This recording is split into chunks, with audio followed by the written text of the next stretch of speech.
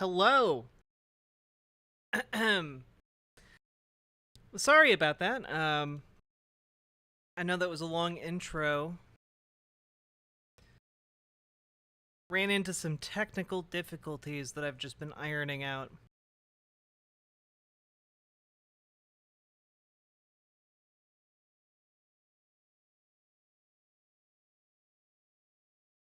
Pop out the YouTube chat.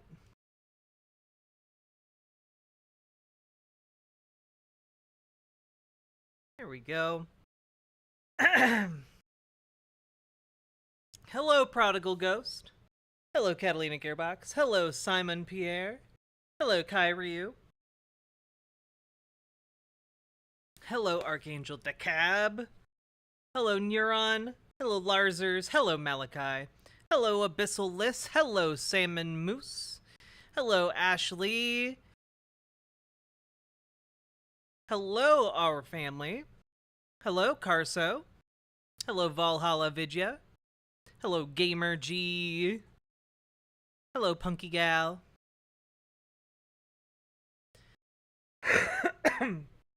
Oh my god.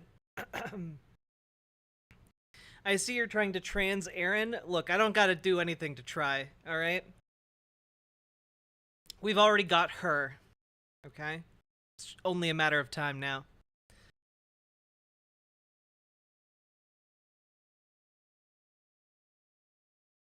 You are not super late, Little Morphine Annie. I just got started.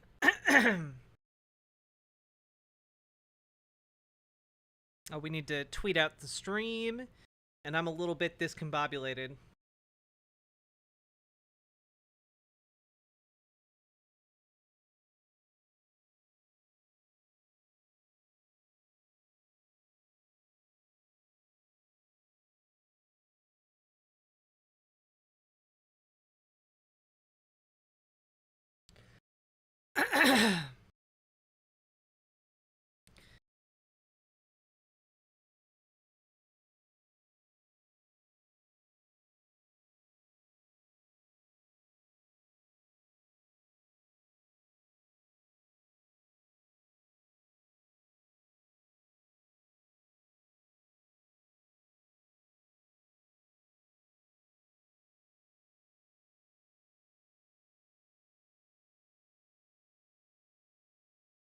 We are live.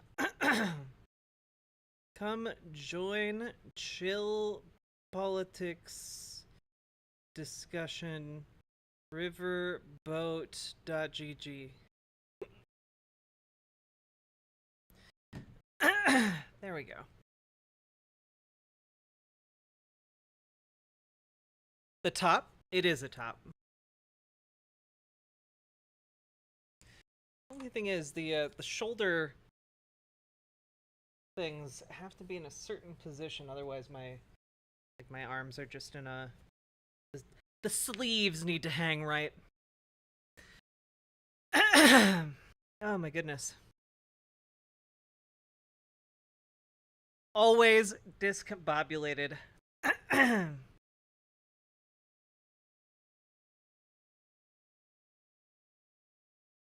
I have had a day. Did some part swapping on my computer. It is now beefier and more ready to go. Also had guys come into my apartment to work on like the water stuff that's going on in here. And that has been my day in a nutshell. Also exercised. I'm getting a little bit better at being consistent in my new space. It's only taken me a year and a half. Water is always good. True. You said guys, and my brain started singing Ram Ranch. Well, that says a lot about where your head's at, isn't it? Doesn't it? All right. So, my goodness.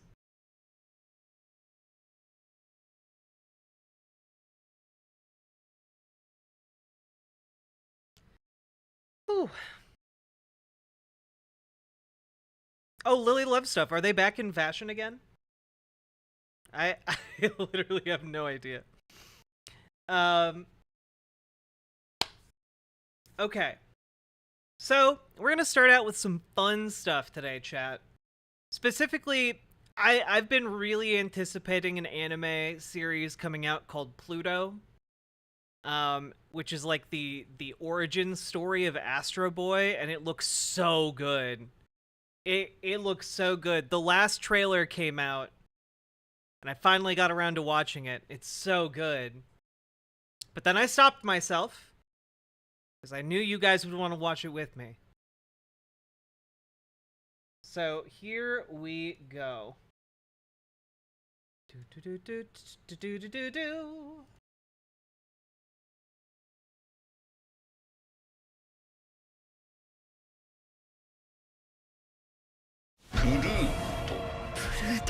まさかこいつがプルート。僕たちは正義のためにここに来たんだよね。僕たちは何をやっているんだろう。僕たちは人間とロボットは近づきつつある。これは最初の兆し。もし最高の人工知能というのが存在したとします。どうなると思います？お前はただの人殺しの機械なんだよ。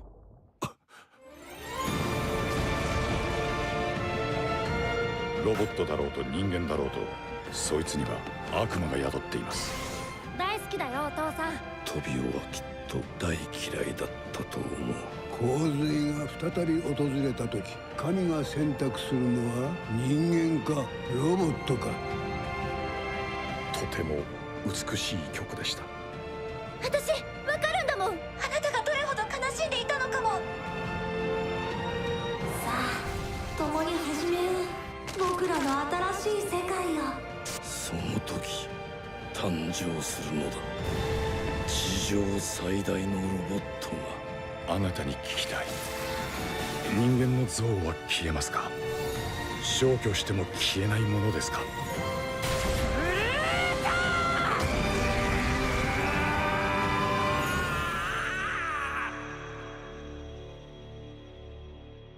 ？It's so cool. わからないんだ。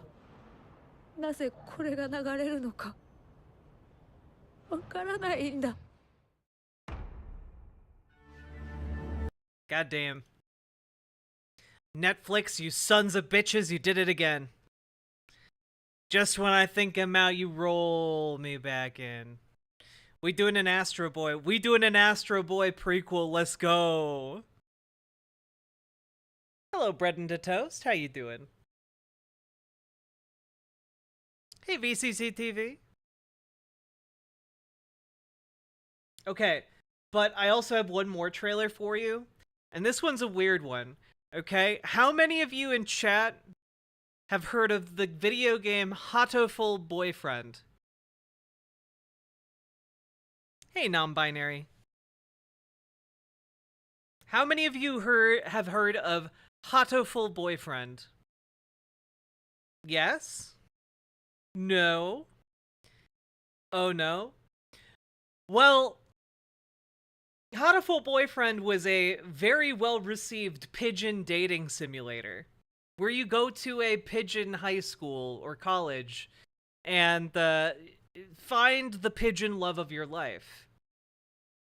And the studio that made Hatoful Boyfriend is now releasing their next game in about a week, and they put out a new trailer for it, and it is so good.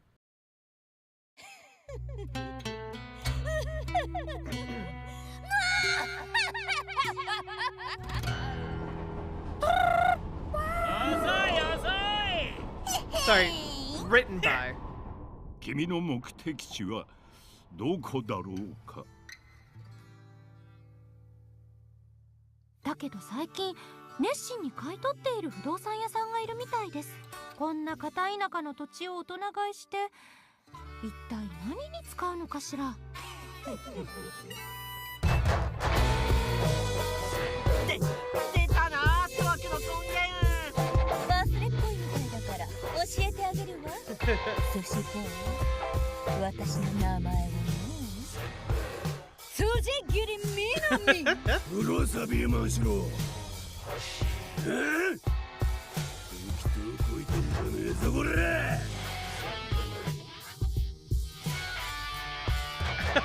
寿司ボーイ、劣勢と見てコンサルを雇ったわ。 I love her. ネタはないし、 I love her 親方 so もいないし much. ないない尽くし。もうどうすればいいのか。お前、俺の話を聞いていた。 Oh no, everyone is hot. 俺は仕事中だ。 Oh no. しかし、まあいい。釣り具ぐらいは貸してやる。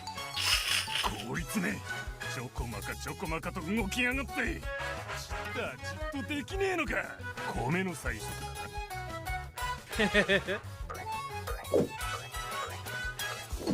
あら、ベンちゃんのお使いでお酢を探しに来たってわけね。本当にごめんなさい。私としても Hey, 今す vodka. ぐ届けてあげたいのだけれど、酒蔵に入れないのよ。とんでもない大事件が起こっちゃって。売りっ子がよ、手悪さしとるでな。 Oh, they're ど so う cute. 捕まえようと思うとるんだが。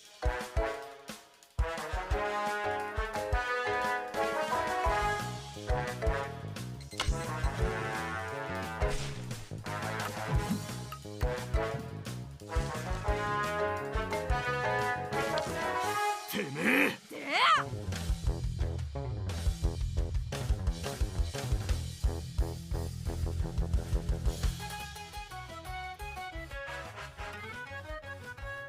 おお、やるぞ。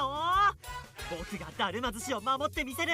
半人前の寿司ボーイが辻切りに歯向かうなんて5億年早いのよ。もっともっと圧をかけていかないと。 It does look like it's VR. But I don't know, maybe you can play it with a controller. Biowolf, yes, she does give major mommy vibes, specifically this part where she just walks towards you while stepping on her peons. Excellent. You can pet a dog? True.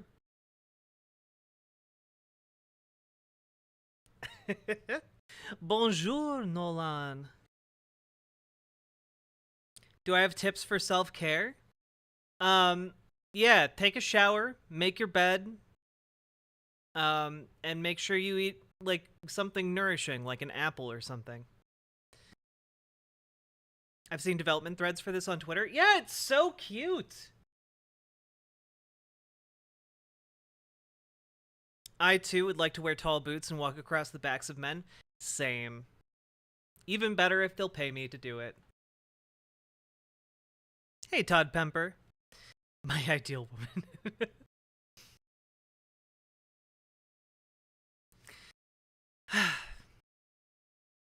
And I have assembled just some very fun things to open stream with today. Okay, this is the last super fun thing, then we get into news that's also just kind of fun. Are you guys ready? Hey, Soshi Inertia. 1 second.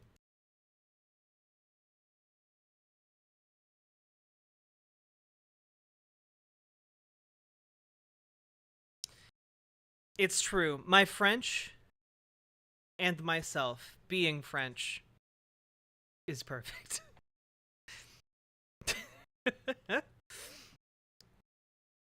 All right, this is one more thing. Just scrounged it up on the internet for you guys to enjoy. Here you go. I think you'll get a kick out of this. This is the tale of a Christmas wish that one young child had to change the course of legal history in his town. This little guy changed Lawrence law. Or maybe it was this little guy. 11-year-old Judson King became so enamored with the blue video game character Sonic the Hedgehog, he decided he needed a real one. Then I got the breaking news that they were illegal, and it really made me kind of mad. Lawrence's animal code has long prohibited the furry rodents in the city limits, a fact that didn't particularly upset Judson's mother. But then we found out they were illegal. And so I thought, well, that's my out. Now I don't have to get him one. But then he said, well, how do we make them legal? And that began a 3-year effort, perhaps crusade is a better word, to make hedgehogs legal in the city. Pretty much did research every single night for the past 3 years. And I daydreamed about having him. I had like 5,000 pictures of him. After all the research, Judson sent a letter to city commissioners in January 2008, essentially asking them why they didn't like hedgehogs. 11 months later, commissioners put his issue on a city commission agenda. I was just, playing around with hedgehog pictures, and when my mom came in and she said, "You're going in front of the city commission on Tuesday," I thought I'd faint. At City Hall, Judson arrived in a suit and tie armed with personalized folders full of hedgehog facts for each of the commissioners. It was no contest. Commissioners could not find a good reason why they were banned in the first place. Judson King won. City commissioners, nothing. I loved having him. I think he ought to run for commission in April. He could do a better job than we can. Little guy won? Yep, little guy won. Legalized hedgehogs in his city. Who's this kid? Just a law-abiding citizen who loves Sonic the Hedgehog so much, he made hedgehogs legal to own as pets. It's so delightful. It's such a little delightful moment of time. All right. And now we transition into just silly news that's actually news. Now, you guys know I've been talking about Cenk potentially running for president. Well, folks, the mad lad, I guess, ran a poll in his community and decided it's time.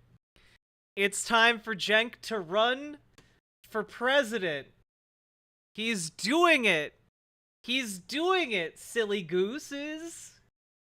Yes, I am running against Joe Biden for the Democratic nomination. Joe Biden is down 24 points on the economy. He has no ability to make up that kind of ground on the most important issue. We need a new candidate now. And I can't, dude.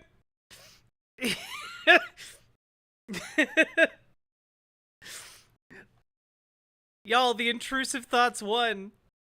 The intrusive thoughts won this day. Oh, no. Alright, let's check out his website. The most important election of our lifetimes, we need a new candidate. The Biden is 13 points lower than when he barely beat Trump in the Electoral College by 44,000 votes. Biden is 24 points behind Trump on the economy, the most important issue. Biden is currently trailing Trump when he has to win the popular vote by 5 points to win the Electoral College. Now, all of this is based on polling, and the polling I've seen that indicates this is very, very weak and has a lot of different, factors in it that make me not want to trust the polling when it comes up with something like Biden is 24 points down on the economy. Citation needed. Citation needed. You're gonna do so well, Uncle Cenk.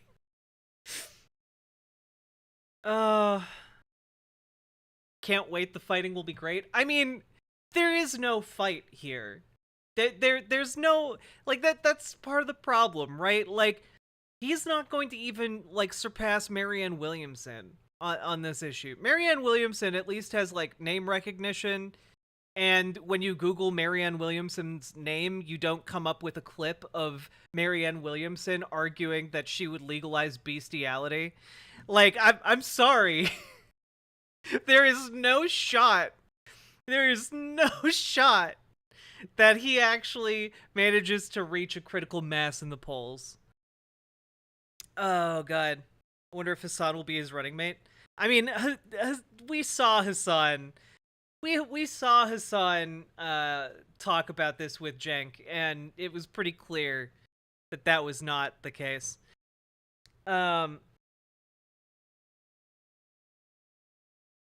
Bestiality. Oh, yeah. So again, I showed it once on stream, but just we'll do it again. Yeah. Here we go. I believe that I am going. If I were the ruler, It's from a while ago. Dictator of the world, I would legalize bestiality where you are giving. Where you are pleasuring the animal. You see what I'm saying? Okay. Okay. Now why? Why did that happen? It's the dumbest thing I've said. It really is the dumbest thing you said. But No, I'll tell you why. Because so there's was the case that we covered where there I was mean, on top of this just being completely out of pocket, his justification for it is actually worse. like a guy or a girl or something that was pleasuring a horse, and the horse came to a conclusion, right? So who got harmed? you know that people who are, okay, look, not to be a downer about what you're saying, because what you're saying sounds kind of funny, but a lot of people who are being raped can actually, like, have an orgasm. So, like, if a guy is being raped, he can have an orgasm. Like, yeah, I don't know where this goes from here. I don't want to look at these images.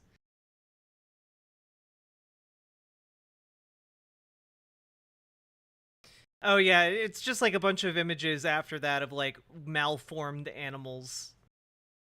So that's all the clip we needed. We didn't need the rest of it. So anyway, yeah, that clip doesn't come up if you Google Marianne Williamson's name. You know, that's the point I'm trying to make. I don't really want to know where it goes. Thank you for that clip. I don't think I deserve thanks for that, if anything. All right. So then we have the very real and legitimate section of the website, which is policy, policy, policy. 1, time off for mothers. 2, higher wages. 3, affordable health insurance. 4, fight corruption. These aren't policies. Public option is the closest thing to a policy. $15 minimum wage is kind of a policy. But again, you need to implement, you need to like have a plan to implement these things, and that's the entire website. If you thought there were like more things to click on, no, this is the entire goddamn website. In Arial font. This looks like a GeoCities site from the 90s. It's actually worse. GeoCities sites had like weird things going on in the background. Well, I'm sold. Yeah, no, this is it. This is the website. Paid for by Cenk for America. God. This is embarrassing, chat. Yeah, GeoCities sites would have like hell flame off to the sides, or like sparkle text or something, you know? I just like oh yeah, no one's ever gotten in the office and had the idea to end gerrymandering before. But how? How are you gonna do that? You should have that listed on your website. Also, again, the election is in like, you know, the primary cutoffs are in like a month. You know? Like, his plan, the entire thing he was talking about, getting governors to enter the race, I just have to say, that's bullshit. Okay, I was hesitant about it at first, but that's bullshit. Like, the cutoff for the governors to get involved in this race is in a month. And he's saying, oh, well, if I hit 20% in the polls, bitch, you are not hitting 20% in the polls. You know that. You're not hitting 20% in a goddamn month. he's going to grassroots raise. I mean, maybe, but again, political fundraising is a lot different. Like you can't just like take the money and run, like run off somewhere. Like you actually have to use the money for campaigning.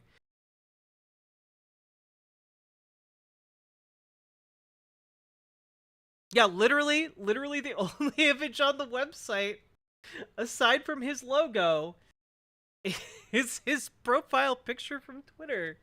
This is so unserious, dude. And on top of this, it's just like, what gets me the most is Cenk Uygur has a brand built on telling the truth.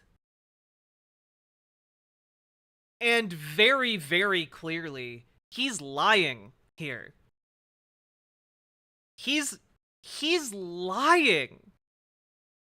There is no shot he is running under the idea that other governors are going to get into the race if he's doing moderately well. No. Honestly, the only thing I can think of is that he's selling a book or somebody is paying him to do this. I don't know which it is.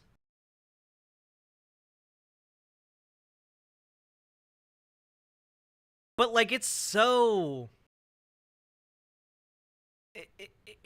transparent. Like even politicians who are running for president just as part of like a grift to drum up like PR for their book or whatever. They start planning their run like a year in advance at least. Yes, he did just write a book.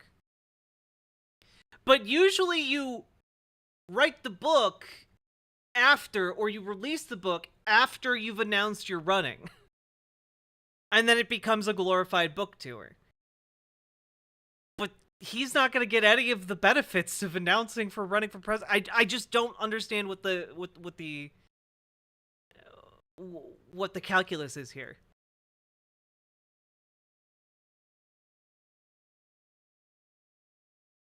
Like, I know that, like, but, like, who's going to interview him seriously? You know? Like, how is this going to boost his book sales when no one who is remotely paying attention to politics is going to interview this guy?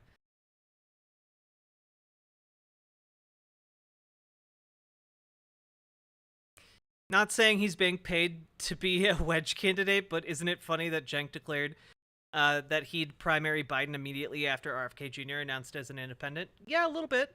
A little bit. I'm still thinking about the mall from last night. Is Cenk in there? Maybe he's lost. Yeah, maybe we're in the gray world.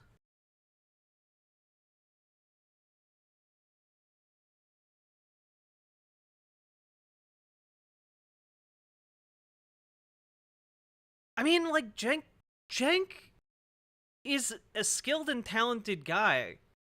And, like, I held his political analysis, at least domestically, in pretty high regard for a very long time. And this is just baffling to me. You know? Oh yeah, people in the GOP are very upset that RFK Jr. is running as an independent. I mean, like, this is the media. This is the media outlet that is covering Cenk's initial announcement here. Semaphore. Like, it's the gas leak in the TYT building. I mean, at this point, I'm kind of on board with gas leak theory. Progressive pundit Cenk Uygur will challenge President Biden for the Democratic nomination, offering himself as an alternative to an incumbent who is definitely going to lose if he makes it to the general election. I'm going to do whatever I can to help him decide that this is not the right path, Uygur, 53, told Semaphore as he prepared to file for the 2024 Nevada primary. If he retires now, he's a hero. He beat Trump. He did a good job of being a steward of the economy. If he doesn't, he loses to Trump, and he's the villain of the story. The founder of the Young Turks media channel had repeatedly urged Biden to quit the race, calling his re-election bid intensely selfish and warning that it made a Trump victory likelier. Which is, man, I mean,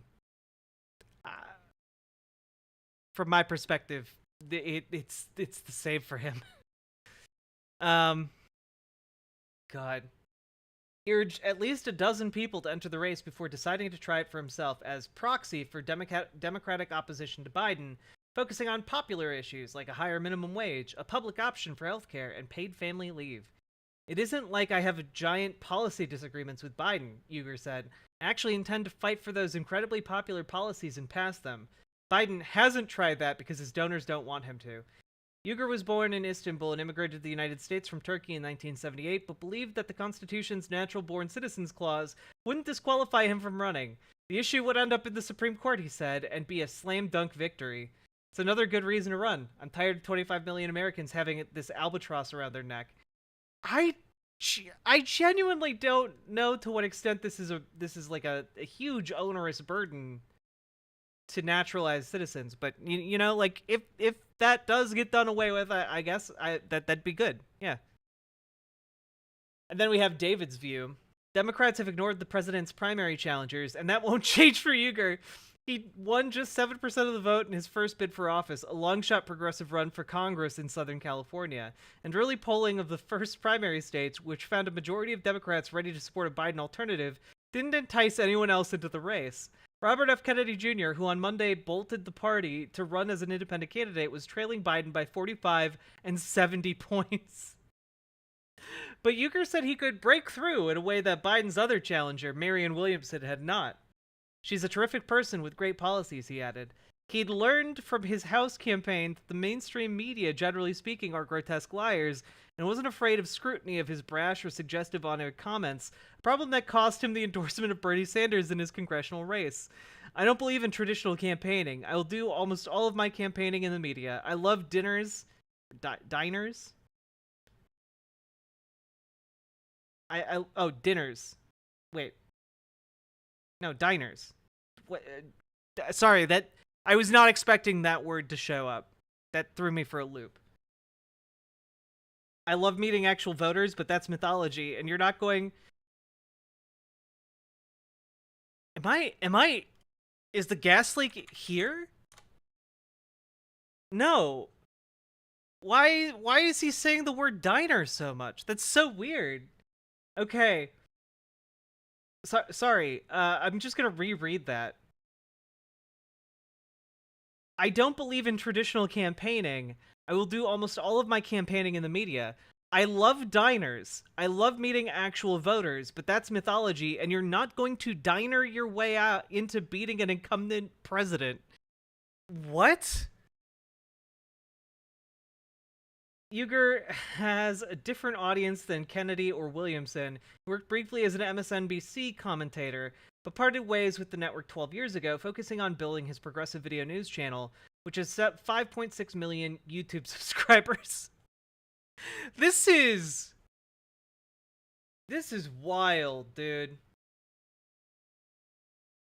That's from David Weigel. You know, like,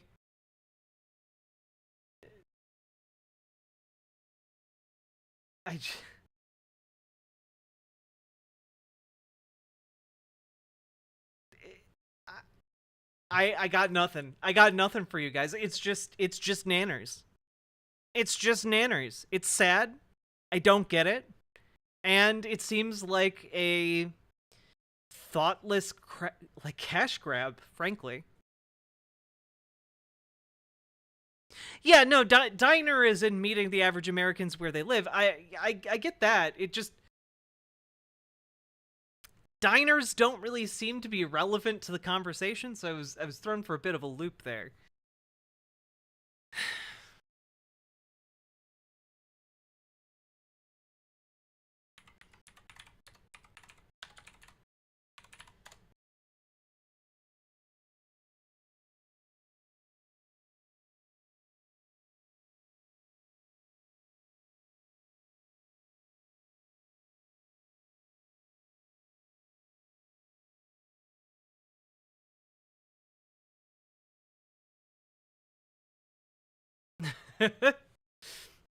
David Weigel just wrote on Twitter, "This is simultaneously the most predictable campaign I've lived through. Non-zero chance the frontrunners sweep every primary, and not predictable." My God. There's nothing good is gonna happen here. Was he hungry when he said this? I mean, maybe. Maybe he really wanted to go to the diner. He failed pretty spectacularly last time he tried to run for office. Oh yeah, no, Somniostatic, he lost, he only got like 7% of the vote. Like it was very, very hard crash.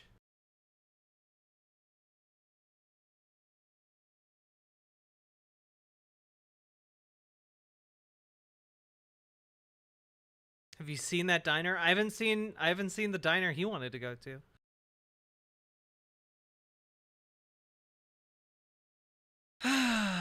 All right. Now it's time to talk about Israel and Palestine. So I hope that was a good enough warm-up for you guys. Hello, Jess. We got a lot of ground to cover tonight.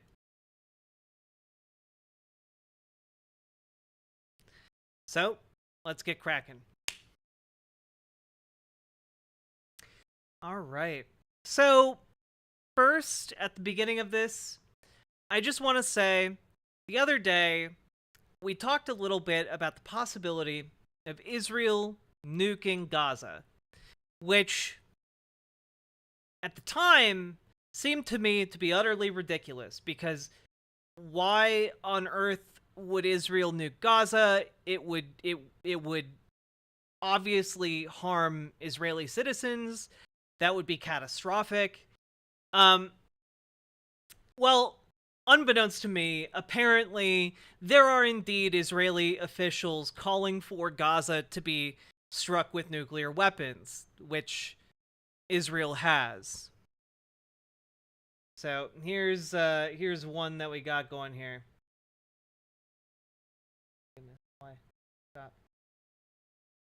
Israeli official calls for doomsday nuclear missile option. An Israeli lawmaker is calling for her nation's military to use nuclear warfare in response to attacks by Hamas. Revital Tali Gottlieb, an Israeli lawyer and member of the Knesset for the Likud, and again, the Likud are the fascist party in Israel, published multiple posts advocating for a forceful retaliation following a surprise attack on Gaza on Saturday at the head of the militant Palestinian, hands of the militant, okay, that's clearly a typo, on Saturday at the hands of the militant Palestinian group designated as a terrorist organization by the United States. Let's see. Jericho missile, strategic alert. Before considering the introduction of forces, doomsday weapon, that is my opinion. May God preserve all our strength. And that is what she... Are you fucking kidding me? I love when they link in an article to just like the hashtag of the concept of Twitter instead of the actual Twitter post. Cool. Another post says, I urge you to do everything and use doomsday weapons fearlessly against our enemies, adding that Israel must use everything in its arsenal. On Tuesday, she continued with her calls of urgency. Only an explosion that shakes the Middle East will restore this country's dignity, strength, and security. It's time to kiss doomsday, shooting powerful missiles without limit, not flattening a neighborhood, crushing and flattening Gaza, without mercy, without mercy. So, again, just to reiterate, the Likud party are fascists, and they are calling for the complete liquidation of Palestinians. They want the utter destruction of Palestine. And yes, Doodlebird makes a really good point. 50% of Gaza's population are children. The average age of a Palestinian in Gaza is around 18 years old. Like 18 to 19. Depending on where you look, it can even be lower. It's hard to measure. Yet, most of the people in Gaza are actual, literal children. And these politicians will just call for their mass murder. No reservations. And there's some really great reporting going on the ground in Gaza right now. Specifically, I want to call out Youssef D. Hamash, who is reporting on the ground for Channel 4 News. And it's incredible stuff. We're going to take a look at a 3-minute segment here of just what is happening in Gaza right now. You can't hear yourself think. It's not just the noise of the sirens and the strikes. The sound of the chaos in between is just relentless. Pure panic everywhere you look. This little boy was pulled out alive, his face blackened. His rescuer rushes to his mother. But before she can embrace her boy, she passes out in a shock.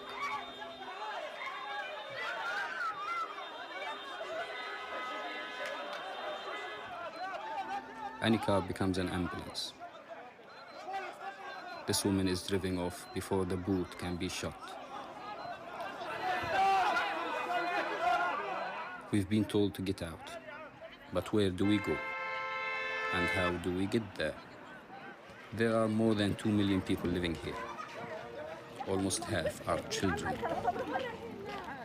Families are rushing, trying to make plans. Every second matters.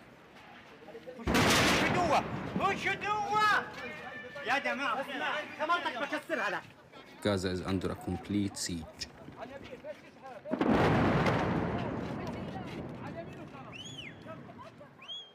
No water, no food, no electricity, and no escape.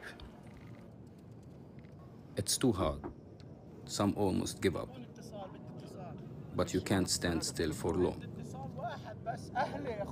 Please, my family, they're just kids.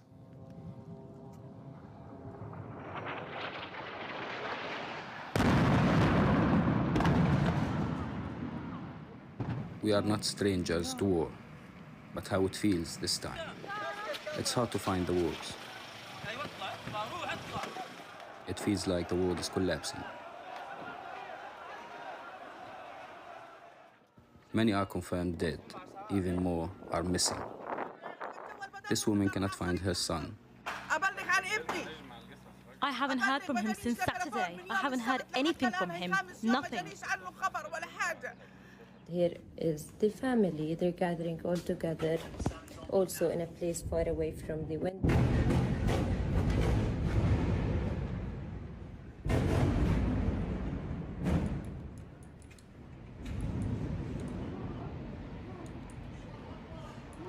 I was trying to explain things, but I think you can hear them now. I'm walking right now close to my home, close to my building, but I swear I couldn't recognize the streets. I'm also afraid walking because any minute anything may explode. This afternoon I met Plestia on the street close to where her home once was. Now it's not even safe to walk. Like as you can see here, this building caught a fire as well, other than the bombardments that happened. So it's not safe, nothing is safe, literally. Now nothing is recognizable. This is an ambulance. She's afraid of what's happening now and what might happen next. It's just there's so many bombs are dropping. It's just gone. Like this was not an open area before, obviously, but like The buildings are just gone.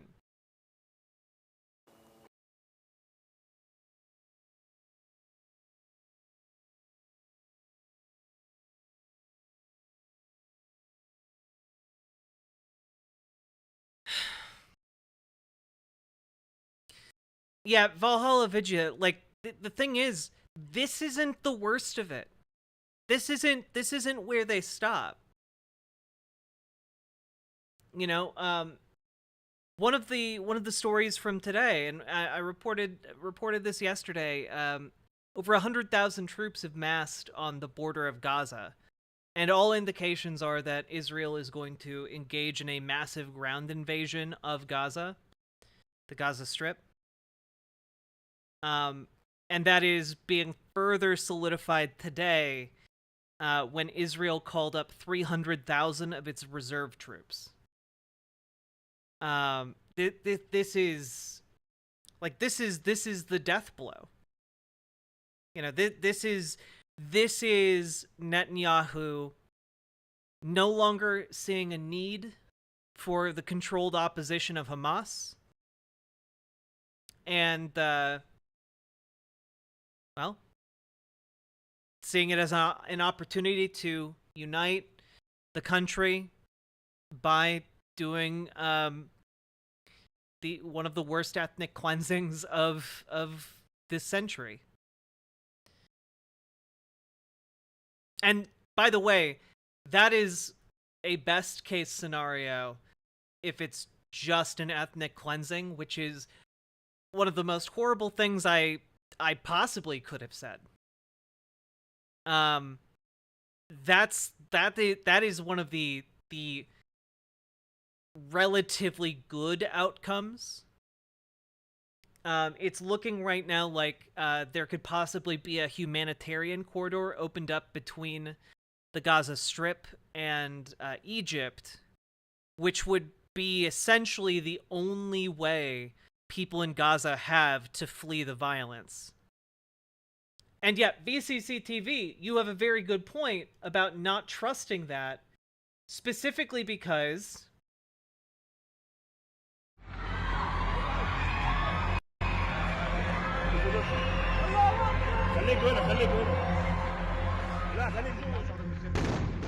Israel is bombing the border with Egypt, where people want to cross. Crossing, fleeing when there's active airstrikes. So again, the population of Gaza really have nowhere to go. They're literally trapped in Gaza, trying to escape from airstrikes.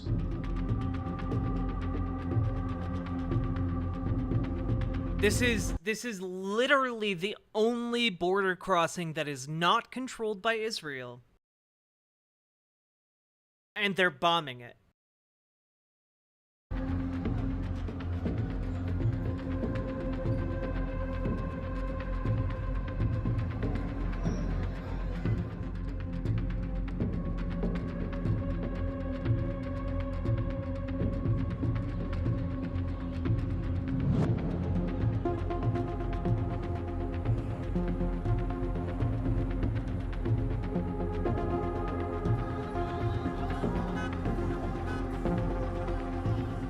Yeah, this is something that a lot of people need to keep in mind, is that Hamas is an arm of the Muslim Brotherhood, which has, you know, basically seen a bunch of Middle Eastern countries turn their back on them because of their fundamentalist religious bent that is then paired with an anti-monarchist approach. Which, for obvious reasons, places like Saudi Arabia really don't like the Muslim Brotherhood. And a lot of the countries around Saudi Arabia, or who have vested interests in propping up leaders that the Muslim Brotherhood dislikes, they all have a vested interest in outlawing the Muslim Brotherhood. Egypt being one of them.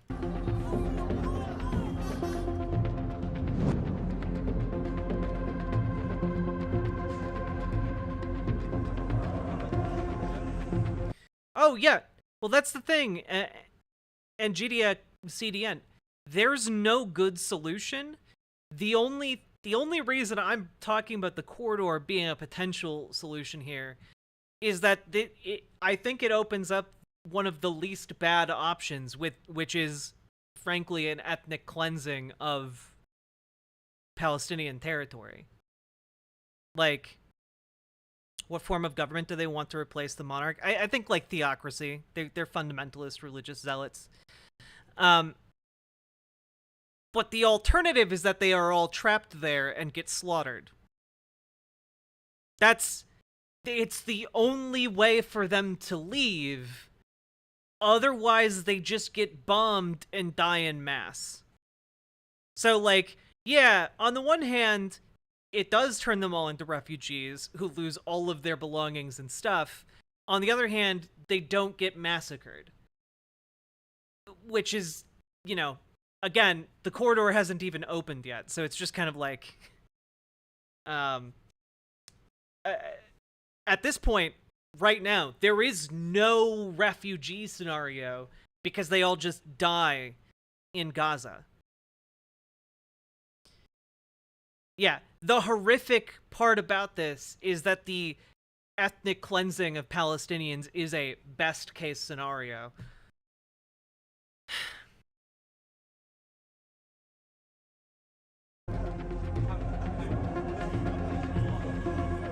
كل الدنيا هجمة علينا واحنا مش قادرين ناكل ولا ناكل اولادنا، اجوا خربوا دورنا كمان، مش عارفين نعيش، وين بدنا نروح؟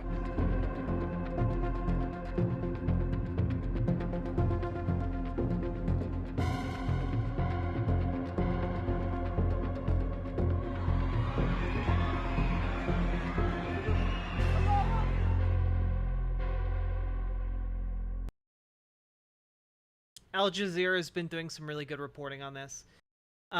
Also worth noting is that there are no safe spots. There are no safe spots in Gaza. One of the most commonly used structures for shelter in the Gaza Strip are UN schools, which are just schools or medical facilities operated by the United Nations. However, and these the death tolls vary, but Israel's been bombing those too. One of the more recent numbers is that the UN is reporting that 11 of its teachers have been killed in the bombing, and 30 of its students, which, again, children. Yeah. Well, yeah, the UN is reporting staffer deaths, which is because they're bombing the UN buildings. Because they do not care what is getting hit by these bombs. Palestinians deserve better than Hamas. Well, that's another thing, very knifey duck, and we touched on this yesterday, but people seem to just be conflating Hamas with Palestinians. And that is, frankly, vile in the same way that, like, people conflate Israel with Jews. You know, it is not accurate. You know, it just isn't. There are other political ideologies within Palestinian people as a whole. The majority of Palestinians don't support Hamas. And there are other political groups within the Palestinian territories. We saw Mustafa Baghouti the other day. He's the leader of PNI, which is the Palestinian Nationalist Initiative, or Palestinian National Initiative, something like that. But the PNI is one of the major political parties in Palestine. And it is an explicitly peaceful organization that pushes for a two-state solution using peaceful methods. Well, yeah, that's the thing, Somniostatic, is that Hamas is a deliberate creation by the Netanyahu government, by the fascists in power in Israel. I think maybe conflating Zionism with Judaism is a good analogy. No, it's not. Or wait, yes, sorry. I misread what you... Yes, sorry. Misread what you meant.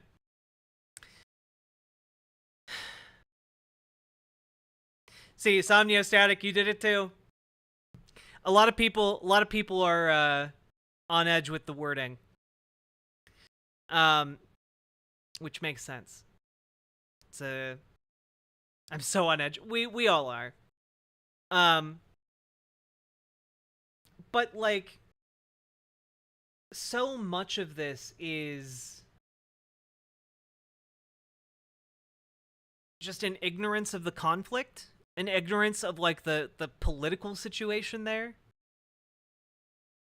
Seems like right-wing evangelists only care about Israel so they can fulfill their own batshit prophecy with Satan walking into a temple and declaring himself God. Griff's 2000, kind of.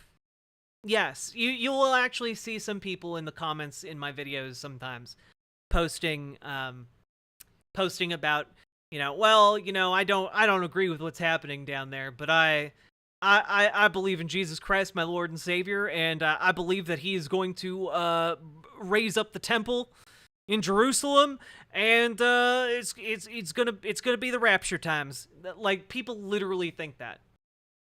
That is actually what a decent chunk of American Christians believe.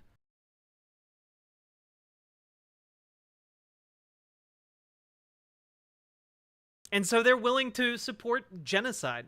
They are willing to, facilitate the slaughter of innocent people in order to see if they can bring their religious prophecy to life, which also would involve the slaughter of innocent people after that. But, it's not their innocent people, so it's okay.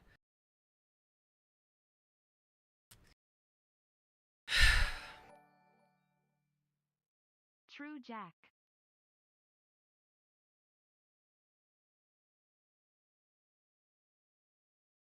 Yeah, a lot of people in America are just ignorant as hell. And they frankly just are like, oh yeah, I remember 9/11. 9/11 happened and I got mad at those Afghanistanians. And we had to go to Afghanistan to stop all of the Taliban and the Osama bin Ladens and whatnot. This is just like that. Except it's not. In any respect. I grew up pretty Christian and had never heard of any of the prophecy stuff. Oh yeah, I grew up in a very evangelical Christian home. And there are a lot of books, like if you're interested in reading like an example of it, Hal Sparks? No, that doesn't. One second. Hal Lindsey, that's right. There is a book called Late Great Planet Earth by Hal Lindsey, and it's essentially it's essentially all about this. It's about this guy Hal Lindsey who claims that he had a revelation from God, and that the end times prophecies in the Bible, in Revelations, are all related to current events, and will allow you to predict the future if you just accept that truth. And that at the end of all of these prophecies coming to fruition will be the rapture, where all Christians are vanished off the face of the earth. And if you're not a Christian, sucks to suck. Time to live through the time of tribulations, bitch. Where everything on Earth just sucks for like 7 years, 10 years, I forget how long. This book came out in 1973, and by 1990 it sold 28 million copies and was very, very popular. So, yeah.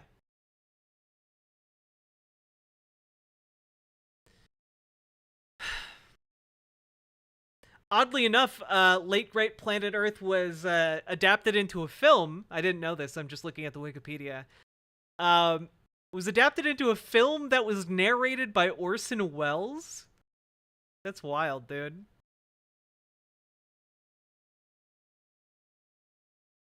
Can we get Orson Welles reading? Orson Welles.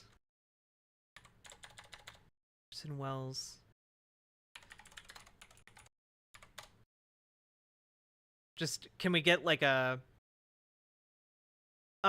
yeah, here's the trailer for it. Let's go.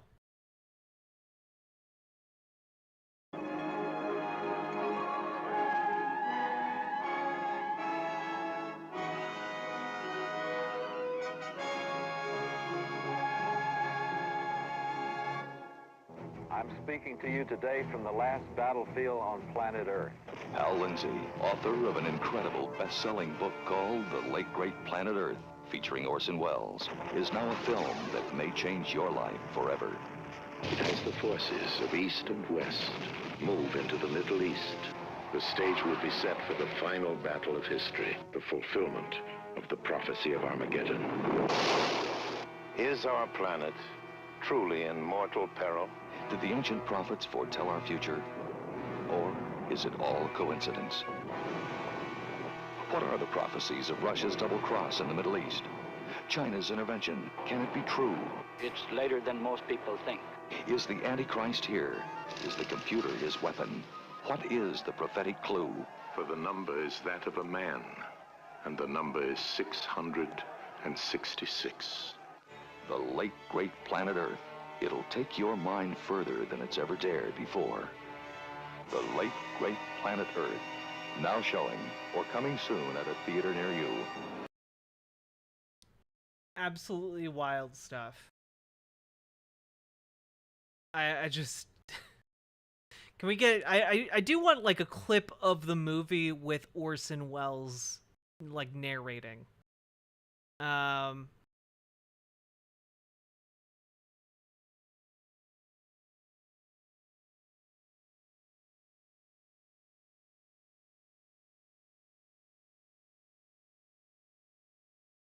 Oh, you can watch it on Amazon Prime. Oh, look, everybody. It's listed as a documentary. It's real life.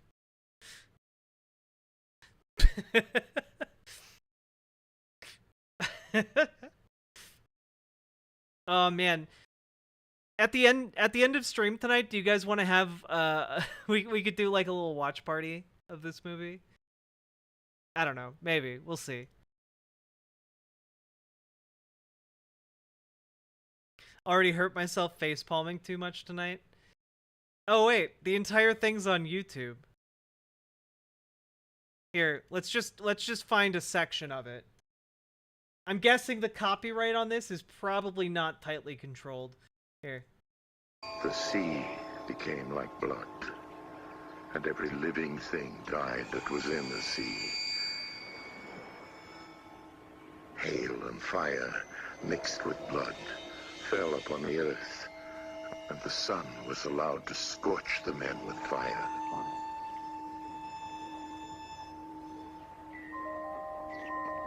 And I saw the spirits performing signs to gather the kings of the world together for war in the place called Armageddon.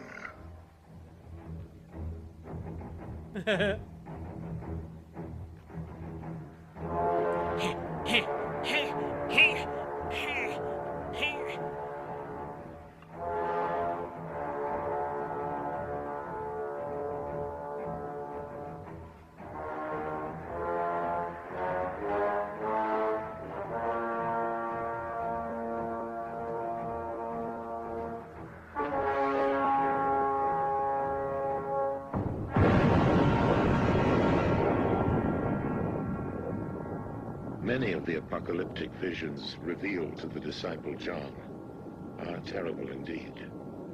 70% of all the prophecies written in the Bible have already been fulfilled. Oh, shit. If the visions of the disciple John are truly prophetic, The remaining events are expected to be fulfilled in our lifetime. Why did Orson Welles do this? I think he had a lot of financial trouble towards the end of his life.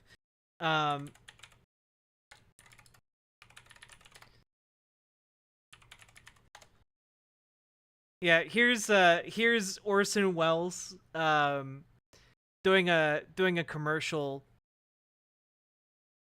towards the end of his life. Turn camera. Marked. 102, take one. With overlap, action please.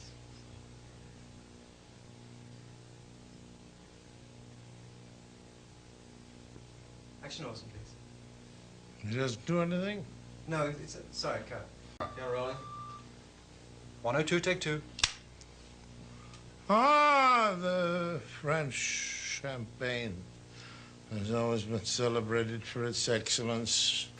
There is a California champagne by Paul Masson, inspired by that same French excellence. It's fermented in the bottle, and like the best French champagne, it's vintage dated. So Paul Masson.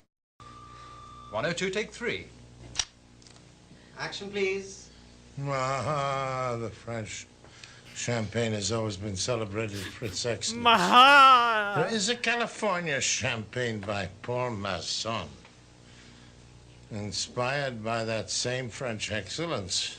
It's fermented in the bottle, and like the best French champagne, it's vintage dated. So Paul Masson. Look, it's not funny that he's, battling crippling addiction in this clip. It is funny, though, that he's trying to perform in this situation.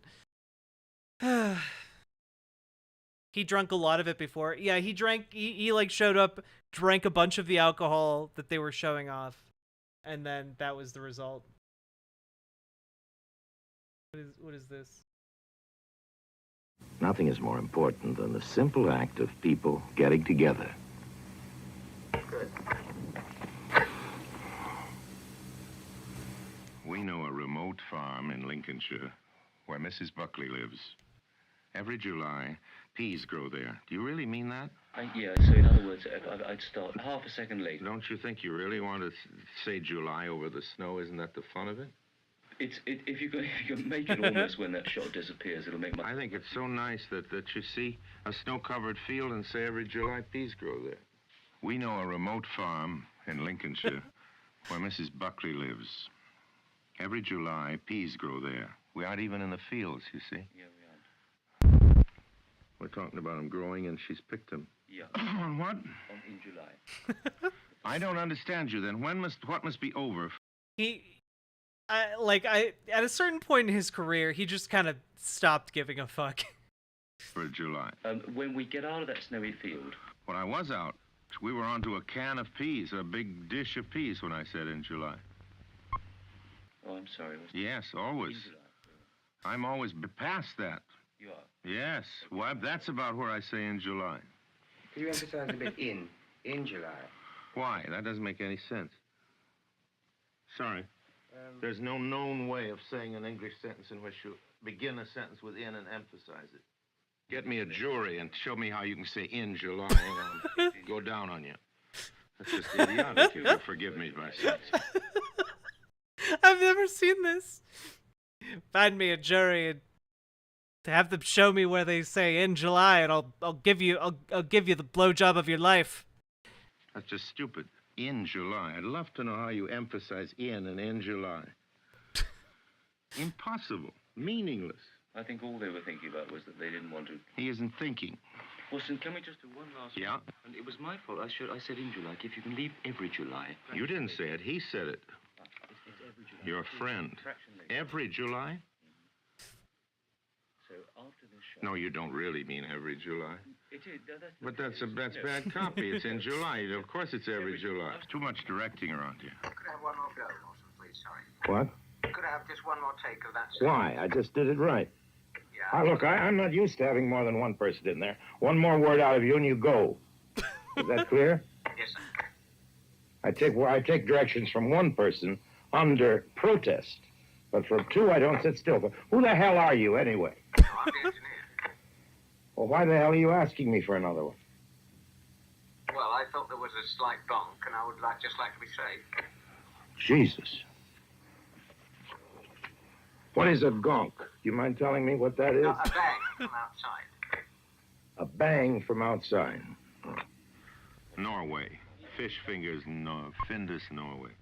We know a certain fjord in Norway, near where the cod gather in great shoals. There, Jan Stangeland. Shit. Fraction more on that shoals thing, because you roll it around very nicely. Yeah, roll it around and I have no more time. You don't know what I'm up against.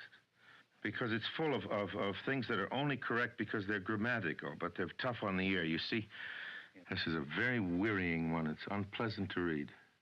Unrewarding. Because Findus freeze the cod at sea and then add a crumb crisp coating. That's tough, crumb crisp coating. I think, no, because of the way it's written, you need to break it up, because it's not as conversationally written. What? Take crumb out. Take crumb out. Good. Here under protest is beef burgers. We know a little place in the American far west where Charlie Briggs chops up the finest prairie-fed beef and tastes... This is a lot of shit, you know that. You want one more? Yeah, more on what, beef? You missed the first beef, actually, completely. What do you mean missed it? You're emphasizing prairie-fed. But you can't emphasize beef. That's like his wanting me to emphasize in before July. Come on, fellas, you're losing your heads. I wouldn't direct any living actor like this in Shakespeare. Well, you do this. It's impossible. You did 6 last year, and by far and away the best, and I know the reason. The right reading for this is the one I'm giving it. At the moment. I spent 20 times more for you people than any other commercial I've ever made. You are such pests. Now, what is it you want? No, I think in your depths of your ignorance, what is it you want?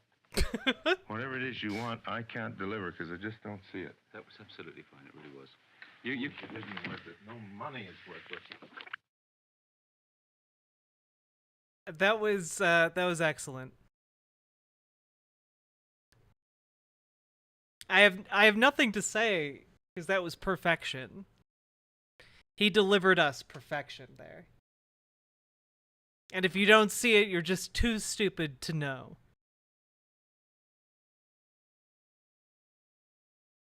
Well,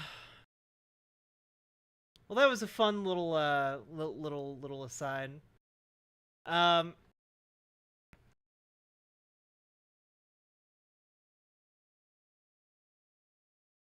Goodness.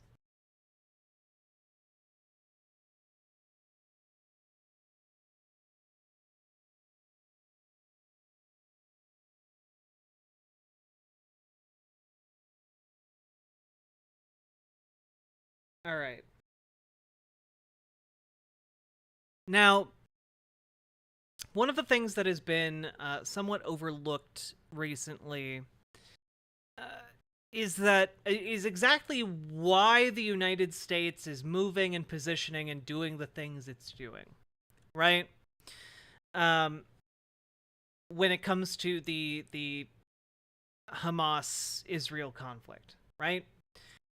So apparently, a lot of people on the left saw a news story about Joe Biden dispatching an aircraft carrier strike force to the Middle East. And assumed that strike force was there to attack Hamas, which is silly. That's just silliness. You don't need an I'm sorry. I know there's a lot of people in the Gaza Strip. You don't need an aircraft carrier strike force for that. Okay? The reason that aircraft carrier strike force is being sent to the Middle East is to deter Iran from getting directly involved in the conflict. Because there's a very real possibility here of a wider scale regional conflict developing, and that aircraft carrier strike force is there to prevent that from happening. It is there as a deterrent for any other power deciding they want to get involved. Lebanon as well, yes. And it would also act as a possible deterrent to an organization like Hezbollah. There was a scare earlier today where northern Israel had air sirens going off due to a possible detection of like a Hezbollah attack. Thankfully, that did not actually pan out. But the threat of Hezbollah launching a wider scale attack in the north is still very real. So, and remember, like, Iran is not Iraq or Afghanistan. It is a country that is very well prepared to do war.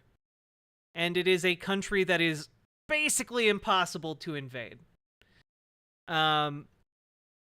So if they got involved into this conflict, it would be a long, drawn-out, and extraordinarily destructive war. So, yeah, the point of the repositioning of military, assets around the Middle East is not so that the United States can get boots on the ground in Gaza. It's specifically to deter a wider regional conflict. Oh, no, yeah, Valhalla Video, we covered it yesterday, and yes, they absolutely were coordinating, and are coordinating currently. To what degree is unknown.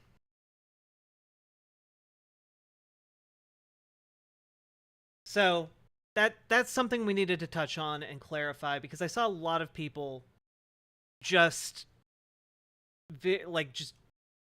people, by the way, who work in news and politics, who should know better, just jumping to conclusions that this aircraft carrier strike force, which, by the way, one of those is capable of, like, leveling an entire country. Okay? Like, they are significant.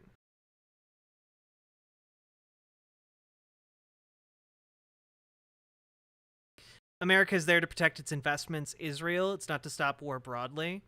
Well, yeah, but you understand that if Iran were to go to war against Israel, that would be a much wider scale broadening of the conflict, yeah? And then it has, like, a possible run-on effect that where other countries could get involved. Like, yes, we understand that states have interests, and strategic moves can often serve more than one interest.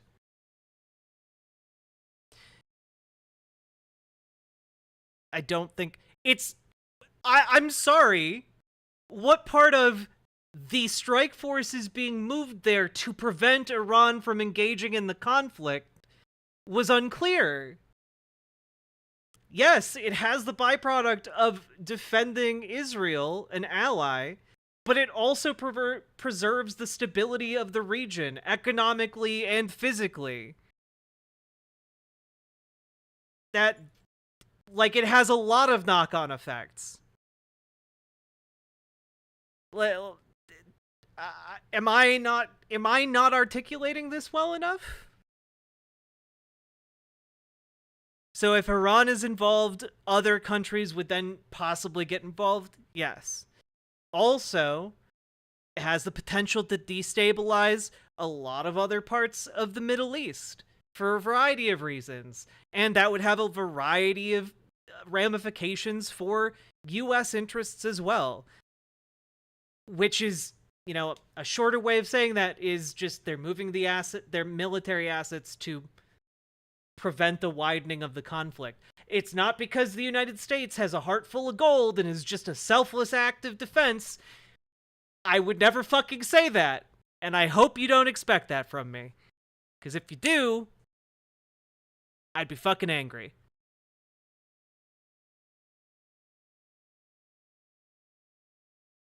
Russia could theoretically benefit from destabilizing the area. This could distract NATO from Ukraine. No. No. I don't think Russia would benefit from destabilizing this area. Also, NATO would not be distracted by this. NATO would still be in effect. I want to see more blind nationalism. I'm sorry.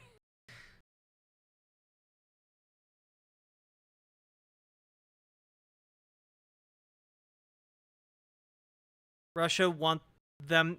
Yeah, Russia wants weapons. They don't really want to sell people weapons right now.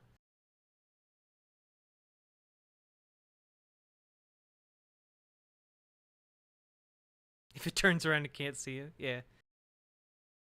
Oh, God.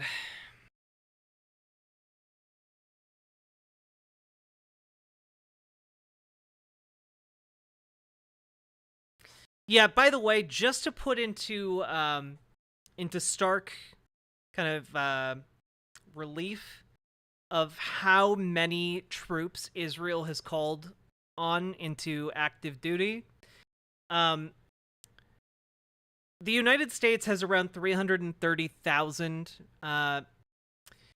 reserve troops across all branches of the military. Currently, there are 100 to 150,000 active troops called up along the border of the Gaza Strip.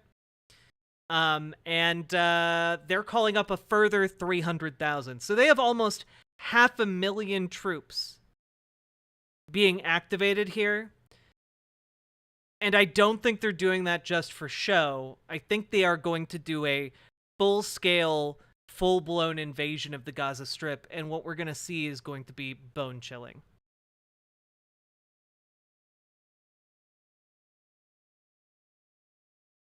The only people who benefit from this are the stakeholders of the military-industrial complex. I mean, you'll have to be more specific about benefit from what? If you're still talking about the carrier strike group, a lot of people benefit from that. If you're talking about something more specific, that would depend. Honestly, the military-industrial complex is going to benefit regardless of what happens. It's not going to be bone-chilling, it's going to be genocide. Yeah. Something that is bone-chilling. Man, I gotta say, I'm getting increasingly irritated with the pedantry. I can't, dude. I've literally had people on Twitter today calling me like, "Oh, you're in favor of genocide. You think people of color are all terrorists. You think white people are resisting violence and people of color are all terrorists." And I'm just like, bruh, I'm just over here saying that massacring civilians is bad, regardless of who does it. For fuck's sake, dude.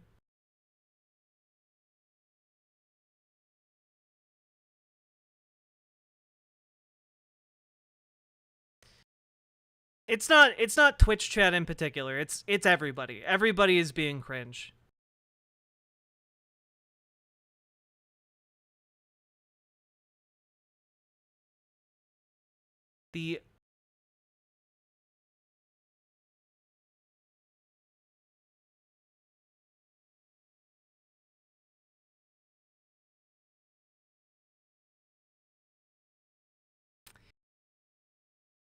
Yeah, non-binary superpowers. You might want to avoid talking about ovens when in this scenario. That was pretty fucked. Like, extraordinarily fucked.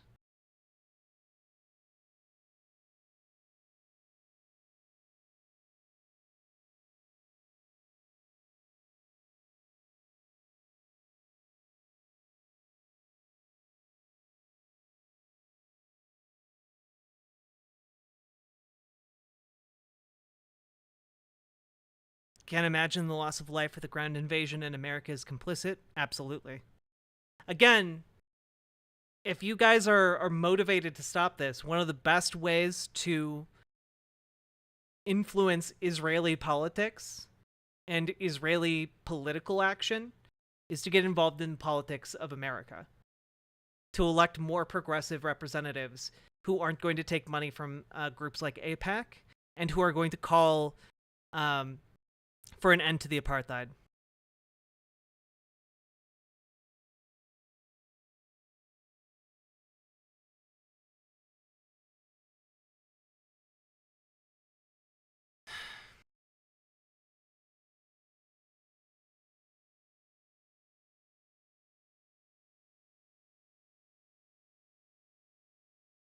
People really need to stop irritating me.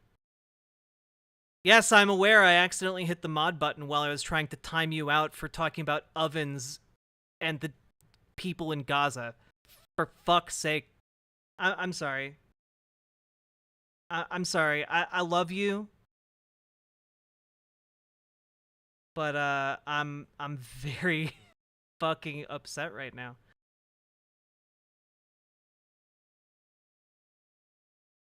There we go.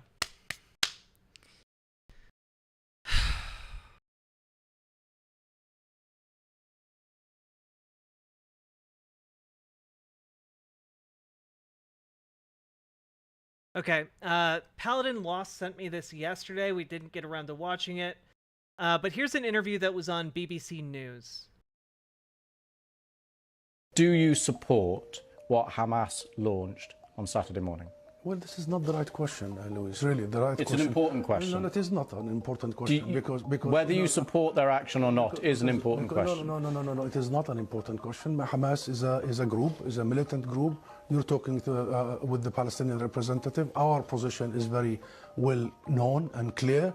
And what is that? Do you support Hamas's actions? And then you cannot equate. This is not about support or not support. I am here to represent my people, the Palestinian people, what they are going through. I'm not here to condemn anybody. And if anybody that needs to be condemned, it's what you call the only democracy in the Middle East, that is Israel, between True. Get his ass. parentheses, that is doing what you have just reported, targeting civilians. And this has not just happened the last 48 hours. Hamas was just targeting Palestinians, but you won't condemn that. I'll tell you one thing. Hamas is not the Palestinian government. Okay? The Israeli government is giving orders for its organized army. So please don't draw any symmetry here. Don't equate. There is no way you can draw any symmetry. And don't equate between the occupied and the occupied. Yeah, this is a good distinction to make here. Because Hamas is one political party in the Gaza Strip. And it's a political party that has a military wing. But again, it's not the only political party. Representing it as the political party of Palestine, the controller of Palestine, the representative of Palestine, is deeply, deeply wrong. This doesn't serve justice to understand for your audience and viewers the real situation. Yeah, Hamas has 11% support among Palestinians, guys. It is not the popular party. Israel's establishment, it has had one military doctrine. When it fights, it goes and fights civilians, kill civilians, so they pressure the fighters. Since 1948, and go back to the record, and this has been repeated in Gaza and will continue to be repeated. So the conversation is not a blame game. I am not in the business of blaming the victim here. The real conversation is how do we stop this vicious, deadly cycle? You just condemned Israel for killing civilians, and you won't condemn Hamas for killing civilians. How many times you have interviewed Israeli officials, Louise? Hundreds of times. Hundreds of times. How many times Israel have committed war crimes right live on your own cameras? Do you start by asking them to condemn themselves? Have you? You don't. You don't. No, I'll answer that question. You don't. You know why I refuse to answer this question? Because I refuse the premise of it. Because at the very heart of it is misrepresentation of the whole thing. Because it's the Palestinians that are always expected to condemn themselves. I mean, come on, this is a political conflict. We have been denied our rights for a long time. So this is the wrong starting point.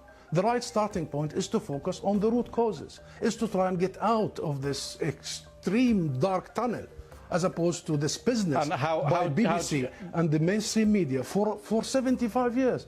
You bring us here whenever there are Israelis who are killed. Did you bring me here when many Palestinians in the West Bank, more than 200 over the last few months? Do you invite me when there is such Israeli provocations in Jerusalem and elsewhere? What Israelis have seen, which we started by saying tragic, the last 48 hours, the Palestinians see every day for the last 50 years. You know the situation in Gaza, you've just described it. This is the biggest open-air prison. Those people, 2 million, have been taken hostage by Israel for the last 16 years. So I'm saying this just to say, Louise, perhaps this is about time we abandon this rhetoric, very dangerous, this framework, and we start giving people the real ugly truth sometimes. What is the solution in your eyes? International law, that's it. The equal application of international resolutions and law and legitimacy, as you did in Ukraine. Would you bring the Ukrainian ambassador here and start asking him to condemn some of his fighters? We need to fully and equally apply the rules that were created by the League of Nations after the horrors of the Second World War. We need to make sure that Israel is not the exception. It has been for the last 75 years. We need to make sure that nobody is above the law. Britain is renowned, Louise, for the rule of law. I think that's the solution.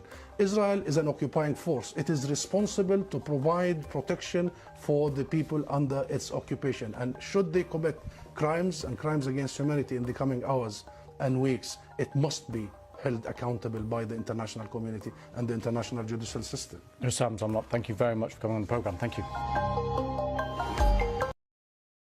Absolutely based.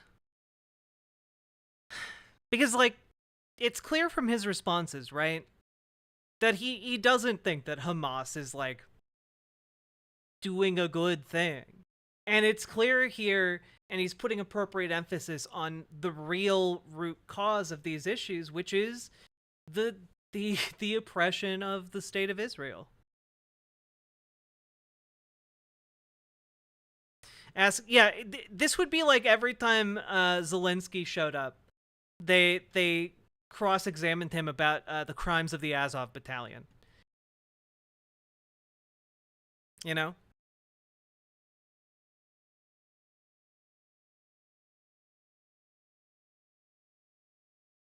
Minnie Pearce got his ass whooped. Yeah. And here's another interview here with this same guy. Mission to the UK. Thank you very much for joining us, Mrs. Zomlot. You know, we've heard about the carnage caused by Hamas, and now, of course, there's more than 800 dead in Gaza, including members of your own extended family. Do you know what happened to them? They were just sitting at their home, and they were simply bombarded. Their entire building was brought down. My cousin, Aya, her 2 children, her husband, her mother-in-law, and 2 other relatives died immediately, were killed instantly. And 2 of her youngest children, a twin, 2 years old, are now in intensive care. This is truly heartbreaking. And the issue here, Kirsty, is that they have no bunkers, they have no Iron Dome, they have nowhere to go. They are simply sitting ducks for the Israeli war machine. I'm sorry for your own personal loss. I mean, can I just be clear, though? You cannot condone the killing of civilians in Israel, can you, nor the kidnapped families? No, we don't condone, and we are very clear, Kirsty. Dude just keeps getting asked every single media appearance. We reject any targeting or harming of civilians. Like this guy literally just talked about losing an entire branch of his family. And the first thing she asks and says to him is, do you condone these massacres? From all sides.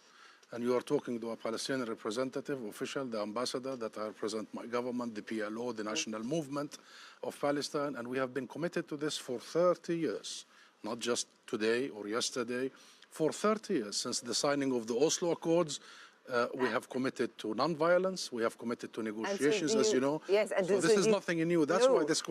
this question, we have done everything in our power to find a different path. But we have a situation now, as you heard there from Mark, that Hamas may be an empty threat, threatening to kill hostages. Do you condemn that kind of action? Listen, hostages... Jesus, can she ask one question that isn't just, do you condemn? Do you condone? Must be protected and must be made safe and kept safe. Absolutely, this has no discussion whatsoever. We must return the moral high ground, and Israel must immediately cease targeting civilians. And by the way, Kirsty, allow me to say this. This is an Israeli military doctrine. They call it the Iron Dome. Whenever there is such an incident, they go after the civilians to pressure the fighters. So you've heard one of the Israeli Well, we know there's been a lot of just strikes 2 minutes today. ago. He wanted to starve the people in Gaza. He wanted to cut electricity and water. These are war crimes, collective punishment. So there is a possibility that both the UK and the European Commission will cut aid to Palestinians. What's your reaction to that? That would be very, very counterproductive, and it doesn't serve anything. They will do exactly what is Israel doing. They will do exactly the collective punishment and punishing the people who has nothing to do with this. My cousin is not Hamas. In fact, her husband works for the Palestinian Authority, the opponents of Hamas. These kids, 4 years and 2 years, have nothing to do with Hamas. Everybody, including these silly ideas in the world, are punishing the people that have nothing to do with this. And we know that children Kirsty. very young are also have died in Israel. So, in your view, is this... I'm not gonna lie. The amount of restraint he has in this interview to not just lunge at her and throttle her on camera. Again, like, he's talking like right after those kids were blown to bits. I could never. A contained but appalling conflict between Hamas and Israel, or do you think Hamas want to widen the conflagration? No, it's Israel now that wants to widen the scope. It's Israel. But Hamas might want this whole area to be destabilized. Well, Hamas is a militant group. We are the government. Israel has a government. There is the international community. The first and the most important priority now is to stop this madness, the atrocities immediately, and to learn the lessons. So this is the like I'm sorry. Like, and I know I've like put a lot of emphasis on the civilians that were killed in this Hamas attack. Like, we talked about it. There's no excuse to justify the violence against civilians. But what is about to happen, and what is currently happening to Gaza, is an exponential version of that. They have 450,000 troops waiting to go in to Gaza. You think that's not escalating and widening the conflict? They cut off all power. Every medical facility in Palestinian territory right now, in the Gaza Strip, is non-functional. There's no fuel for the generators. There's no light at night. There's no water.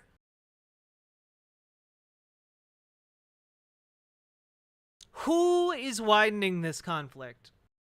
I think it's pretty clear. Where does this leave? Learn the lessons. But where does this leave? I mean, has Hamas delegitimized the argument, the campaign for Palestinian statehood?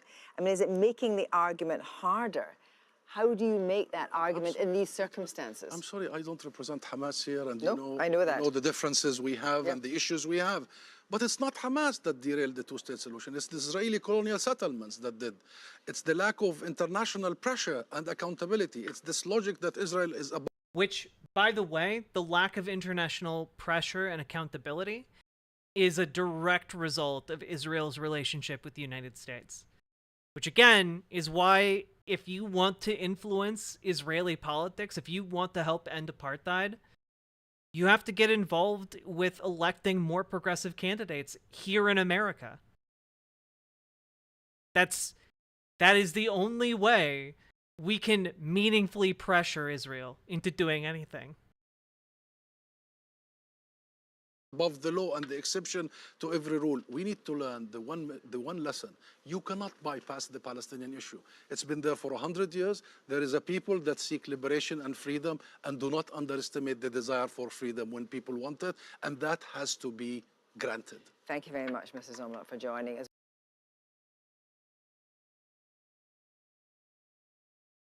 And the statement here, no civilian anywhere should be harmed. My heart goes out to all the families who have lost their relatives. I am one of them. The way forward requires justice, not vengeance, courage, not prejudice, and peace, not war. The world must stop the carnage immediately. And I wish they listened. Maybe they will. This just came out today. Maybe the world will listen.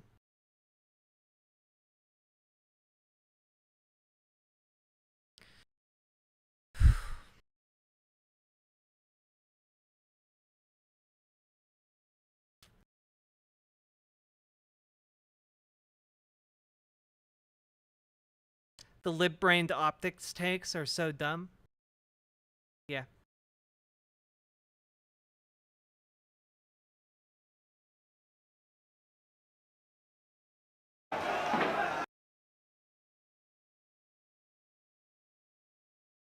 Meanwhile, Israel's Prime Minister Benjamin. Okay, this brings us to, and I know this might be one of the most boring segments of this, but it is very important. Yesterday we talked about how Benjamin Netanyahu was seeking to form a unity government with the opposition party. He has succeeded.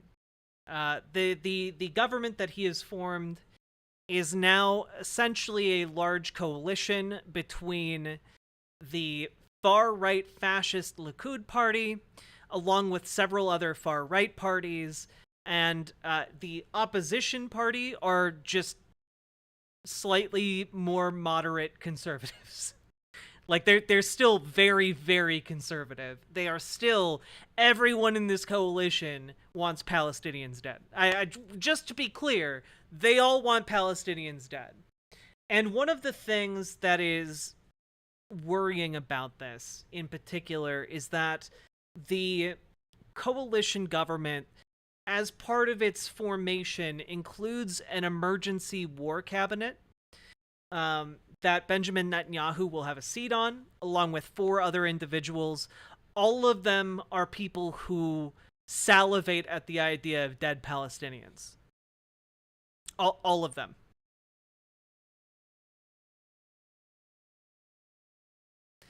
It's... This is the vehicle that makes things so much worse in the coming days. Meanwhile, Israel's Prime Minister Benjamin Netanyahu has been meeting with the leader of the opposition to discuss forming a unity government. Philip Marks has been following that meeting. He joins us now from West Jerusalem. So is it now confirmed, Willem, that this government has been agreed to? Yes, it is now confirmed. The National Unity Party, that is the second largest opposition party inside the Israeli Knesset with 12 members, they have now formally agreed to join an emergency government with Prime Minister Benjamin Netanyahu's Likud party and 2 other far-right parties inside his coalition. Just to give you some details about it, though, Sammy, in terms of who's involved in this, there will be what's known as a war cabinet that's being set up. That will involve Netanyahu, Benny Gantz, the former defense minister, also the former chief of staff of the Israeli army and the head of that National Unity Party, the defense minister, Yoav Gallant, as well as another former chief of staff of the Israeli military. A carrier exploration. Do you fully support Israel in the sense that you support what their defense minister said about flattening Gaza? Where over half the people in Gaza are children? Over 1 million people are children? because they're trying to kill all of them. So I just want to know, is your desire to have Israel be the birthplace or resurrection or the second coming of Christ, is that so strong that you would sacrifice 1 million children just to see it happen in your lifetime? Just because those children are different from you? I told you guys, these people are out there. I don't know, just something to think about, I guess. Military Gadi Eisenkot, who belongs to that same National Unity Party, and also the former Israeli ambassador Ron Dermer to the United States, also from that National Unity Party headed by Benny Gantz. Those 5 will form what's known as a security cabinet. They will be the ones essentially helping to prosecute the war in, we assume, Gaza, and then there'll be a wider addition to their political security cabinet. Yeah, so basically this war cabinet is going to be given a lot more power to prosecute this war. For the record, Yoav Gallant is the guy who went on television and talked about how great it was that they could deny electricity, water, fuel, etc. to the Gaza Strip. He's the one responsible for ordering that, and as far as I'm concerned, responsible for all of the deaths that are currently occurring due to lack of health care in the Gaza Strip. Regular cabinet here, essentially, that will be 5 members, including those 3 from the National Unity Party. They will be the ones that will be deciding perhaps larger issues of policy around perhaps conflict with Lebanon, other issues outside of this current conflict, at least. All right, let's talk about the powers that this government will have. This will be very much, Sammy, about how they strategize and how they execute on military orders. The idea there will be a smaller group of individuals, just 5 of them, inside that war cabinet, deciding what the Israeli military does over the course of the next days and weeks. In theory, will be designed to help speed up decision-making. In practice, will mean there'll be perhaps fewer voices at the table who might have questions around the way things are being prosecuted. Yeah. Essentially, what's happening here is power is being consolidated. It's being consolidated directly into Netanyahu's hands, and I highly doubt he is going to give that up once this war is run its course. What's really important for Netanyahu, of course, is to have these 2 very experienced men, Benny Gantz and Mr. Eisenkot, both of them former heads of the Israeli army, sat in that room with him, providing advice, and obviously, I would imagine, sharing their own opinions on the best course of action for the Israelis. And if you can talk us through looking at the members who's in the government, you know, what happened with the question. Oh, but by the way, Benny Gantz is a former general of the IDF, so, and former Minister of Defense. So again, these are not people who are going to do anything other than slam on the gas pedal towards genocide. Question of Gantz versus Itamar Ben-Gvir, some of the far-right members, what it means for the future of Netanyahu. Distill it for us, Willem, as much as you can. Right, so Ben-Gvir, the national security minister here, the head of a far-right party that allows Mr. Netanyahu as prime minister to have a governing majority inside the parliament, he will remain inside that broader cabinet that may have jurisdiction over larger national conversations, but he's being excluded from that war cabinet. He's someone that seemingly has not been thrilled at the prospect of this happening, but seemingly under pressure either from members of his own party or more likely from Likud party members, those that obviously work with Netanyahu inside his own party, seems to have backed away from that moment. What that will mean long-term for Netanyahu, really, really thorny question to try and answer. It could threaten the long-term viability, though, of his governing majority once this conflict, if this conflict at some point calms down. All right, thanks so much. Philip Marks there.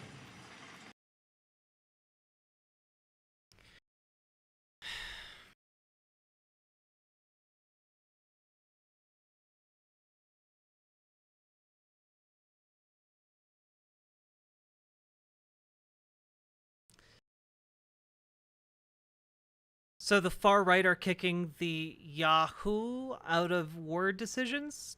No, actually the opposite. The far right are making almost all of the decisions, with the main concession to form this unity government was that General Gantz. All he wanted was a smaller ministerial cabinet committee that would run the war effort. So the war cabinet that is being described, where only 5 members are on it, basically it's that one moderate guy who's still very much in favor of killing Palestinians, and then 4 of Netanyahu's guys, one of them being Netanyahu himself. So this is the opposite of kicking Yahoo out of war decisions, actually. Yeah, this is a consolidation. Granted, Benjamin Netanyahu is walking on pins and needles, partially because he's worried that Gantz could pose a political threat to him following this conflict. But I'm guessing that since he's stepping more carefully, he's also going to be looking for an opportunity to knife his political ally in the back. So, something to think about.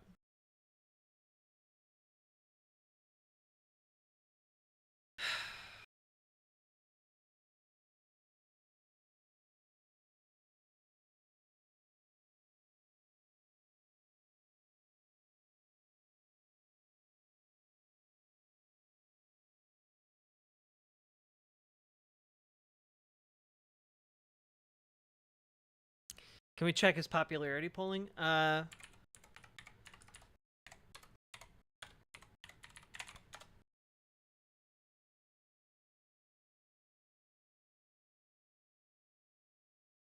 see.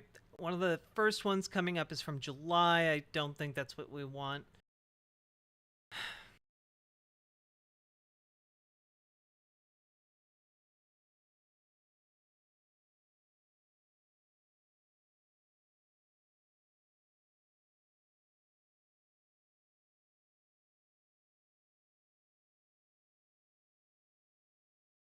Let's see.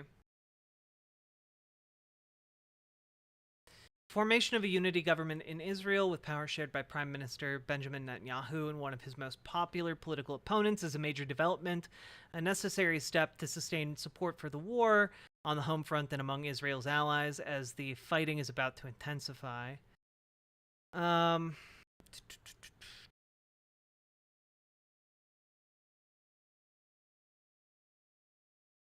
Yeah, Benny Gantz, a former Israeli defense minister and army chief of staff, whose party won more votes than Netanyahu's in the 2019 election, but failed to piece together a majority coalition. So he's technically a more popular figure with Israelis than Netanyahu, but was unable to have politically stitched together enough groups to win the majority.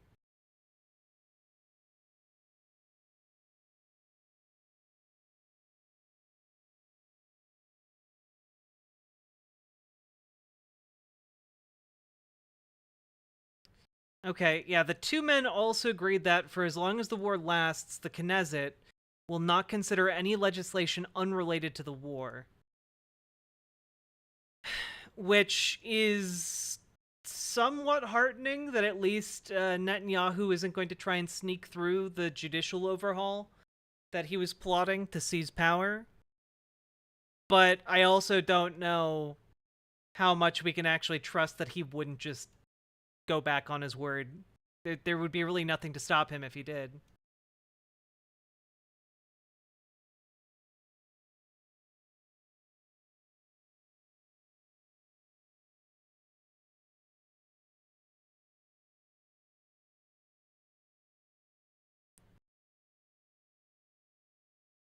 I can't find any direct polling. If anyone can find that, I would love to look at it.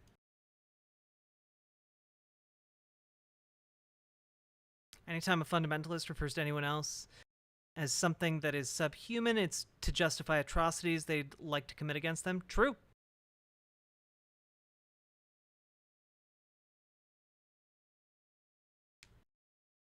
So full wartime government, which means he has full control. Yeah, essentially that, Valhalla Vidya. Like, it's nice that he's at least not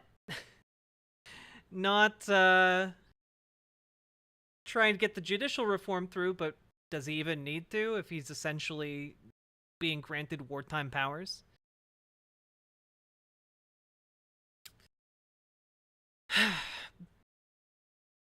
We also need to talk about Bernie Sanders' statement that he put out today, and my man does not miss. So I'm gonna read it out to you guys.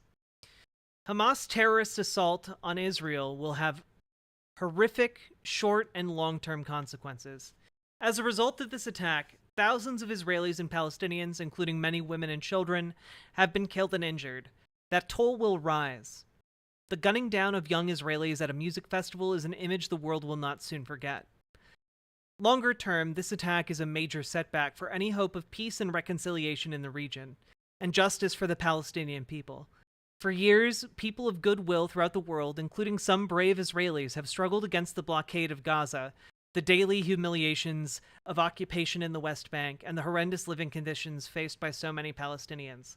For many, it is no secret that Gaza has been an open-air prison with millions of people struggling to secure basic necessities. Hamas's terrorism will make it much more difficult to address the tragic reality and will embolden extremists on both sides, continuing the cycle of violence. Right now, the international community must focus on reducing humanitarian suffering and protecting innocent people on both sides of this conflict. The targeting of civilians is a war crime, no matter who does it. Israel's blanket denial of food, water, and other necessities to Gaza is a serious violation of international law and will do nothing but harm innocent civilians. The United States has rightly offered solidarity and support to Israel in responding to Hamas's attack. But we must also insist on restraint from Israeli forces attacking Gaza and work to secure UN humanitarian access. Let's not forget that half of the 2 million people in Gaza are children. Children and innocent people do not deserve to be punished for the acts of Hamas.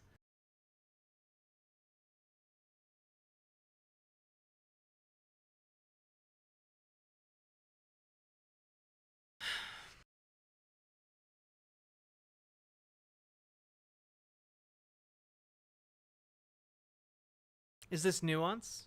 Right?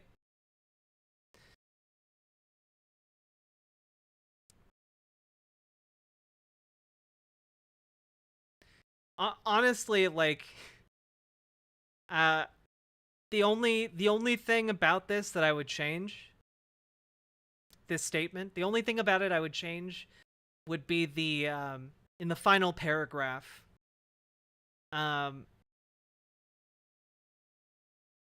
It's just restraint from Israeli forces attacking Gaza.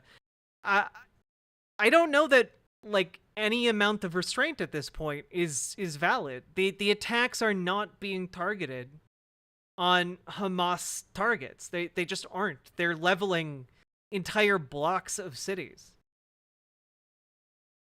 You know, that is, if I was to nitpick this, and I think overall it's a great statement. Was it here that I saw the bombing of the Egypt border or elsewhere? Yeah, we played that briefly. Again, like, this is obviously Bernie Sanders is a politician. He has to put out a more carefully worded statement. But man, I can only imagine how frustrating it is to be a politician in these times.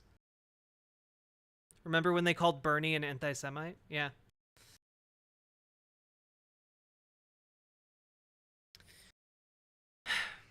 Now, we also have another story to clarify from yesterday.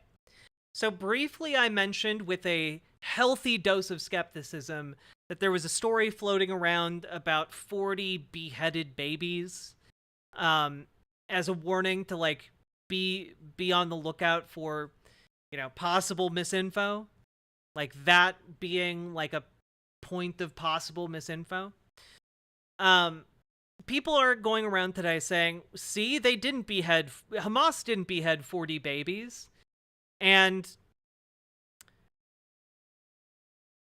we'll just look at this statement real quick. This is from Bell True, the Independent's chief international correspondent. So no slouch when it comes to this stuff.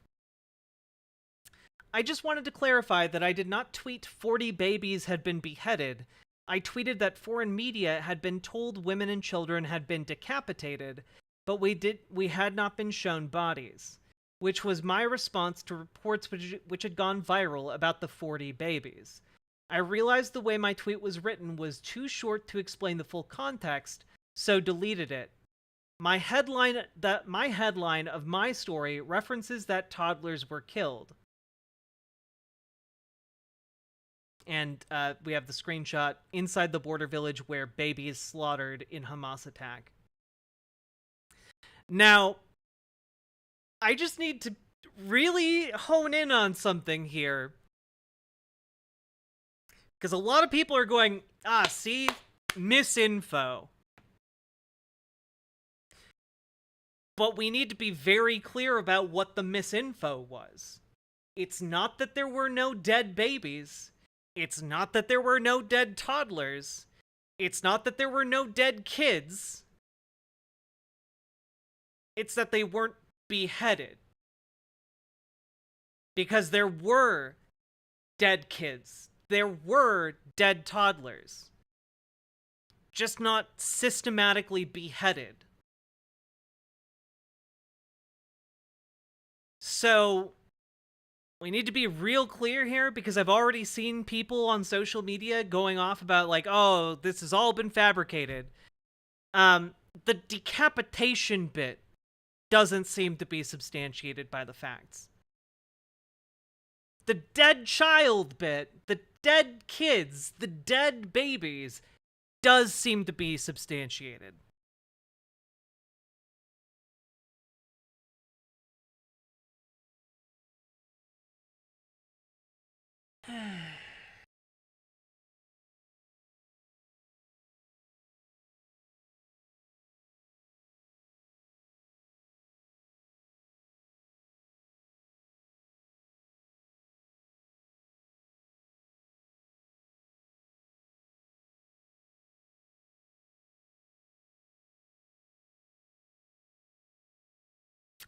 So we just need to be really clear on that.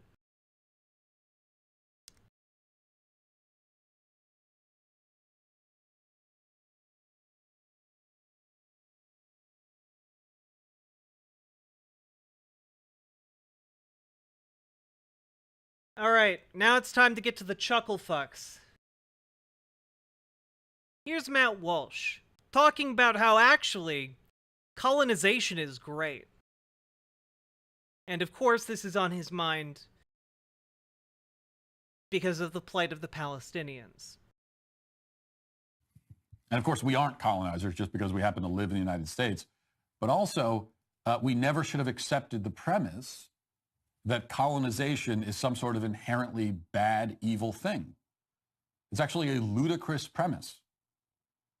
No matter what leftists meant when they say that they want to decolonize the West, the right should have opposed it on principle. That's because colonization, historically, has been a force for good throughout the world. It was the process of introducing the rule of law, public health, human dignity. Yeah, so just real quick, I know we're 40 seconds into this clip. Between the time people from Europe had landed on in the Americas and the end of that century, 56 million people had died. In fact, there have been studies done that correlate this massive dying off due to colonization with a drop in global temperatures. So many human beings died as a result of just the first century of colonization that the temperature of the entire planet dropped.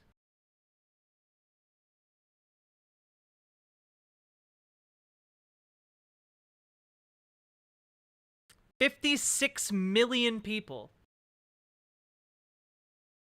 between first contact and 1600. That's not even, by the way, that's not even accounting for the mass murders and massacres that occurred during the scramble for Africa. That's not even accounting for the massive number of people who died in the colonization of the Asian countries. I was trying to think of the term for that. The Asiatics was like the word that came to my mind. I don't even know if that's correct. I don't even know if that's a word. Yeah, it's literally just the Americas and just the first several decades of contact.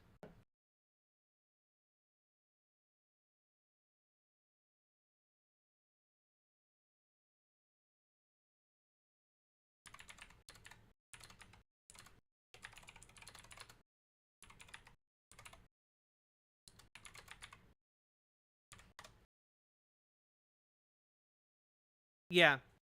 Here's a piece from The Guardian from about 4 years ago.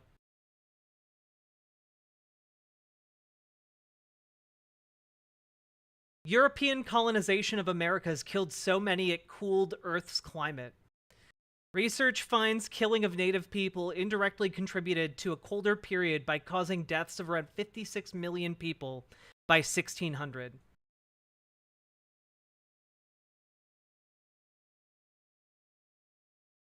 The great dying of the indigenous peoples of the Americas resulted in a human-driven global impact of the Earth system in the 2 centuries prior to the Industrial Revolution. The drop in temperature during this period is known as the Little Ice Age, a time when the River Thames in London would regularly freeze over. Snowstorms were common in Portugal and disrupted agriculture, caused famines in several European countries. So many people died that rivers that did not formally freeze over started freezing over. That famines on the other side of the planet started happening. And that's just in like the first 40 years of colonization.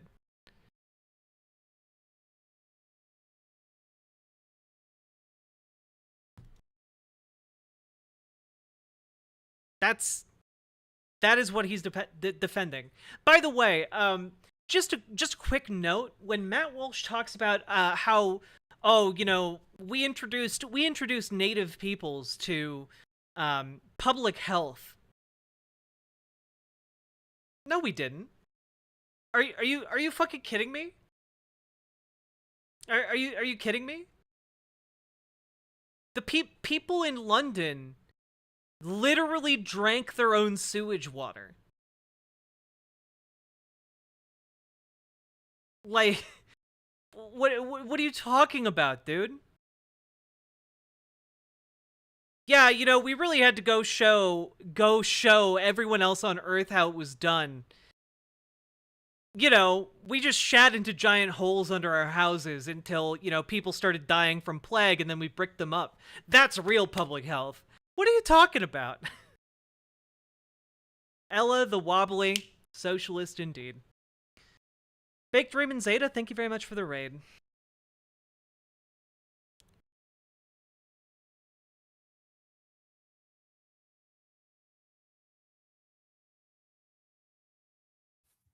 To certainly this entire hemisphere that we're currently living on. Yeah, you know, just if you want to ignore the fact that indigenous people in the Americas invented needles, painkillers, had a basic working knowledge of natural antibiotics, toothbrushes, etc. Yeah, sure. Yeah, we introduced all of the great things. Europeans didn't do that generally, no. As we've talked about earlier. How left? I believe in workers controlling the means of production. In the week before colonization, the natives were ripping the hearts out of children as offerings to their sun gods. Citation needed. And of course, when I say natives, and I say that term, but the tribes that lived on this continent when the conquistadors arrived were... Damn, that's crazy, bro. It's almost like you're saying an entire continent of people behaves this way. That's like me looking at people in London in the 1500s and saying, oh, so everyone in Europe drinks their own shit. That makes so much sense. What? Like, I'm an anarchist. That's fine.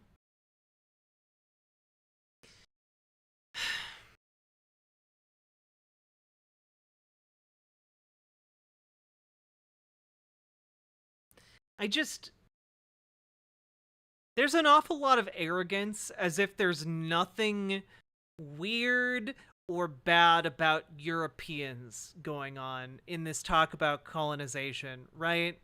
Like, I don't know. In Europe, there were people who killed peasants to bathe in their blood, thinking that they would stay forever young. In Europe, there was literally an entire religious movement dedicated to torturing people to death that went on during this time period. You know, like the Inquisition came up with horrific ways to torture people.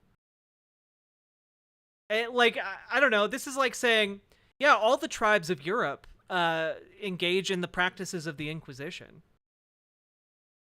All of the you know, we all know that Europeans, you know, they just love breaking people's bones and tying them to wheels. Again, not every tribe was doing human sacrifice. In fact, crazy idea, the vast majority of tribes in the Americas were not doing human sacrifice. Crazy. Themselves not native to this continent. They came here and killed whoever was there first. But in any event, conquering them was the right decision for all of humanity. You know, I don't know that native peoples would take very kindly to the idea that they've been conquered, especially when they currently live on their own sovereign nation's land. But, you know, go off, I guess. And it's just beyond dispute that we are all living much better lives now because of it. Tell that to people on reservations that are poor as dirt. Because I don't know that they're necessarily benefiting from all of this colonization that happened. That's what colonization means in practical terms. It means you're doing a lot better now than you would have if colonization had never occurred. And that is definitionally not what that means. Again, Matt Walsh is able to say these things because he believes his audience to be full of simpletons. And frankly, his audience constantly proves him to be right. And that's pretty clear. And after the massacres in Israel this week and the shameful and brazen response from many corners of the left, no serious person could dispute what decolonization means either. It refers to a genocidal ideology that we have let fester for far too long. Snipe from the blankie pile. BWA. Very knifey duck. Thank you very much for gifting a sub to Drago. I appreciate it. But no, actually, decolonization does not, in fact, entail the mass murder of colonizers. Actually, that isn't actually what 99.9% of decolonization activists would tell you. I'm sure you can find some that would be like, hell yeah, kill the colonizers, but that's going to be like the barest fraction. And at this point, the stakes are obvious. Everybody promoting decolonization wants to murder civilians, not just in Israel, but in every... Okay, no, this isn't true. I support decolonization. One of the easiest decolonial steps we could take in America, for example, would be to return national parks and wildlands to native peoples. Combo snipe from the blanky pile. BWA. Very knifey duck. Thank you for gifting Lily Love Stuff a sub. And yes, yeah, maybe I don't know. Considering returning more of their like sacred lands to them, I don't know. We could probably do that. There's a lot of things we could do. Every civilized country on the planet. Don't ignore what they're saying. Understand that they are your enemy and the enemy of all civilized people. And that's why when they call you a colonizer, you should tell them you're welcome. And then you should prepare to defend yourself. Then you should prepare to defend yourself. Oh God, yeah. You should, yeah, and then you should murder them. God. Oh yeah, no. Matt Walsh. If Matt Walsh had his way, all brown people would be exterminated. Like, if you gave him a button that would just eliminate black and brown people, he would press it instantly. Even if there was no other thing that he got from pressing the button. He is an evil, vile man. I'm gonna be real, I've never heard anyone call someone a colonizer in real life. Me neither. I only see it on social media. And in Black Panther. But when Shuri in Black Panther does it, it's cool.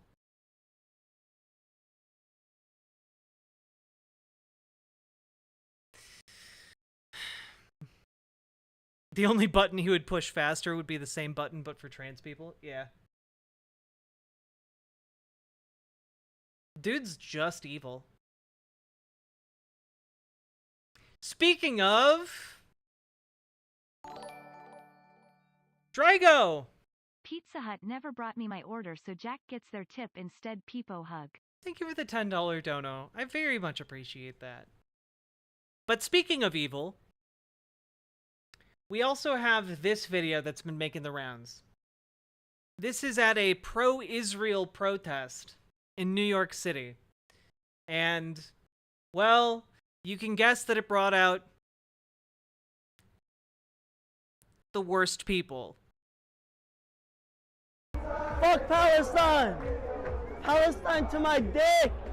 What do you think the response should be from Netanyahu and the military to Gaza? Kill all Palestinians! All of them! Not one... Oh, by the way, this guy's a Nazi. Just to be clear, this guy is a neo-Nazi. From the river to the sea, Palestine will be deceased! And Israel need to do like this. You see? Now, Gaza. Like this. Gaza need to do like this.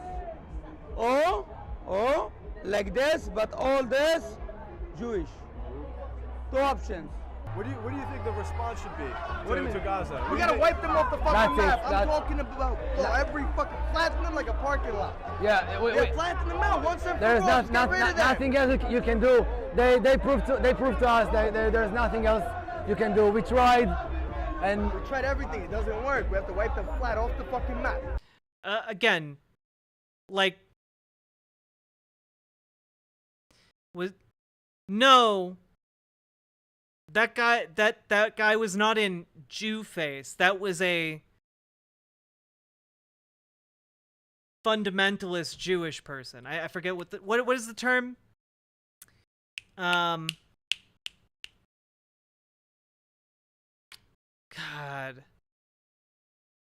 Hasidic, thank you. Yeah, that was a Hasidic Jew. Was that a legit fundy? Yeah. Well, they're all Zionists. They're all Zionists. They're all genocidal Zionists. They're calling for the mass murder of Palestinians. You said they're a Nazi, which, yeah, this first guy who's just with no prompting whatsoever was talking about mass murdering Palestinians. Oh my god. Oh, okay, wait. Do we have to start at the beginning? Do we have to start at the beginning? You do know that some Nazis were Jews, right? You know that, right, Jim Moneymaker? Do we have to do a history lesson?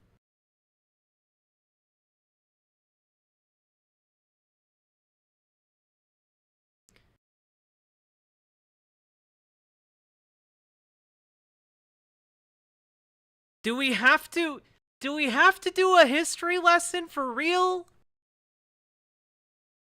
Oh my god. Please.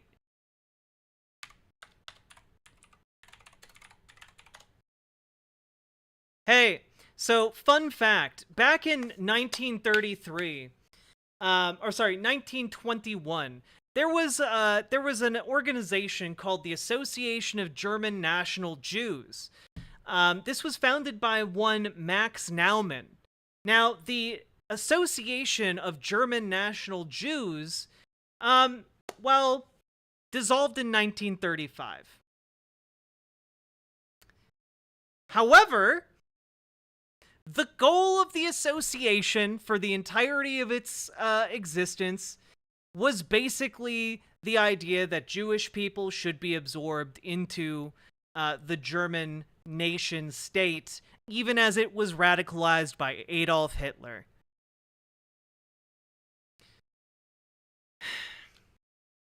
Oh my god, dude.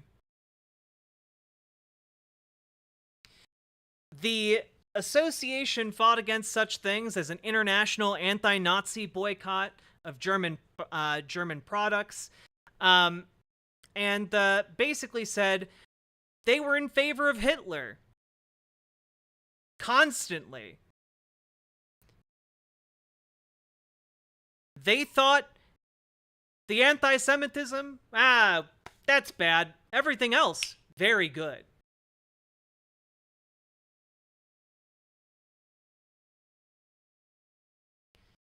What makes you think this person supports this? Because they are supporting mass murder and ethnic cleansing to serve a nationalist interest in a fundamental idea of white supremacy and hegemony. Yes, lots of modern Orthodox Jews are fascists and would be right at home with neo-Nazis if the neo-Nazis generally didn't want to kill Jews. However, there are Jews who are neo-Nazis. I can't, dude.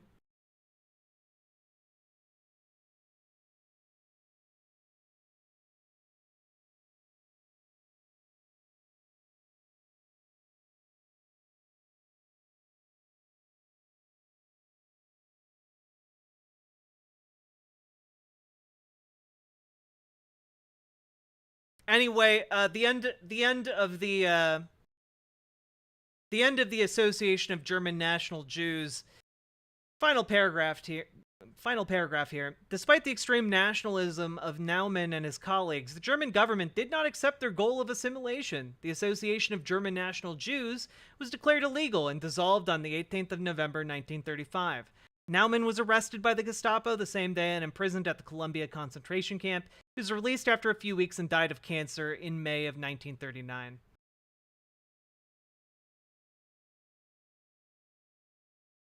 I don't like watering down terms. I'm literally presenting you an example of a organized group of Jewish people who actively supported Hitler, and you are saying I'm watering down the term. Okay.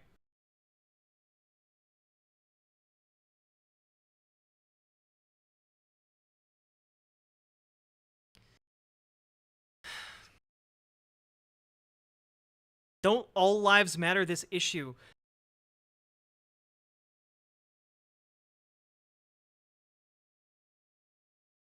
This isn't an all lives matter issue.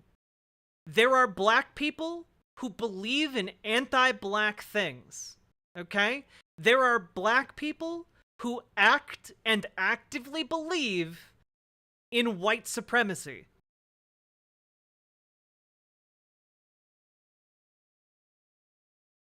There are Jewish people who act and actively believe in neo-Nazi rhetoric, to the extent that it would be fair to call them neo-Nazis.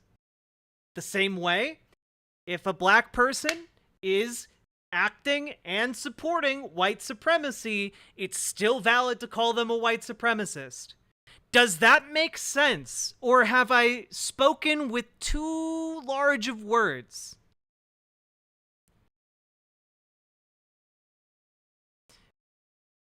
He hasn't said any anti-Jewish statement.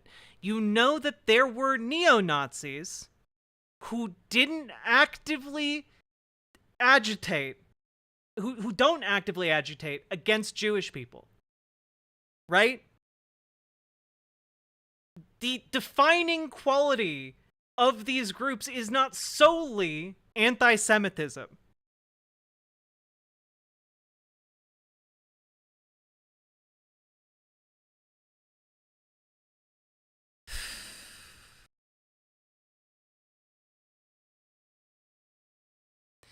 Right now, just to kind of give you an idea of why I'm upset here.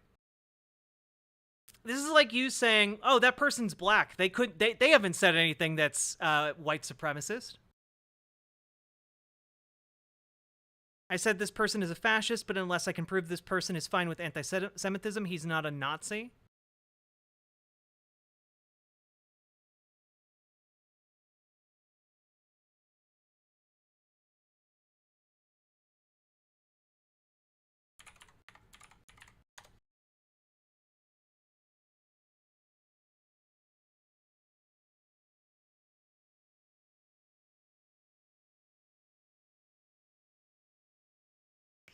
Hey, fun fact for you, Jim Moneymaker.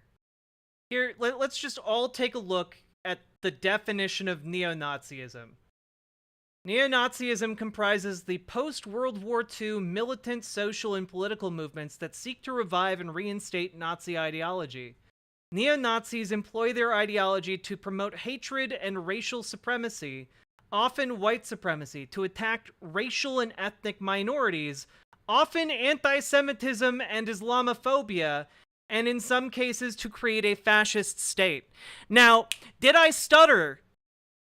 Or does that not apply exactly how I used it?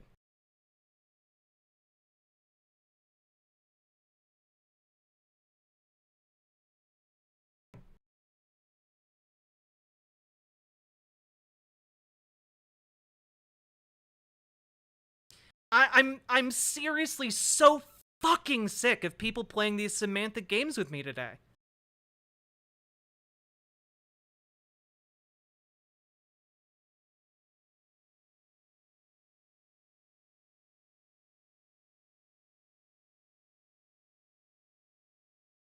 The definition itself says often includes anti-Semitism, and again, there isn't evidence that this is... Okay, Jim Moneymaker, fuck off.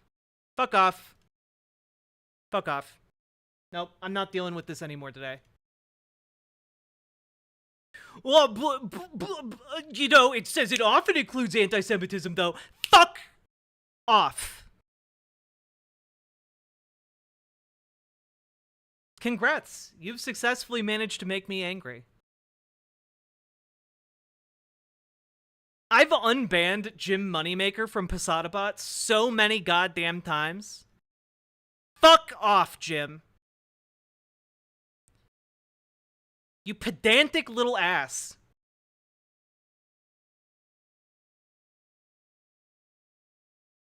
Well, but it often includes anti-Semitism. I couldn't possibly conceive of a neo-Nazi who's just Islamophobic. I just couldn't do it. Goddamn smooth-brained idiot. Moron.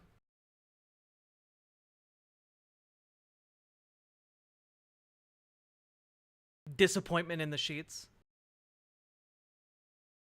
No one that stupid is a good lay. Just saying. All of them! Anyway, yeah, I'm sure this guy, totally not a neo-Nazi. He's calling for the entire eradication of an Islamic minority, but sure, whatever. Now one left from the river to the sea, Palestine will be deceased. And Israel need to do like this. You see? Now Gaza. Like this. Gaza need to do like this. Or like this, but all this Jewish. Look, we really need to make sure our terminology is 100% accurate for these guys. We need to make sure we're using the right words for these genocidal assholes. Otherwise, it might look bad. What the fuck are you talking about? Two options. What do you think the response should be What do you mean? to Gaza? We gotta wipe them off the fucking map. I'm That's- talking about every fucking flatten them like a parking lot. Look, you need to be able to 100% accurately diagnose their political ideologies. Okay, that's what you need to be able to do. And if you can't speak for everything in this man's heart right here, how dare you call him any kind of ideology? You don't know what's in there. You don't know what's in his heart. He might be a really good human being. He might go out and volunteer every Sunday. He might be very pro black liberation. You don't know. How dare you put a label on him like that? Fuck off. Yeah, wait. Flatten them out once and There's for all. Just get rid of that. nothing else you can do. They proved to us that there's nothing else you can do. We tried, and We tried everything. It doesn't work. We have to wipe them flat off the fucking map, like a fucking parking lot. I'm not stopping till all Arabs are wiped out. I think now it's the time that we need to erase Gaza. There is people inside, our people inside, that kidnap, and now we need to kill all of them and free Israel. All of their belief is killing Jewish and killing and murder our people. Flatten it. Flatten Gaza.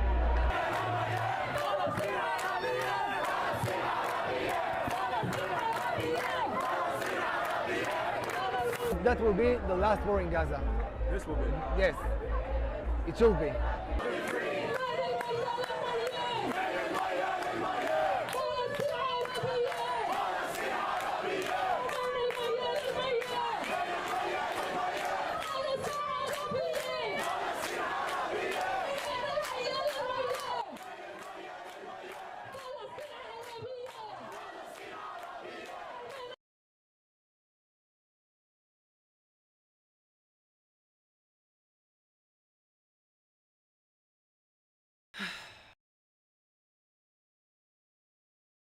That made me a bit heated.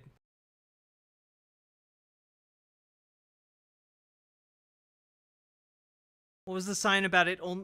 Oh, it's only the sign that was being held up was it's only a war if both sides sorry, I think the sign said it's not a war if only one side has an army. Yeah.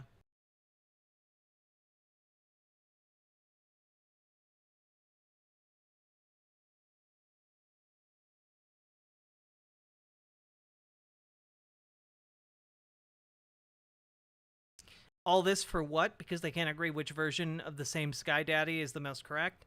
Well, honestly, I think it has a lot less to do with that and a lot more to do with the socio-political fallout of basically Britain arbitrarily dividing territory in the region, and then also following World War II, the United States and the United Nations are like just dropping Israel into existence. And I think that is mostly the thing that is causing a whole lot of issues. You know, I mean imagine the political fallout if there was, I don't know, if Russia, China, and the EU came together and decided that a swath of the United States was actually a new country. And then they armed and, pledged military support for that new country. You know, like, I think a lot of this has to do with like the incredible amount of fallout from that decision, you know, a century ago.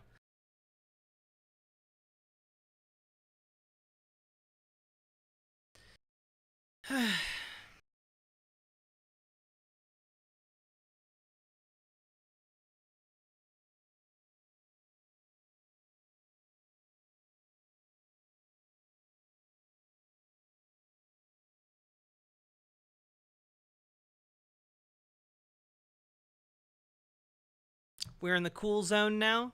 I hope so. Oh, Lonerbox came across some stats, some polling from July of 2023, which is pretty interesting. Hamas's decision to break the ceasefire was not a popular move. While the majority of Gazans, 65%, did think it was likely that there would be a large military conflict between Israel and Hamas in Gaza this year, a similar percentage, 62%, supported Hamas maintaining a ceasefire with Israel. Moreover, half, 50%, agreed with the following proposal. Hamas should stop calling for Israel's destruction and instead accept a permanent two-state solution based on the 1967 borders. Moreover, across the region, Hamas has lost popularity over time among many Arab publics. This decline in popularity may have been one of the motivating factors behind the group's decision to conduct its attack. So, yeah, again, the PNI, like the more moderate, peaceful factions of the politics of Gaza, have been gaining momentum for years now. And it's just very unfortunate that Hamas has been funded. Again, to the tune, by the way, if you're wondering how much money Netanyahu sent to Hamas, Netanyahu was responsible for $1 billion being transferred to Hamas over the course of about 6 years.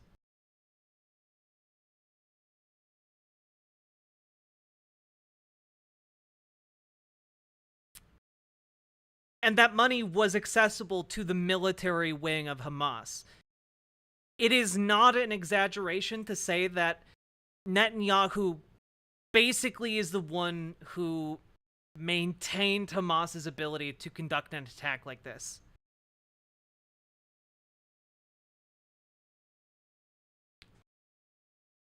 He called them controlled opposition. Yeah, that is literally what Hamas is. It is the most fair way to characterize this entire situation is that Netanyahu manufactured it for his own political designs.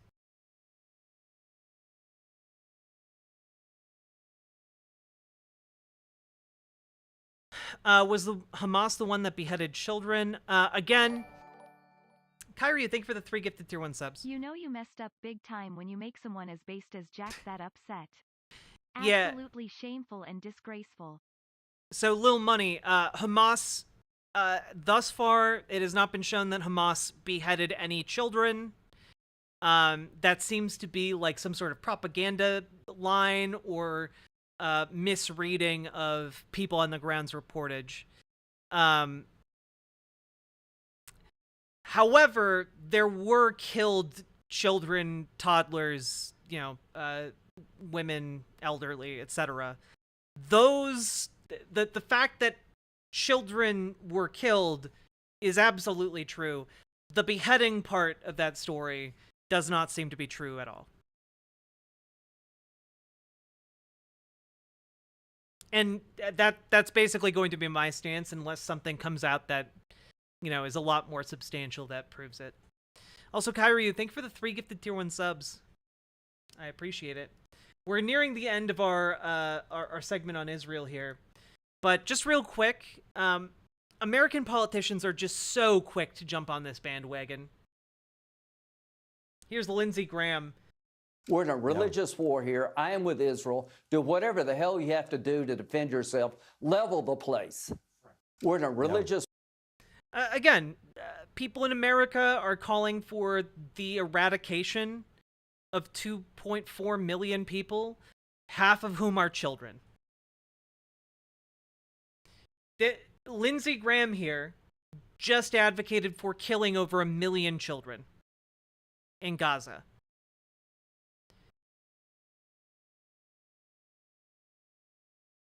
Yeah, claims to be pro-life, wants Israel to kill over 1 million children.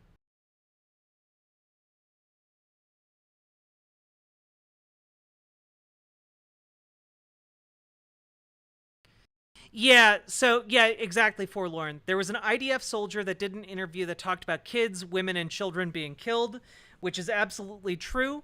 All of that did happen. There's a lot of pieces of information that verify this. But then he also mentioned some people seemed to have been beheaded, and then people ran with 40 babies were beheaded, which there's no evidence of.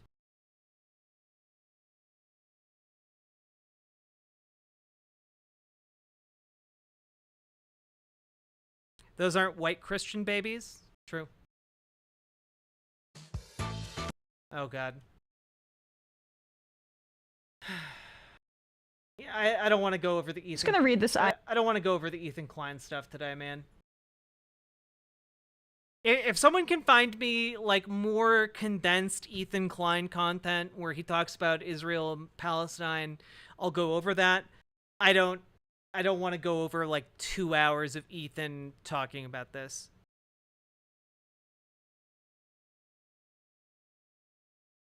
All I know is there's current... For anyone who's wondering why I'm talking about Ethan Klein from H3H3, or Hee, is now beefing with Frogan. And, yeah, it's basically not really pertinent to the point at all here. I will read out Ethan's statement here just because I get it. So we'll go over it here. People are talking about me unfollowing Frogan, so I'll explain why, since she wants to talk about it. Murdering children and burning families alive in their safe houses is not a revolution, it is a massacre. If you think that's what a revolution is supposed to look like, I'm terrified for your idea of an American revolution. And this is in response to Frogan posting and retweeting, leftists preach and foam at the mouth at the thought of a revolution happening in America, but as soon as it happens in the Middle East, what they're doing is wrong. And then Frogan saying, Ethan Klein unfollowed me. Lamau, why am I so sad? Lamau, Ethan, I'll support the IDF, refollow me. Ethan probably was like, this damn Arab supports Hamas. So, like, yeah, what Ethan is taking issue with here is Frogan framing an attack where 9 out of 10 of the victims were civilians as a meaningful revolution for Palestinian liberation, which it's not, and is now going to potentially be the spark that precipitates a genocide against Palestinians. And Ethan is like, that's not a revolution. And so, yeah, that's that beef in a nutshell. Yeah.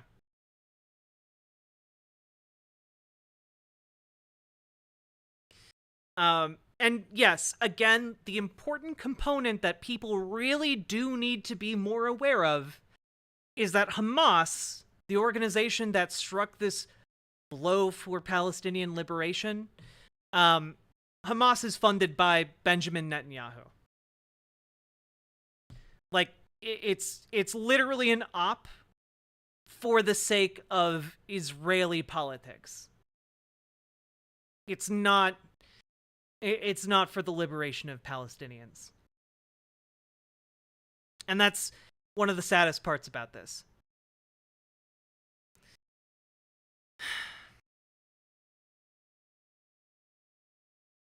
Yeah, also, again, if you know anything about anything on the ground in Palestine, people do not like Hamas.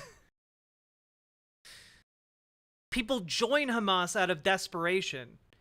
and anger and a lust for revenge, and all of that's very understandable. But by and large, it's not a well-liked org.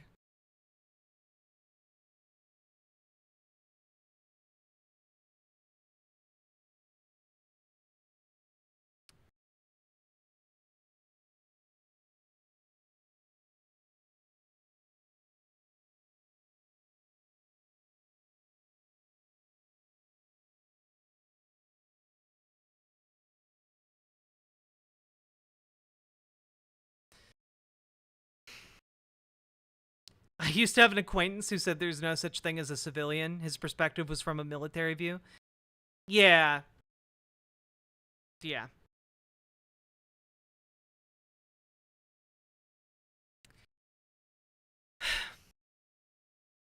You know, prayers, thoughts, support to the people of Palestine, because things are going to get so much worse, and I don't have an immediate solution of what you can do to help outside of donate maybe to support organizations, international aid, etc. But it's gonna get a lot worse.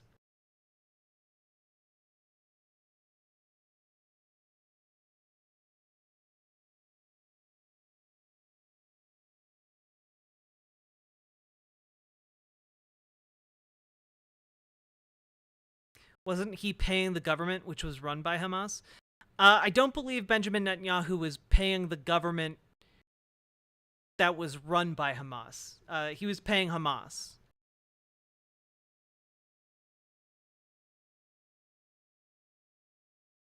Now, granted, not all of that $1 billion went to, like, Hamas and its military wing, but around 500 million of it is unaccounted for.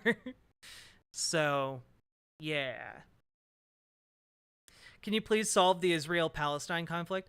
Somniostatic, unironically, someone asked me to do that on Twitter today, before calling me, you know, like a out-of-touch Marie Antoinette type. People are fucking nuts.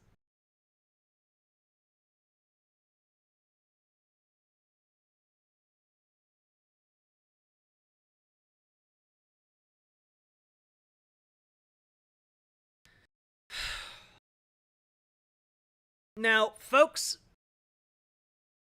we haven't done an ad break. We are now 3 hours into stream.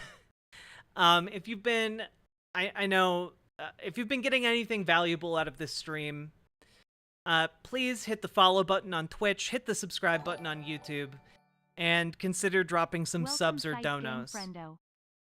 Polly has his Kyrie, thank you for gifting a sub to Polly has his cracker. And Chad, if you've been gifted a sub, consider passing it along. Consider paying it forward to another chatter.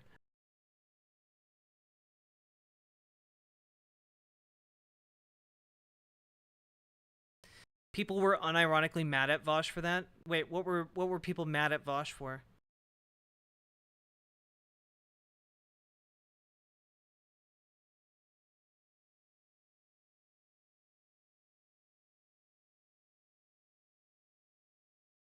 I think what's lost in a lot of this discourse, America's also bad. I bet you've never considered that. True. Not even once. Oh, like they expect Vosh to just be like, "Dear Congress, please fix the conflict in Palestine." True.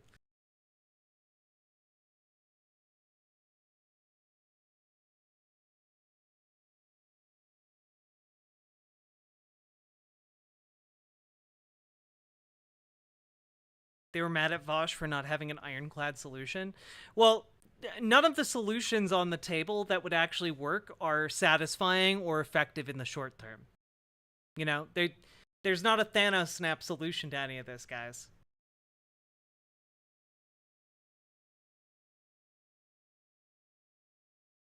And that's frustrating. I get it.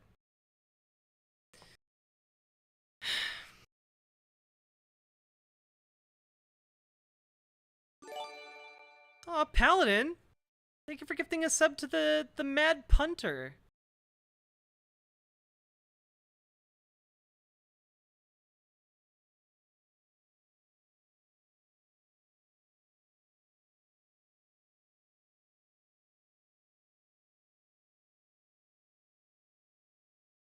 Do, do, do, do, do.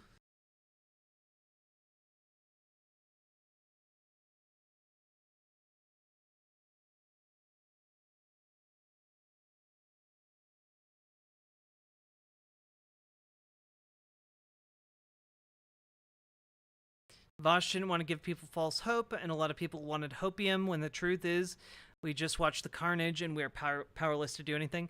Yeah, I mean, currently kind of the die has already been cast, and things are going to be moving very quickly now, and there's not really anything any of us can do to stop it. You know? No one in my audience, unless somehow Benjamin Netanyahu happens to watch me, can stop this.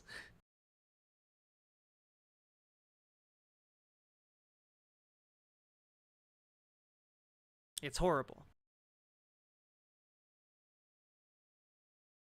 War is horrible. And frankly, there are very few things more horrible than war, but genocide is one of them. Thank you for covering this conflict in such a nuanced and humane way, with the journalistic rigor it deserves. Hope this helps more people enjoy the same. Well, Abyssal List, thank you for the 3 gifted tier 1 subs. And I don't know if I can say that I have journalistic rigor on this stuff, but I just want to make sure that I'm being thorough. You know, thorough enough to get you guys information that's useful.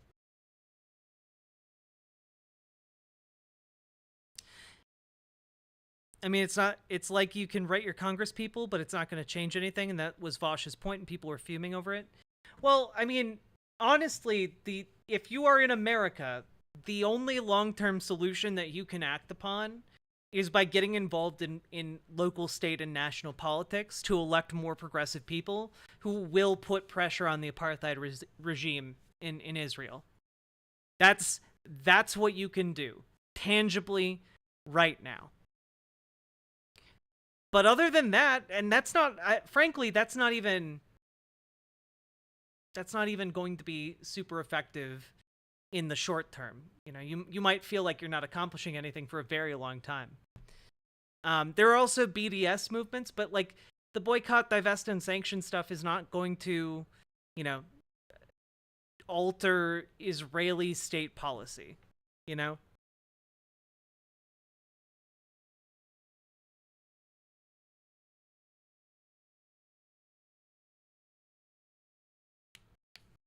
Hey, Ukrainian. I'm glad you guys have appreciated my coverage. I was thinking that all these commentators aren't going to lose anything for their takes, yet they still give mealy-mouthed BS. Yeah. Well, they want to make sure that they don't lose their sweet, sweet paycheck at the end of the day.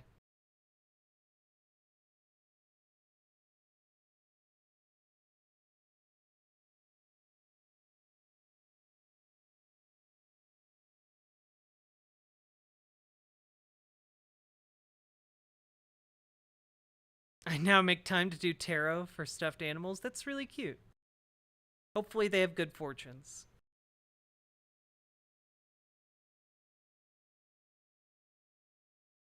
All right, I'm going to use the bathroom, and when I get back, I will finally cover the raging debate that is ongoing right now over whether or not India should change its name to Bharat. So, with that, I will be back in a few minutes after I drop a deuce, baby.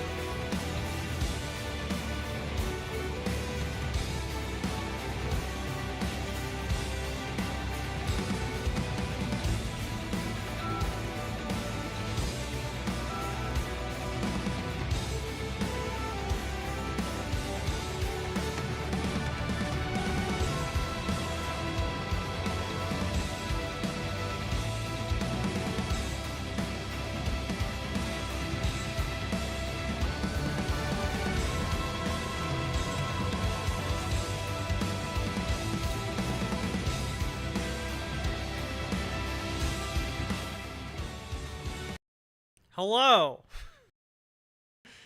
I am here.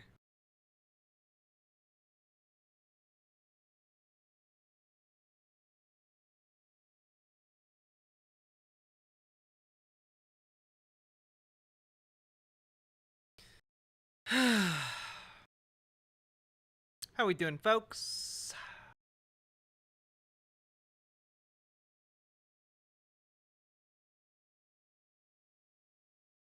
Now, we gotta talk about this. There's a country full of what I'm told a lot of people. And historically, it has been called India. Now, I don't know a whole lot about India, but I'm looking to learn a bit more. So, let's take a look at this explainer that Al Jazeera put out as a starting point. India or Bharat? What's behind the dispute over the country's name? A change to the Sanskrit name is backed by Prime Minister Narendra Modi's BJP, which says the word India is a symbol of colonial slavery. Now, we're going to stop right here. And now, I don't know a lot about this country called India, but I do know that Narendra Modi is a bad dude. A lot of people have compared his tenure as prime minister to essentially that of a fascist. And the BJP has become increasingly nationalistic as time has gone by. And this move to rename the country seems to be born out of that nationalistic fervor that Modi has stirred up in the country. So, I just want to preface all of this by saying two things can be true at the same time. One, that Modi and the BJP are fascist. And two, that there is a possibility that the name of the country, India, could have a lot of roots in the efforts of colonialism in the country. These two things can coexist. These two ideas can be true. And a third thing can also be true, which is that the effort to rename the country is being driven by these nationalistic interests and will further secure the power of Modi and his government going forward. Also fun that he's now co-opting anti-colonialist language to further his ethno-nationalist goals. Yes. Because as we know, right, from looking at a lot of what has been going down in Europe recently, fascism is a very malleable ideology. It can co-opt new language, and it can morph to the needs, if you can use that term, of the unique situations various governments find themselves in.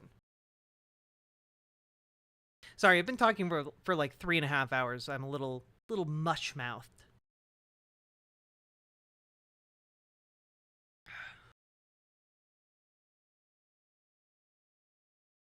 Now, let's look into this.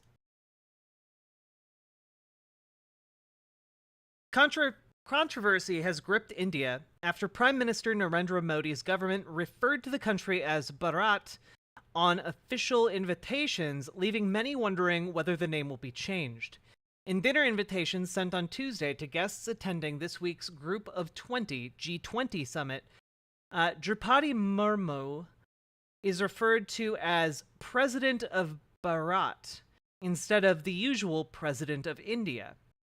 On the same day, a tweet by a senior spokesman of the ruling Bharatiya Janata Party, BJP, said Modi was attending a summit of the Association of Southeast Asian Nations, ASEAN, in Indonesia as the Prime Minister of Bharat.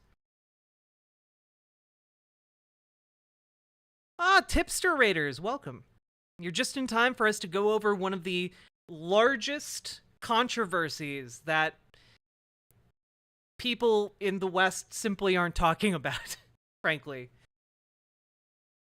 In its constitution, the world's most populous country is known as India and Bharat.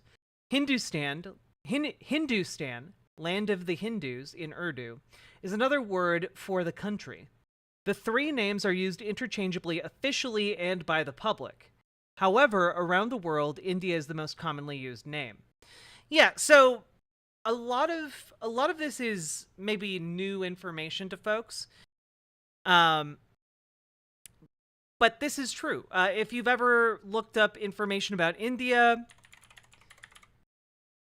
you will come up with a publication called the Hindustan Times, which is a publication about the news of the day in India. You know?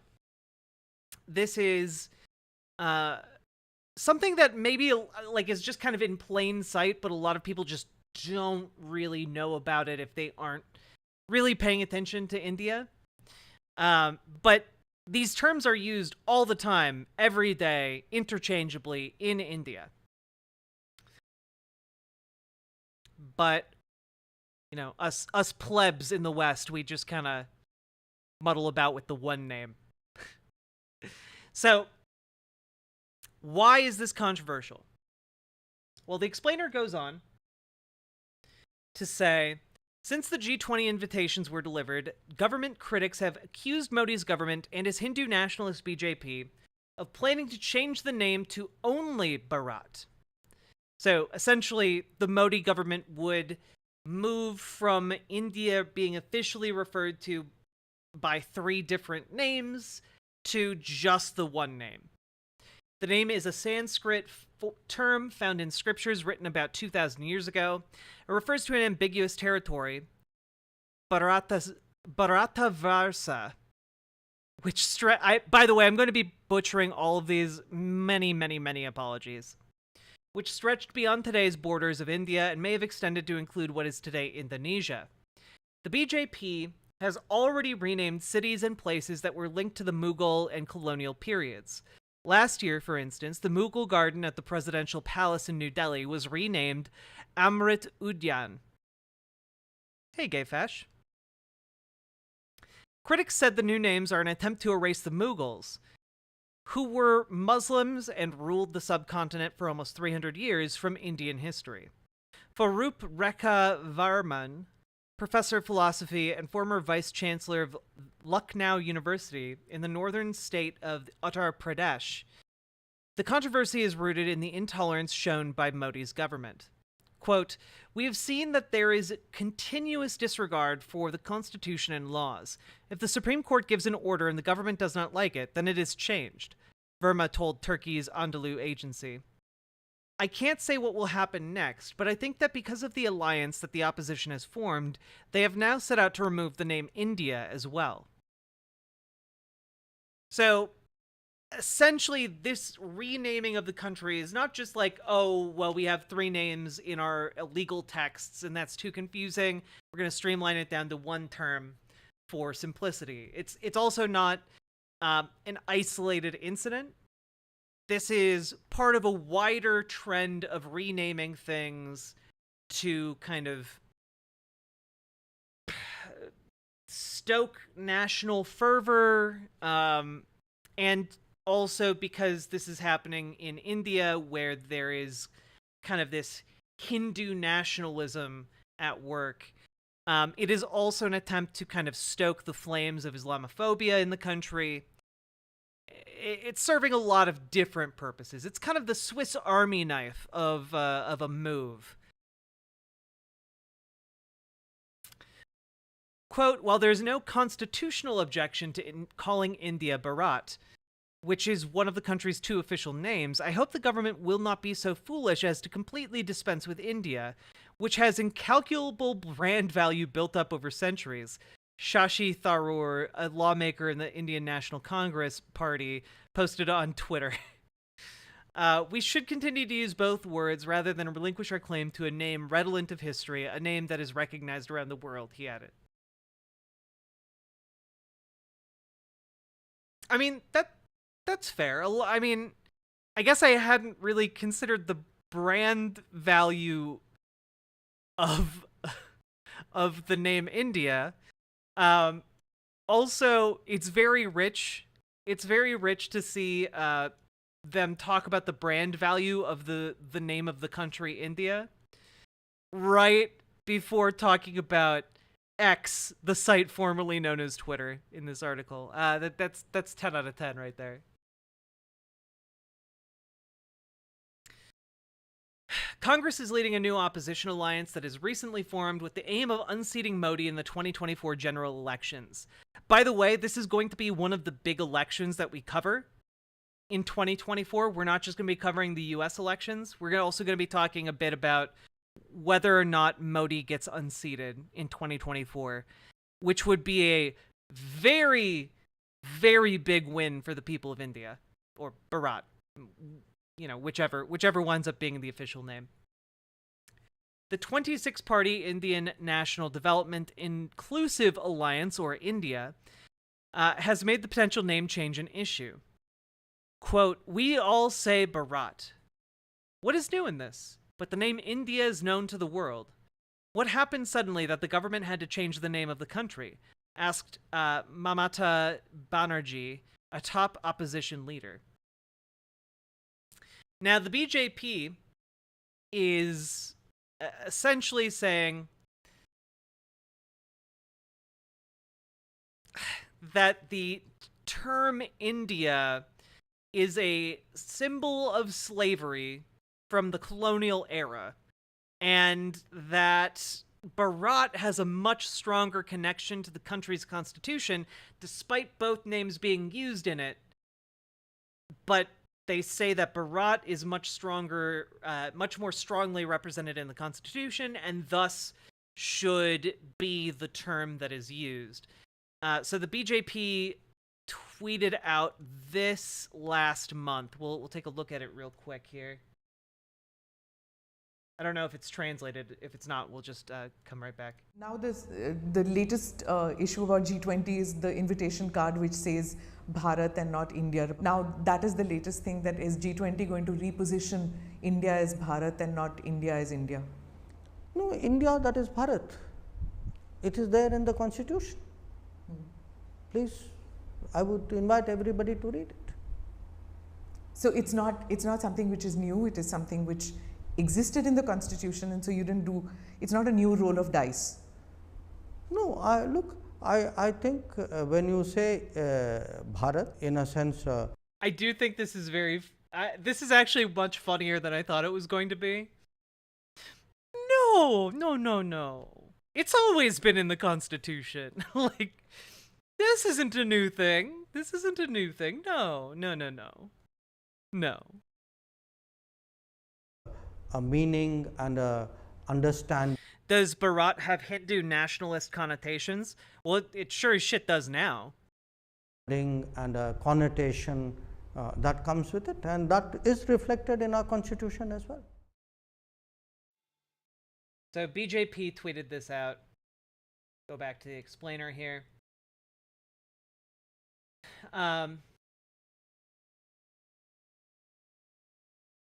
Yeah. Naresh Bansal, a BJP member of parliament, said the name India is a symbol of colonial slavery, should be removed from the constitution.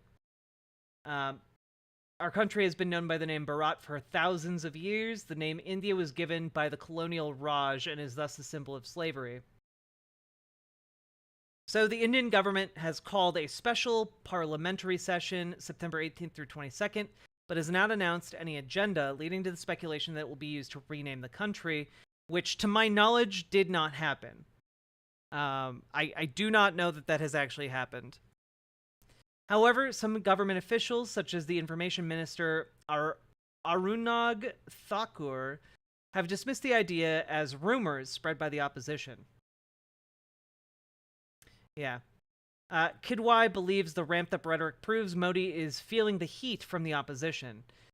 It demonstrates the BJP's trepidation, he said. The party has been claiming that Modi is indispensable, but for the first time, he's feeling the threat from the opposition bloc is real, which is why his party has planned to change the country's name to Bharat. So, this is kind of like a signal, like a flag to a lot of people, and a lot of people are interpreting it in very different ways. And the reason I wanted to talk about this primarily is because I looked up the most popular debates from the last month, and frankly, 4 of the top results with tens of millions of views were debates over whether or not India should keep India or move to Bharat. Unfortunately, a lot of those results were not in a language I could understand. So we're going to kind of ramp up gradually here. First of all, found this video by a channel which is huge, by the way. Again, the size of Indian YouTubers is insane, dude. Like, how many of you have heard of the YouTuber Dhruv Rathi? Because I hadn't. And you know what? He has 13.2 million subscribers on YouTube. And this video that he put out a month ago has 7.8 million views. And I've literally never heard of him. नमस्कार दोस्तों, पिछले कुछ दिनों से देश में एक नया मुद्दा खड़ा हो गया है, इंडिया वर्सेस भारत। 5 सितंबर की बात है, times now. Now this isn't going to be in English, but the subtitles are very good. Report किया कि On the 5th of December, oh god. Okay, we're going to start from the beginning. All right. Hello friends, recently a new issue has shaken the country. India versus Bharat. 5th of September, Times Now reported that the Modi government will likely bring a resolution in the parliament. This is too chaotic, isn't it? You guys are just going to have to read. I'm not reading it out loud. Could you mute him? Would it help if I muted him instead? Would this...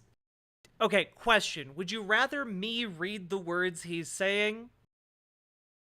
Or should I, with him muted? Or should we just play the video and you guys read? Which would you prefer? Let's vote.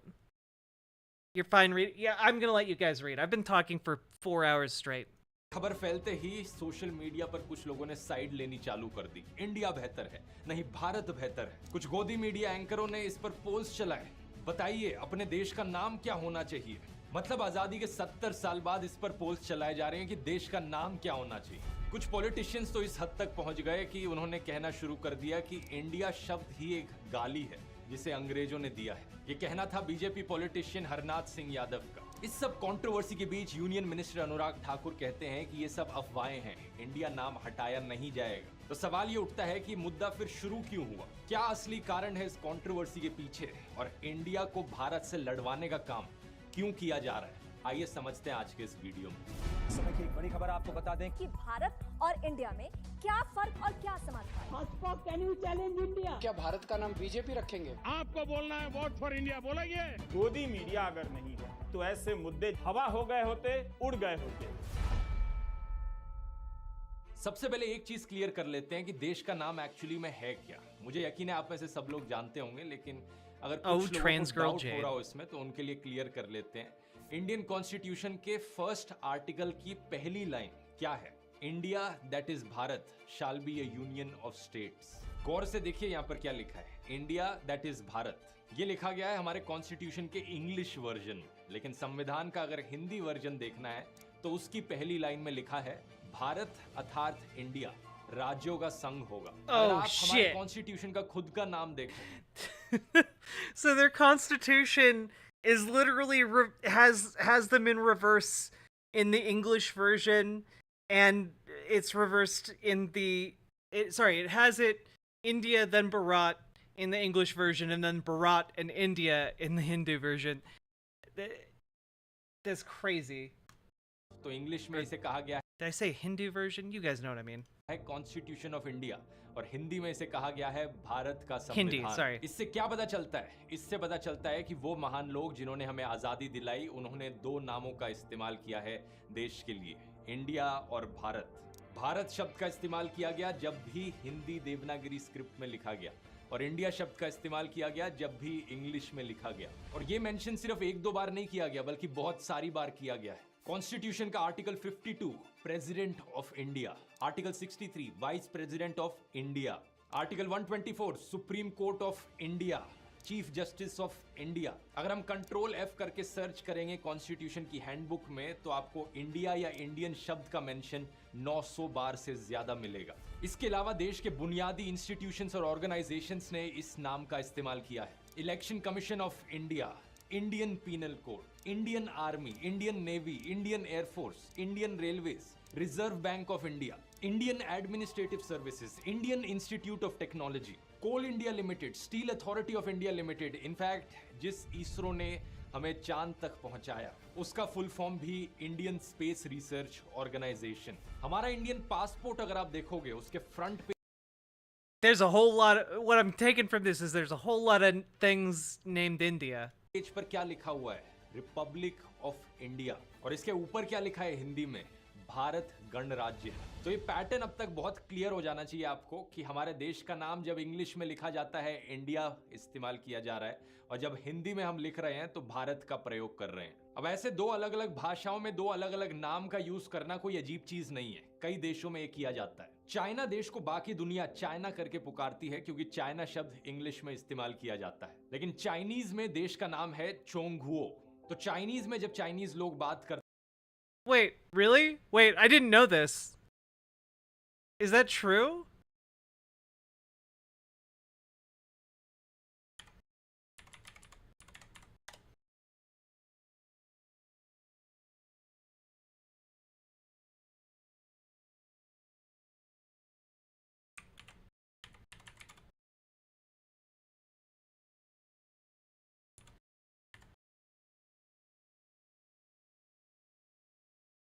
Okay.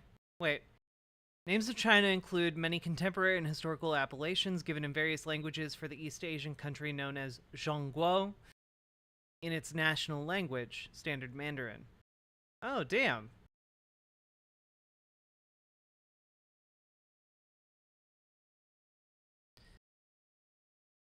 Zhongguo is the most common Chinese name for China in modern times. The earliest appearance of this two-character term is on the bronze vessel Hizun, dating to 1000 BC.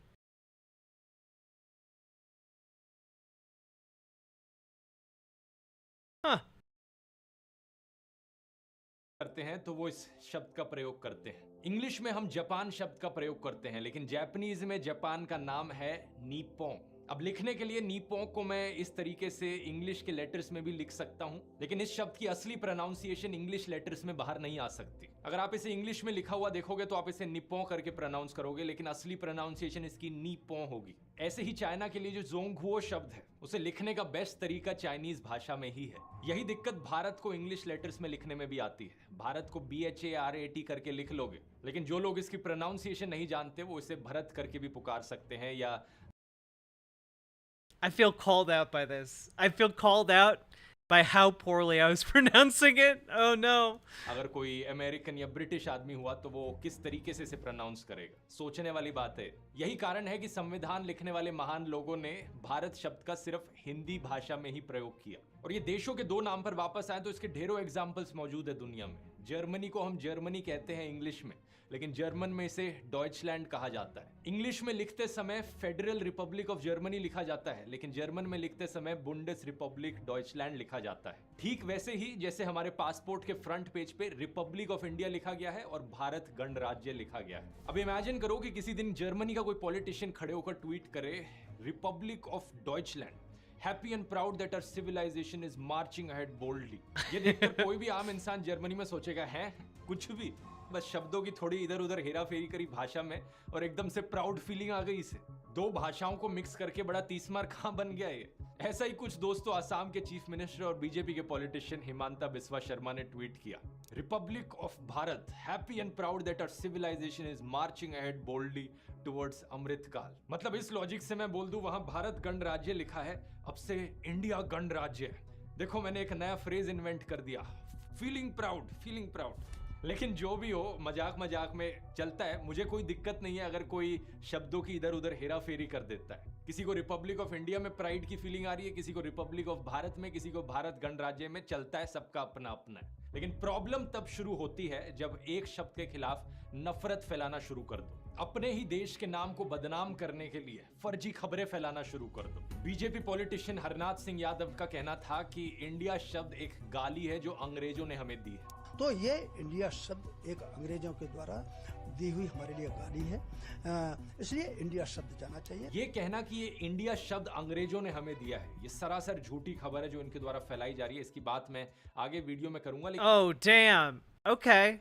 So he's pushing back on the BJP narrative. Interesting. We're learning today, chat. Yeah, the alabaster disaster has finally come.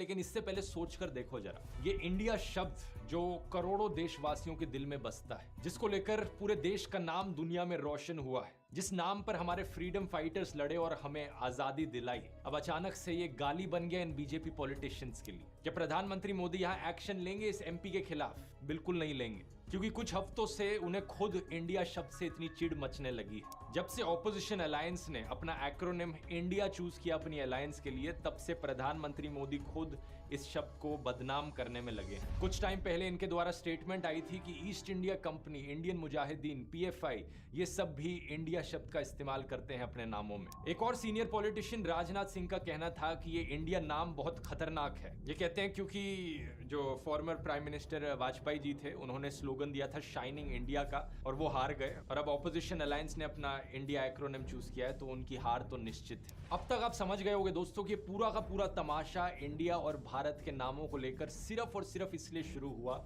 क्योंकि opposition alliance ने अपना नाम India रख लिया। इससे पहले किसी भी बीजेपी पॉलिटिशियन को, प्रधानमंत्री मोदी को इंडिया नाम से कोई प्रॉब्लम नहीं थी। अगर इन्हें पहले प्रॉब्लम हुई होती तो ये अपनी सरकारी स्कीमों का नाम इंडिया पर ना रखते। Digital India, make in India, skill India, Khelo India, ये सारे नाम रखते वक्त किसी भी बीजेपी मेंबर को लगा कि ये नाम खतरनाक है या ये नाम एक गाली है? किसी को नहीं लगा। इनफैक्ट 2016 में सुप्रीम कोर्ट में एक पीआईएल फाइल करी गई थी इंडिया नाम को हटाने के लिए, और तब सेंट्रल गवर्नमेंट ने, प्रधानमंत्री मोदी की सरकार ने इसे अपोज किया था। जो चीज मैंने आपको आज वीडियो में बताई, यही चीज मोदी सरकार ने सुप्रीम कोर्ट को कही थी कि कॉन्स्टिट्यूशन के आर्टिकल 1 की पहली लाइन में ही लिखा है, India that is Bharat shall be a union of states. और देश के नाम को लेकर जो भी चर्चा होनी थी वो उसी वक्त हो गई थी जब इंडियन कॉन्स्टिट्यूशन को लिखा जा रहा था। सुप्रीम कोर्ट ने इस प्ली को एंटरटेन करने से भी मना कर दिया था। उस वक्त के चीफ जस्टिस ऑफ इंडिया ने भी कहा था, भारत या इंडिया, अगर आपको भारत बोलना है तो आप भारत बोलिए, अगर किसी और को इंडिया बोलना है तो वो इंडिया बोलेंगे। 4 साल बाद 2020 में सुप्रीम कोर्ट में एक और सिमिलर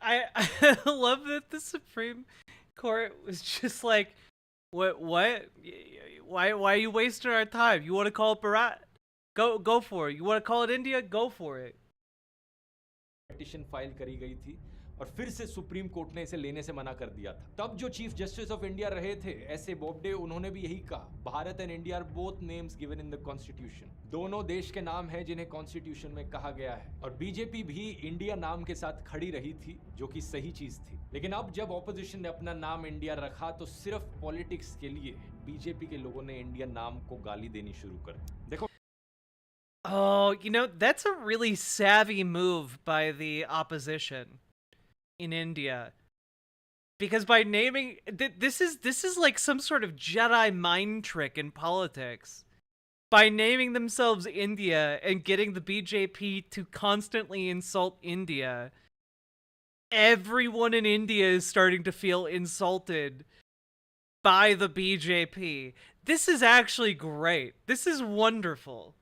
को मैं समझता हूँ पॉलिटिशियंस को राजनीति करनी होती है, ये उनका काम है, उन्हें इलेक्शन जीतनी होती है। लेकिन ये लोग सत्ता के लालच में इतने पागल हो गए हैं कि इन्होंने देश के नाम को ही गाली देनी शुरू कर दी। देश के नाम पर ही इन्होंने डिवाइड एंड रूल खेलना शुरू कर दिया कि लोगों को अभी तक तो बस हिंदू मुस्लिम में बांटते थे, अब लोगों को इंडिया और भारत के नाम पर भी बांटने लग जाओ, इसी चीज पर लोगों को लड़वाने लग जाओ। मैं बीजेपी वाले लोगों से सीधा कहना चाहूंगा कि थोड़ी सी भी शर्म आती है तुम लोगों को? तुम्हारा आईटी सेक्टर बहुत बदनाम करने की कोशिश करता है इंटरनेट पर, एंटी बीजेपी एंटी मोदी के लेबल्स लगाता है। और अभी तक मैं कहना चाहूंगा कि जितने भी वीडियोस मैंने बनाए हैं उनमें इशू बेस्ड क्रिटिसिज्म रहा है। जिस टॉपिक पर वीडियो था सिर्फ उसी टॉपिक को लेकर क्रिटिसाइज किया है सरकार को। और जब कभी मुझे लगा कि थोड़े बहुत अच्छे काम किए हैं तुम लोगों ने तो उसकी तारीफ भी करी है, जैसे कि रिन्यूएबल एनर्जी के सेक्टर में हो या सड़कें बनाने में हो या गर्ल्स की मैरिजेबल एज बढ़ाने में हो। इनफैक्ट न्यू एजुकेशन पॉलिसी की भी मैंने तारीफ करी थी। लेकिन अगर ऐसी हरकतें रहेंगी तुम्हारी, देश के नाम को गाली कहोगे, देश This might be, you know, I might go back to this channel. Like, seems to have relatively based politics. के नाम को बदनाम करने के Like, I was going into this just hoping for a good explanation by someone who has knowledge of the topic. I didn't know if he would like have decent politics on it, but this is really good. फर्जी खबरें फैलाओगे तो मैं खुलकर तुम्हारा सिर्फ और सिर्फ opposition ही करूंगा। कोई भी बीजेपी सपोर्टर यहाँ पर अगर अपने मन में बहाना बनाए बैठे हैं कि नहीं यार भारत नाम तो इसके पीछे कई और कारण है, कुछ और रीजन है ये भारत नाम को प्रमोट करने के लिए, बेवकूफ मत बनाओ अपने आप को। आज अगर ऑपोजिशन अलायंस का नाम भारत होता तो ये भारत नाम को भी गाली देना शुरू कर देते, बिल्कुल इसी तरीके से। इन झूठों पर अब एक नजर डालते हैं जो झूठ ये फैला रहे हैं सोशल मीडिया में इंडिया नाम को बदनाम करने के लिए। फॉर्मर इंडियन क्रिकेटर और कमला पसंद के brand ambassador Virender Sehwag tweet करते हैं, it has been long overdue to get our original name Bharat back. Virender Sehwag tweet में लिखते हैं कि इन्हें बड़ी सेटिस्फैक्शन मिलेगी अगर देश को Well, Rondo, it's not that weird. A lot of English terms don't have direct translations in other languages, so like the word in their language for the thing that they're talking about is just the English word, you know? वो भारत करके address किया जाएगा। सहवाग भाई कभी constitution पढ़ा है? देश का नाम ऑलरेडी भारत है। इंडिया और भारत दोनों नाम को अडॉप्ट किया गया है। आप कहते हो कि इंडिया नाम ब्रिटिश की देन है। यही होता है जब व्हाट्सएप यूनिवर्सिटी के द्वारा अपनी खबरें पढ़ते हो तो। किताबें पढ़ा करो, व्हाट्सएप यूनिवर्सिटी का प्रोपेगेंडा नहीं। क्योंकि सच ये है दोस्तों, भारत की तरह इंडिया नाम भी हजारों साल पुराना है। Oh, he's even telling his audience to read theory. It's like I'm watching a channel I'm more familiar with. Y'all need to read more theory. Except me. I've read all theory. Except for Capital. It's too long.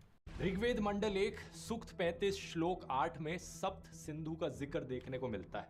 इसका मतलब है 7 reverse या 7 tributaries Sindhu नदी की। अब बात कुछ ऐसी है कि ओल्ड पर्शियन भाषा में सिंधु को हिंदू करके प्रोनाउंस किया जाता था। ज़ोरास्ट्रियन लोग जिन्हें हम इंडिया में पारसी करके बुलाते हैं, वो पर्शिया से आए थे, यानी आज के दिन के ईरान से, और वो अपनी होली किताब में सप्त सिंधु को हप्त हिंदू करके मेंशन करते हैं। यहाँ पर ये नदी को रेफर नहीं कर रहे थे बल्कि इस पूरे ज्योग्राफिक एरिया को रेफर कर रहे थे जो सिंधु नदी का बेसिन था। और ये बात आज से 3000 साल से भी ज्यादा पुरानी है, 1200 BC की है। साल 516 BC में पर्शियन आक्यामेनिड्स डारियस I के अंडर सिंधु वैली को कॉन्कर कर लेते हैं। आक्यामेनिड उस एम्पायर का नाम था जो पर्शिया में उन जमानों में हुआ करता था। और डारियस I इनके एक राजा थे। जो ग्रीक लोग हैं उन्हें हिंद की नॉलेज मिलती है इन्हीं आक्यामेनिड से, और इनके डायलेक्ट में जो एच की साउंड है वो प्रोनाउंस नहीं करी जाती, तो एच नीचे गिर जाता है और सिंधु बन जाता है इंडस। ग्रीक हिस्टोरियन हेरोडोटस की राइटिंग्स में मेंशन किया गया है कि इंडस नदी में कैसे ढेर सारे क्रोकोडाइल्स हुआ करते थे, और इसी में इंडिया और इंडियन को भी मेंशन किया गया है। इस किताब के 127 पेज पर लिखा है, there are many Indian nations, none speaking the same language, some of them are nomads, some not. जब तक 3rd सेंचुरी BC में मैसेडोनियन राजा अलेक्जेंडर इंडिया को इन्वेट करते हैं, तब तक इंडिया शब्द का ऑलरेडी प्रयोग किया जाने लग रहा था। इंडिया शब्द का उस रीजन को डिस्क्राइब करने के लिए इस्तेमाल किया जाता था जो ज्योग्राफिक एरिया इंडस नदी के पार था। मेगास्थीन्स और लूसियन की राइटिंग्स में भी इसका मेंशन देखने को मिलता है। 1st सेंचुरी AD के अराउंड मिडिल पर्शियन में जो स्थान का सफिक्स है उसे ऐड कर दिया जाता है। स्थान का मतलब बेसिकली एक रीजन या कंट्री हो गया और यहां से शब्द बनता है हिंदुस्तान। साल 262 AD में नक्शे रुस्तम की इंस्क्रिप्शन में दोनों का मेंशन किया गया है, हिंदुस्तान और Indus land. I feel like we are learning a lot collectively, chat. दूसरी तरफ भारत या भारतवर्ष शब्द का जो ओरिजिन है ये हमें देखने को मिलता है पुराणिक लिटरेचर और महाभारत की एपिक में। तो यहाँ ये कहा जा सकता है कि इंडिया, भारत, हिंद, हिंदू, हिंदुस्तान ये सारे शब्द हजारों साल से भी ज्यादा पुराने हैं। वैसे अगर आप भारत के इतिहास के बारे में और जानना चाहते हैं तो मैं आपको कुकू FM पर ये वाली ऑडियो बुक रेकमेंड करूंगा, the shortest history of India in Hindi. 50 episode से ज्यादा, 9 घंटे से ज्यादा लंबी इस ऑडियो बुक में आपको काफी डिटेल में जानने को मिलेगा इंडिया की हिस्ट्री के बारे में। कुकू FM को नहीं जानते, एक बढ़िया ऑडियो लर्निंग का प्लेटफॉर्म है जहां पर ढेर सारी ऐसी ही ऑडियो बुक्स आपको सुनने को मिलेंगी। ऑलमोस्ट हर टॉपिक पर यहाँ पर आपको ऑडियो बुक्स मिलेंगी। अगर आपने ज्वाइन ऑलरेडी नहीं किया है तो जरूर जाकर ट्राई करके देखिए। इस कूपन कोड को इस्तेमाल कीजिए ध्रुव50 कुकू FM के। Which, by the way, chat, looks like there's a lot of books in this series, by the way, that he's recommending. The Shortest History of India. It's a one-day read, apparently. But apparently there are other shortest history of books. Yeah, Shortest History of China, Shortest History of Democracy. They aren't all by the same person, but they look like they're all by the same publishing outfit. That's pretty cool to know about. Honestly, people are like, an ad read, lol. But like, this is actually like an ad that I would do something with, you know? I would listen to audiobooks about all this stuff. पहले महीने के subscription पर 50% of पाने के लिए इसका link नीचे description में मिल जाएगा। अब अपने टॉपिक पर वापस आते हैं। हिंद, हिंदू और हिंदुस्तान पर्शियन से निकला और इंडिया ग्रीक से निकला। और अगर वीरेंद्र सहवाग जैसे लोगों को यहाँ Wait, I want to see that graphic again. Persian से निकला और इंडिया ग्रीक से निकला। Huh. Okay. Interesting. India of more Greek origin than Hindu, Hindustan is Persian. और अगर वीरेंद्र सहवाग जैसे लोगों को यहाँ पर इस बात से प्रॉब्लम होती है कि ये शब्द फॉरेनर्स के द्वारा दिया गया है, तो इस केस में मैं कहना चाहूंगा कि हिंदुस्तान शब्द का भी इस्तेमाल करना बंद कर दो। अपने आप को हिंदू बुलाते हो, हिंदू भी मत बुलाओ, क्योंकि हिंदू शब्द ही फॉरेनर्स के द्वारा दिया गया है। और ये क्रिकेट क्या खेल रहे हो, ये तो ब्रिटिश के द्वारा दिया गया गेम है भाई। और जो स्कूल आपने शुरू किया है। Oh, you don't like the term, you don't like that these terms are given to us by foreigners? Stop calling yourself a Hindu, motherfucker. International school, उसमें इंग्लिश क्यों पढ़ा रहे हो? इंग्लिश तो फॉरेन भाषा है। एक्चुअली ये कोट पैंट पहनकर क्यों खड़े हो? धोती कुर्ता पहन के खड़े हो। कोट पैंट भी फॉरेनर्स की ड्रेस है। मेरी 2 रिक्वेस्ट है यहाँ पर कमला पसंद के एम्बेसडर से कि पहले तो सहवाग भाई ये सरोगेट एडवर्टाइजमेंट करना बंद कर दो गुटखा की। देश की इतनी ही चिंता है तो देशवासियों की चिंता करो। पैसे के लालच में आकर ऐसी हानिकारक चीजें ना बेचो देशवासियों को। दूसरा, अगर आपको भारत नाम यूज करना है तो फ्रीली करो आप, किसी ने मना नहीं किया। भारत इंडिया का one of the official names है, लेकिन देश के दूसरे ऑफिशियल नाम के खिलाफ नफरत मत फैलाओ। याद करो जब आप इंडिया की जर्सी पहनते थे, बड़े बड़े लेटर्स में इंडिया लिखा होता था। This guy's pretty based. I'm gonna be very sad if he has a video where he's like transphobic or homophobic. But this is pretty great. क्या आपको शर्म आती थी वो पहनने में? मैच के दौरान क्रिकेट की फील्ड पर जब आप बैटिंग करते थे और करोड़ों फैंस स्टेडियम से इंडिया इंडिया इंडिया करके चिल्लाते थे, क्या आपको बुरा लगता था इंडिया नाम सुनकर? नहीं, मतलब देखो, अगर आपको सही में बुरा लगता था इंडिया नाम सुनकर उन सालों में भी, तो आप मत इस्तेमाल करो इंडिया, मत इस्तेमाल करो हिंदुस्तान, आप भारत इस्तेमाल करो, आपकी मर्जी। लेकिन अगर बुरा नहीं लगता था तो क्या जरूरत है इंडिया नाम के खिलाफ नफरत फैलाने की? बाकी हम सब के लिए इंडिया हो, भारत हो या हिंदुस्तान हो, ये सब देश के प्यारे नाम है और कोई भी एक दूसरे से बढ़कर नहीं है। यही कारण है कि हम कहते हैं हिंदुस्तान जिंदाबाद। हम गाते हैं सारे जहां से अच्छा हिंदुस्तान हमारा।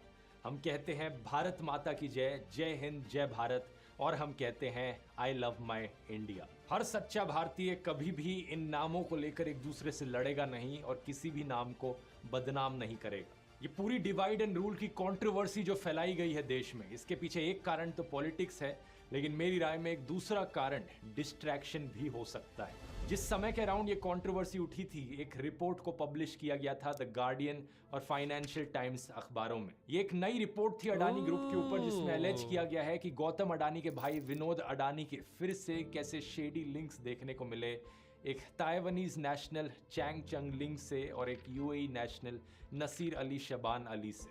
इन एलिजिड शेडी लिंक्स की डेट 2007 और 2014 तक भी जाती है, जब डायरेक्टरेट ऑफ रेवेन्यू इंटेलिजेंस के स्कैनर के अंडर ये आए थे।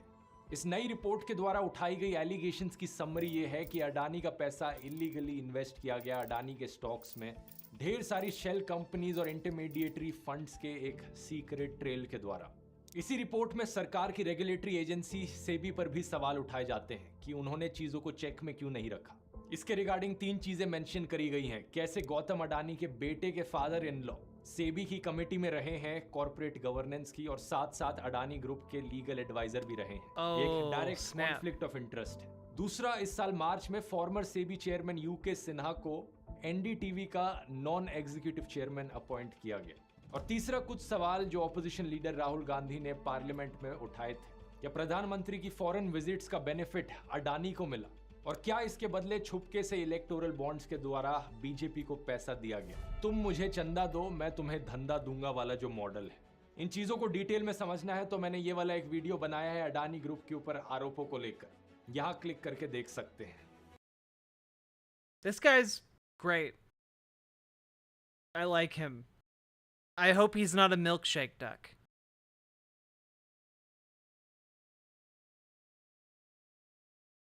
Is this going to be like this dude's seminal dive into politics video? I feel like if he's spitting out bops like this, he's got to cover more, right? Well, yeah, this guy is huge, chat. Remember at the beginning I said that, like, Indian YouTubers are huge. This guy has 13.2 million subscribers on YouTube. Like, he does this professionally.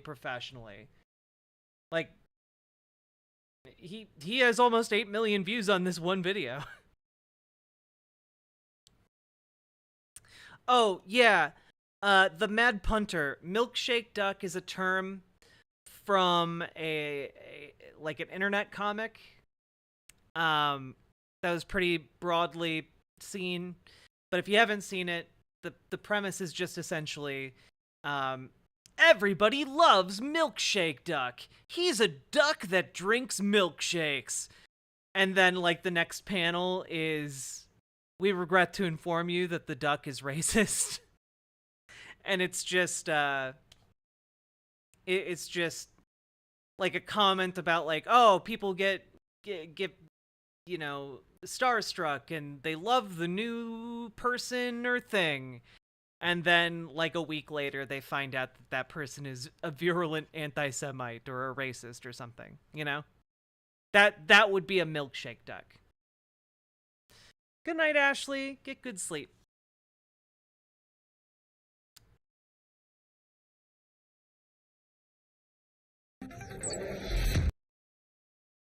Okay, I think that gave us a lot of background. So essentially, the BJP was trying to vilify the term India in order to, you know, stoke nationalist flames, discriminate against Islamic people, and, you know, claim that it was a relic of a bygone era, and they thought they'd be able to solidify their base around this concept. But then the opposition started forming and called themselves India, and the BJP started attacking the term India, and it has now backfired terribly. And also, the BJP might have been on the take by large Indian business conglomerates in exchange for favors, and this all might be just to distract from that, I guess. That was kind of my takeaway from all of that, in a nutshell.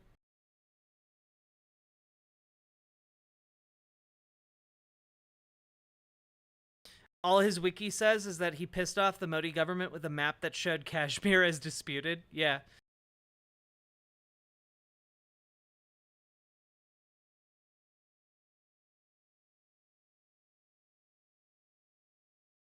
That was really great.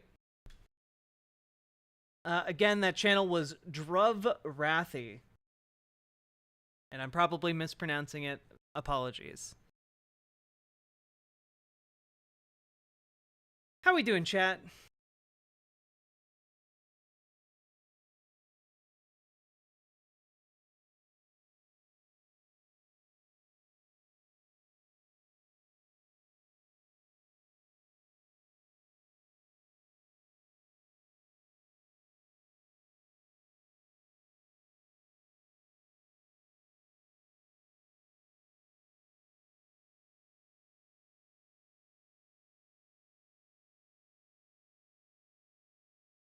I have a headache. Oh, I'm sorry.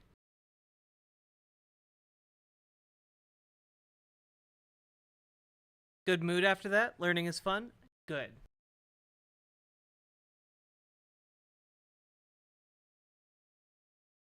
Also, chat, remember, be here tomorrow, because I'm going to be on Leftist Mafia. I'm going on Leftist Mafia. I'll be on there 5:30 Pacific time. So make sure to be here for that. I'll probably go live around 5 Pacific time. So yeah. Don't know what we're going to be talking about, but that is the plan for tomorrow. No, 5:30 p.m. Pacific time. The time in not freedom units? Well, the time for me would be 7:30 p.m.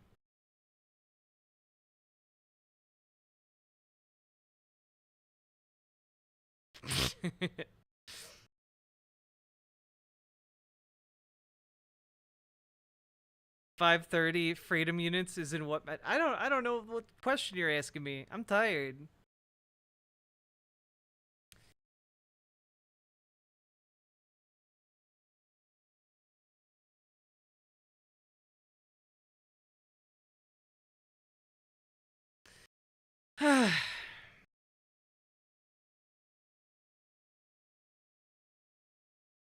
The nation's.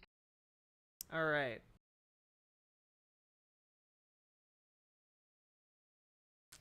Should we do the Steve Scalise segment? I don't know. I think more people need to hit the follow button on Twitch and the subscribe button over on YouTube. And also drop some more subs and donos, because I have now put together 4 hours of content for all of you, and I am very tired. I will need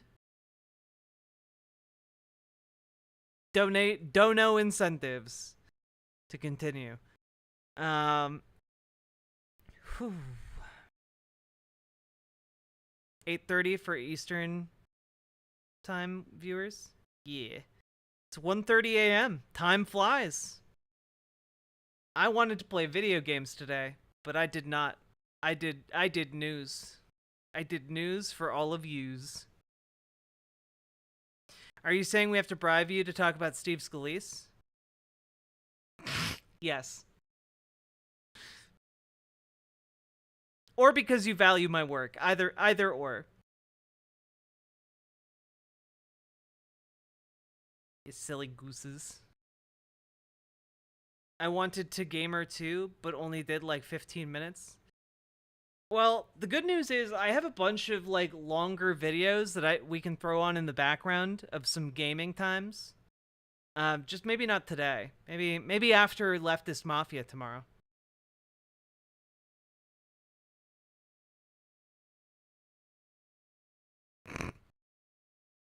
You finished a crochet project? What did you crochet, Salmon Moose? This chat needs a kappa. We do need a kappa.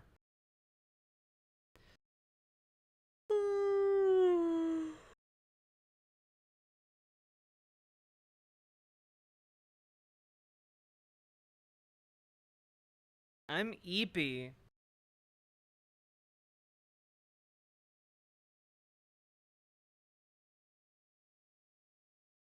It's on the Discord and Crafty. Well, I'll take a look at that Discord then.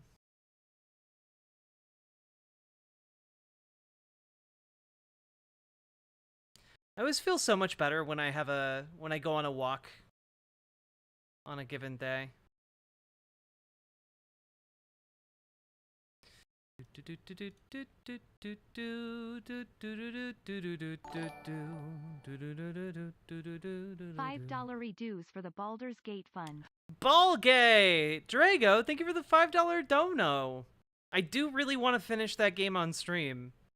There've just been a lot of people who've been playing through it, and I felt I don't want to like spoil it or nothing.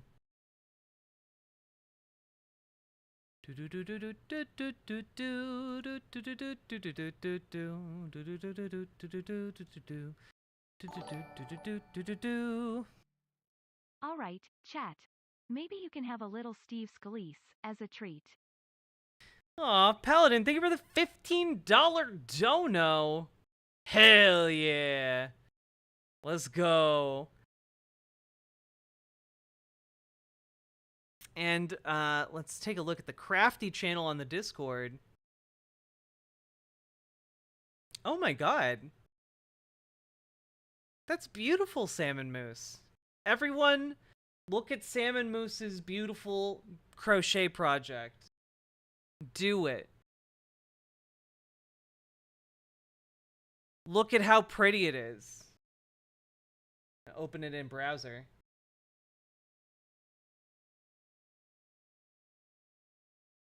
Boom. All of you must adore it. Look at it. It's really cool and good. EP bucks.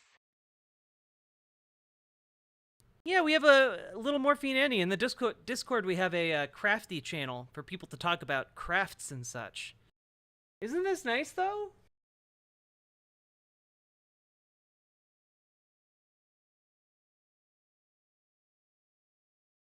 WinB, thank you for the 5 EP bucks. I needed them for my eeping. We also have other channels. That's true. We do.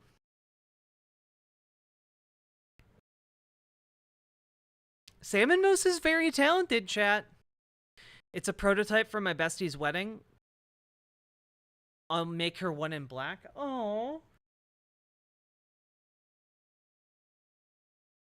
You're a good bestie. But honestly, do whatever content you want. Scalise is a douchebag. True. EP bucks.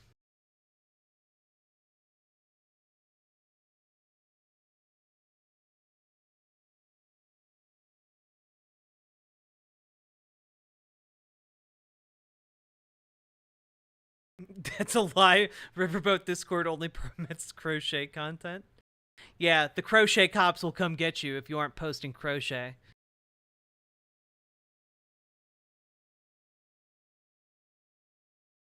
Okay.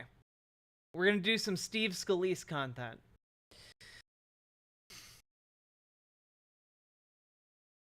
Hello. It seems that Republicans have gotten their act together and elected a new Speaker of the House. Now, we don't know who voted for who because it was in a closed session with secret voting, but the outcome is that Representative Steve Scalise has won the Republican nomination for Speaker of the House and is essentially your new Kevin McCarthy. Now,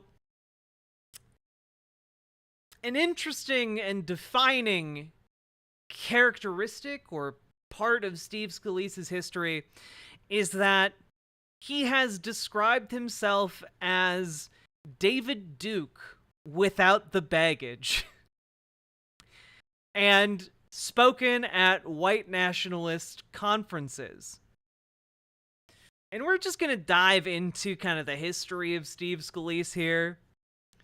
And we'll be a little bit more familiar with him by the time we get through this. But first, here is him accepting the Republican nomination for Speaker. First, I want to thank my House Republican colleagues for just designating me as the Speaker. Obviously, we still have work to do. We're going to have to go upstairs on the House floor and resolve this and then get the House opened again. We have a lot of work to do, not just in the House for the people of this country, but we see how dangerous of a world it is and how things can change so quickly. We need to make sure we're sending a message to people all throughout the world that the House is open and doing the people's business, making sure that we're unequivocally standing in our first resolution that we pass under Speaker Steve Scalise will be to make it clear that we stand with Israel. The McCall-Meeks resolution will be our first order of business. But obviously there's a lot more work to do. The conversations we've been having with my colleagues over the last few days leading up to this. Oh yes, and Beata, he is very boring. Aggressively boring. He, like, when people say the banality of evil, they're talking about this guy. Show that there's a resolve, that we need to get back to work. There's a lot of business to take care of. Families are struggling across this country. You know, we passed a lot of legislation to help families get back on track, to address our border crisis, to get our economy moving again, to address the spending in Washington that's driving inflation, high energy costs. All of those bills that we've passed and that we're going to continue to pass that are sitting over in the Senate need to be taken up. We've passed over 70% of the bills to fund the government, dealing with appropriations and setting the priorities of this nation's spending, and the Senate has taken up zero. The Senate has to start doing their work. And by the way, in that legislation, including the State and Foreign Ops Bill, the Defense Appropriations Bill, includes funding for Israel, things like Iron Dome, precision-guided missiles, things that could be used today to help them in this war. So there is a lot to do. I'm also going to be calling on President Biden to sit down and talk about the crisis at the border. As we have an open southern border, and we've seen millions come in the last few years, including people on the terrorist watch list from all over the world. If he doesn't know now, after what happened, we cannot have an unsecure border. We've got to secure America's border. We've passed legislation. Yes, America, constantly under the threat of Hamas attack. To do Good night, that. Sophie. It's time we sit down and have a conversation about how to secure America's border. And it's not a Republican or a Democrat issue. There are Democrat mayors all over the country who've been calling on the president to do this too. That's a conversation we need to have today. There's a lot of busy work to do, a lot of important work to do on behalf of people who are struggling, not only here in America, but who are concerned all around the world. And we're going to provide that vision. We have a lot of work to do. Obviously, I've got some more conversation. Yeah, so that was all very, very boring, bland, completely expected, etc. Now, another thing to know about Steve Scalise is that Steve Scalise was actually shot in a mass shooting. One of the few left-wing perpetrators of mass shootings actually targeted a congressional baseball game. This was back in, I believe, 2016? 2017. No, it was 2017. It was after the Bernie Sanders 2016 campaign.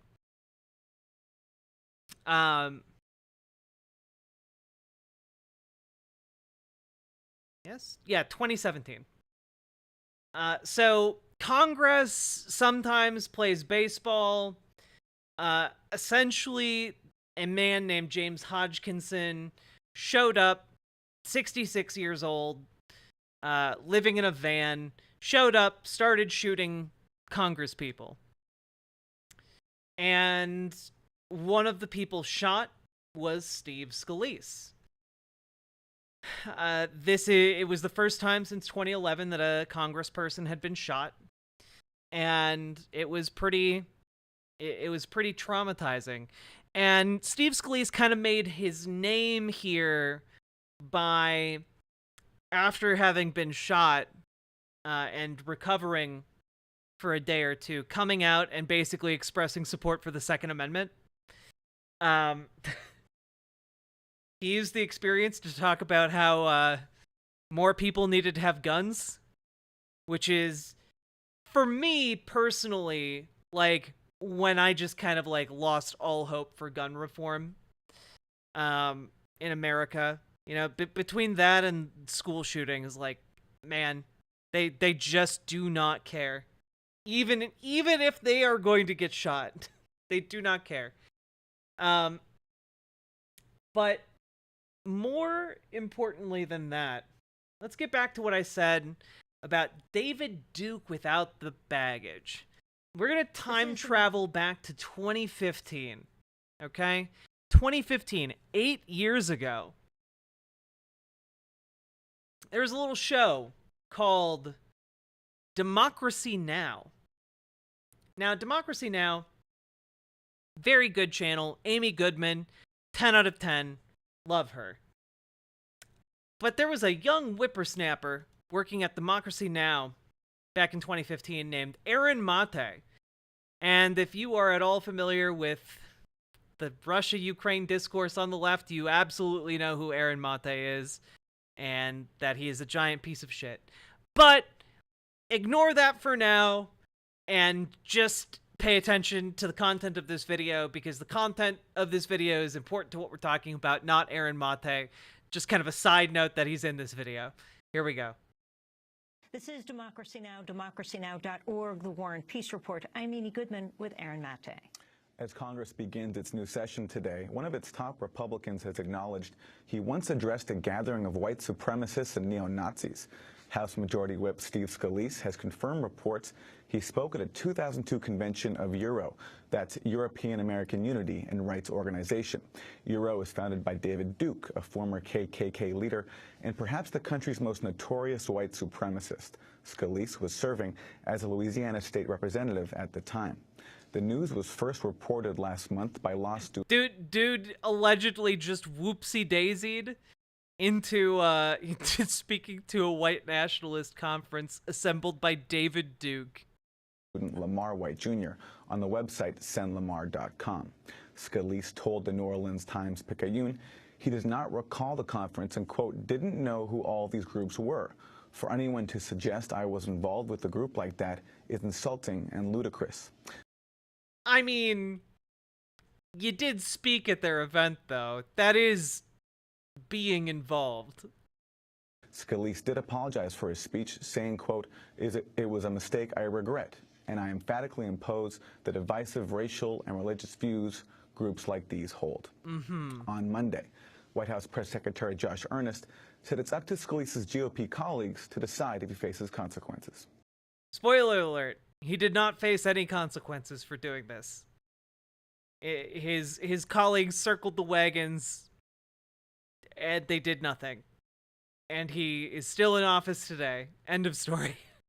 Ultimately, it's the responsibility of individual members of the House Republican Conference to decide who they want to elect as a leader of their conference. Certainly who those elected leaders are says a lot about who the conference is and what their priorities and values are. And they're going to have to answer for themselves whether or not elevating somebody who described himself as David Duke without the baggage it sort of reinforces the kind of message that the House Republican Conference wants to project. As the House Majority Whip, Steve Scalise is the number 3 Republican in the House of Representatives. Many colleagues have rallied to his defense. And now he's the number 1, only going up in the world since then. These include Congresswoman Mia Love of Utah, the first black woman elected to Congress as a Republican, and one of the 74 new GOP members to be sworn in today. On Sunday, Mia Love spoke about Scalise to ABC's This Week.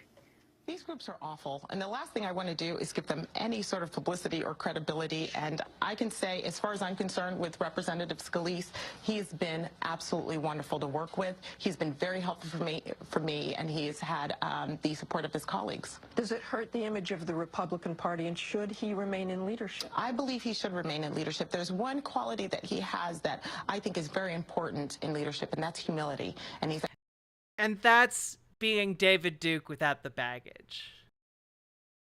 but humble too. Actually shown that in this case and has apologized. And I think that we need to move on and get the work of the American people done. That's the Congresswoman from Utah, Mia Love, or she will be when she's sworn in today. A longtime advisor to former Ku Klux Klan leader David Duke confirmed he personally invited Scalise to speak to the 2002 gathering of white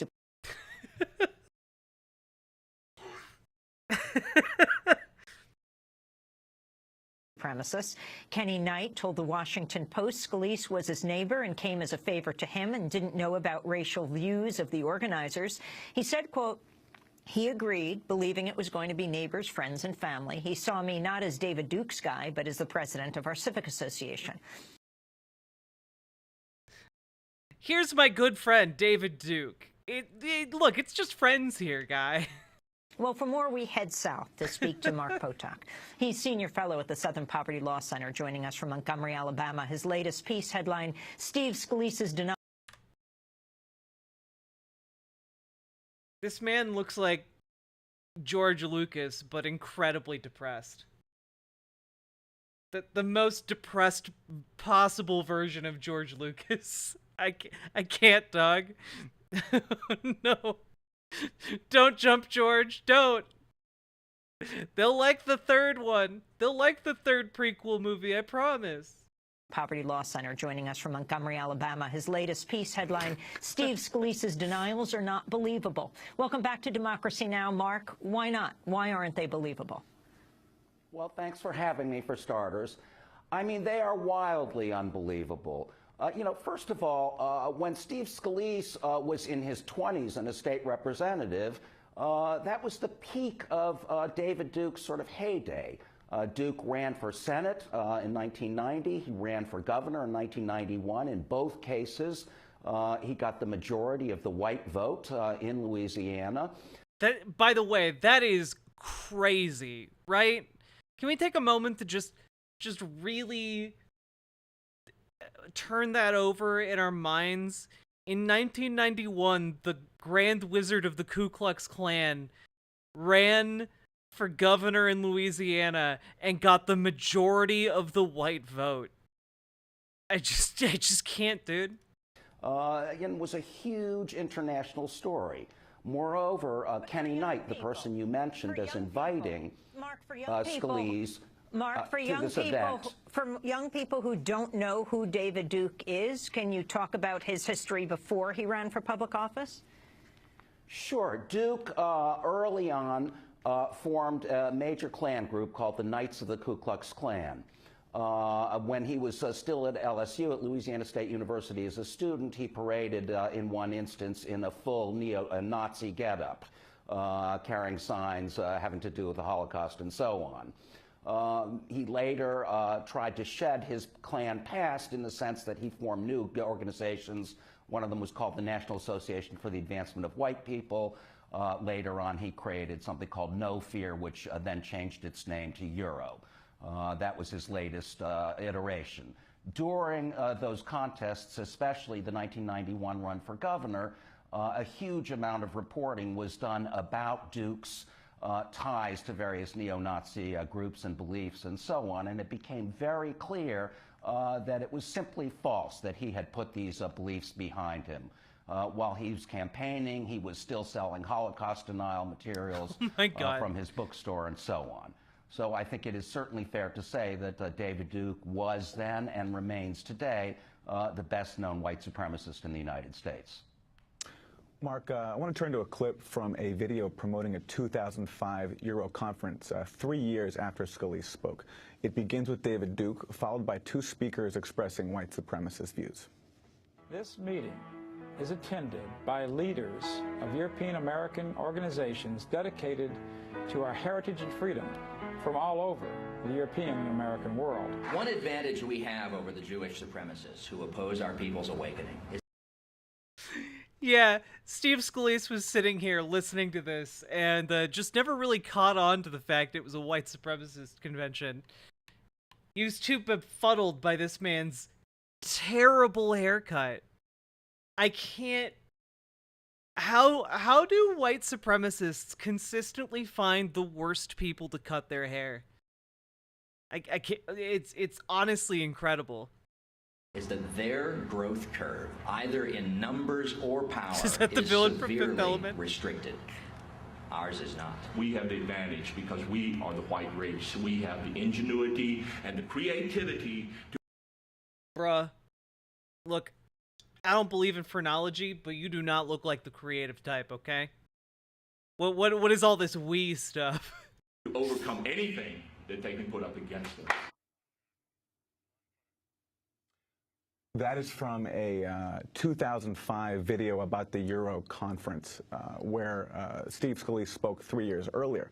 Now, in a 2002 post from when Steve Scalise spoke, written on the neo-Nazi website Stormfront, a commenter who said he attended the Euro conference praised Scalise's speech.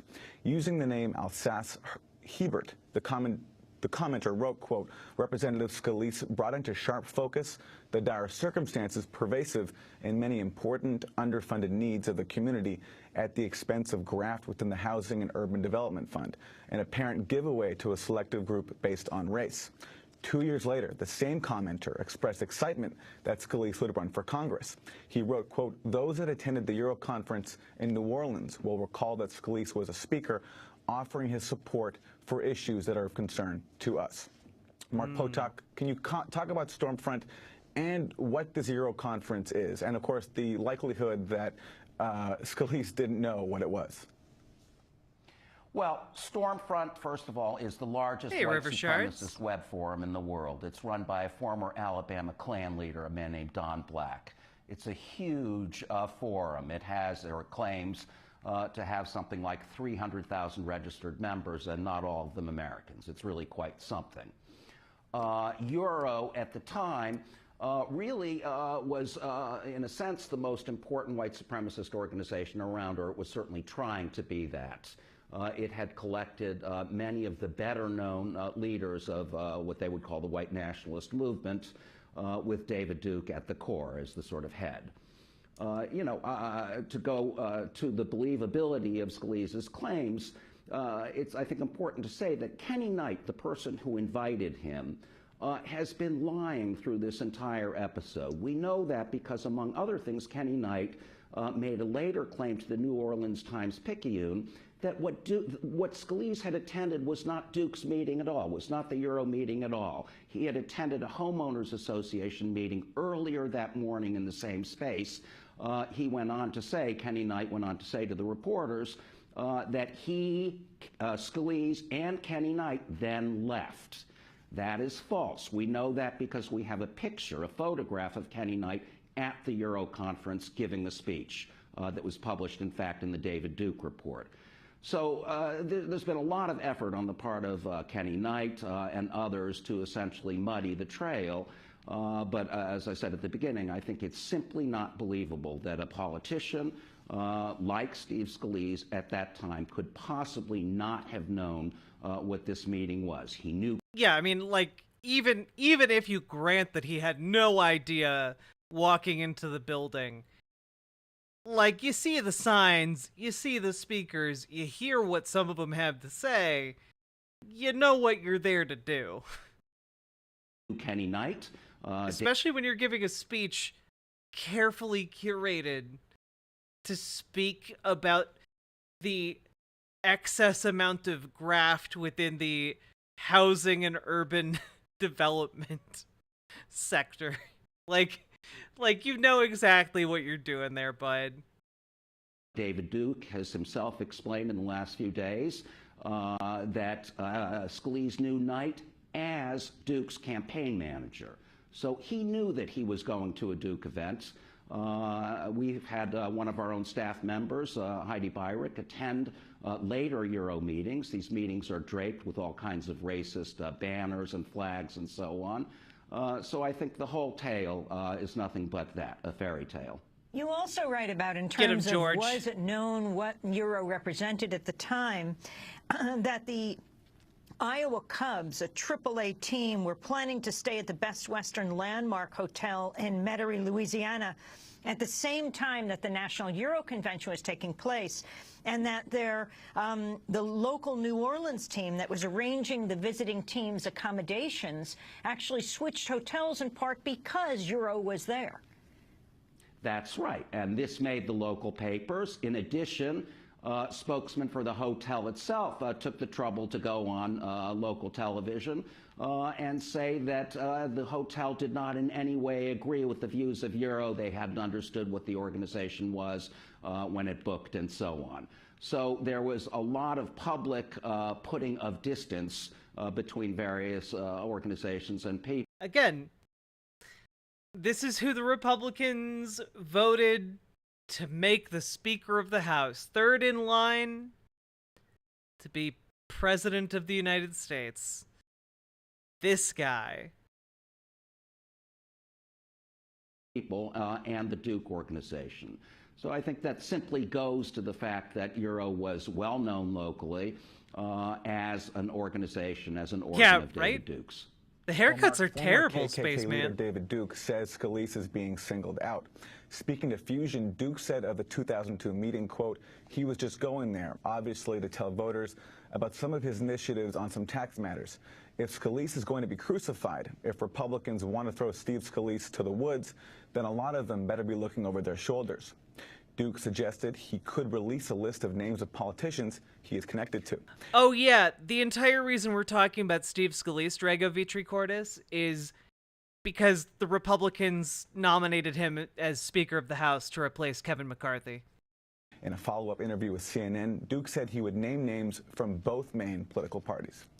Said this week that if he's crucified, I think that was your Spoiler, we're going to be watching this interview right after this. word choice, then you're going to name names. What are we talking about? I would name names of any Democrat, and I know some Democrats and Republicans in the House of Representatives who tried, in fact, urged me to support them. In other words, you're saying there are members of Congress today who have relationships with you. Have had relationships. But they choose to keep those private, and that's fine. And you honor and that. I respect somebody's privacy. But you'll call them out. But I would call them out if they be hypocritical. That was David Duke speaking to CNN. Mark Potok, what do you make of that, him claiming he has ties to politicians from both parties, Democrats and Republicans? Well, I think he said, and said correctly, that he had ties to them. I think that's certainly not true now, or at least it's very unlikely. At the time, around the turn of the century, turn of the millennium, there was quite a lot of contact between politicians and various white supremacist groups. Another big group was the Council of Conservative Citizens, the group that Trent Lott, the former Senate Majority Leader, got into trouble over endorsing and speaking to and so on. So I think it's probably true that there were a number of politicians in Louisiana. Duke had a real constituency. He earned in various elections 600,000 votes, white votes, and in another 700,000 white votes. So there were certainly politicians who were interested, if not in David Duke personally, then his constituency. So, you know, we don't know what was in Steve Scalise's head in 2002 when he went to attend the Euro conference. Mark. We don't know whether he had similar views or was simply I mean, with Jim Jordan, you have the can of worms of him covering up sex abuse by of like wrestlers under his watch. So, you know, either you have the guy who allowed the systematic abuse of 260 college kids, the systematic sexual abuse of 260 college kids, or you have the guy who's friends with David Duke. trolling for votes. Mark, according to the Republican Party's a field of winners. Longtime Louisiana political reporter Stephanie Grace, Steve Scalise once described himself to her as, quote, David Duke without the baggage. In an interview with the New York Times, Grace recalled her first meeting with Scalise, saying, quote, he told me he was like David Duke without the baggage. I think he meant he supported the same policy ideas as David Duke, but he wasn't David Duke, that he didn't have the same feelings about certain people as David Duke did. Can you comment on this? And finally, what you think should happen? I mean, right now, Steve Scalise is the #3 power in the House of Representatives. Oh, yeah, VPNs. So, Mad Punter on the website, riverboat.gg, the reason we allow link sharing on the .gg site is because if people send, like, you know, want a brigade or, like, post, like, porn or whatever, or gore, we can IP ban them so they can't come back. But, yeah. If you're not going to do any of those things, then you're good to go. As it begins today. He's the House Majority Whip. Well, first of all, it wasn't a one-off claim. You know, as to what should happen to Scalise today, I mean, I think that the Republican Party, if it is being remotely honest in terms of trying to reach out to minorities, which it has made an awful lot of noise about in the last couple of years, it seems obvious that they ought to get rid of Scalise. I think he is being given a pass because we don't happen to have video of whatever it was that he said at the Euro meeting, because there's a little bit of shakiness in exactly when he spoke and so on. And so he's being allowed to get away with this. You know, I mean, to me, if the Republicans have any kind of earnestness, you know, in their repeated statements. Well, he's clearly an NPC that Bethesda included in Oblivion as an homage to George Lucas. That they're looking to enlarge what is becoming a narrower and narrower party, this would be the move to make. But they seem... Oh, you need to... there's no way for me to turn that off on my end. You'd have to whitelist the website with your VPN. If that's something your VPN can do. Quite unwilling to make it. And, you know, I think part of the reason for that is that Steve Scalise is in the Republican House leadership in part as a kind of outreach to Tea Party Republicans and so on. You know, after all, Scalise is a man who, on a couple of different occasions, was a very lonely voter against the Martin Luther King holiday back in 1999 and 2004 as well. He was one of 3 in one case and one of 6 in another case, representatives who voted against that bill. Mark Potok, I want to thank you for being with us, senior fellow at the Southern Poverty Law Center, where his latest piece for their Hate Watch blog is headlined, Steve Scalise's denials are not believable. We'll link to it at democracynow.org. When we come back, we're going to California to talk about Mexico and some new revelations about who is involved in the disappearance of 43 students. All right. So we got some interesting information there about David Duke without the baggage. Let's check this out. And then we'll have a few more interesting revelations about Steve Scalise. Capital. Did the third-ranking Republican in Congress once speak to a white nationalist organization founded by former Ku Klux Klan Grand Wizard David Duke? That question will be on the minds of members of Congress this week when they begin reconvening in Washington after their Christmas recess. Steve Scalise was a Louisiana... Fun fact, it was not. And people let him off the hook for that. And now we're going to be talking about it forever because he's Speaker of the House.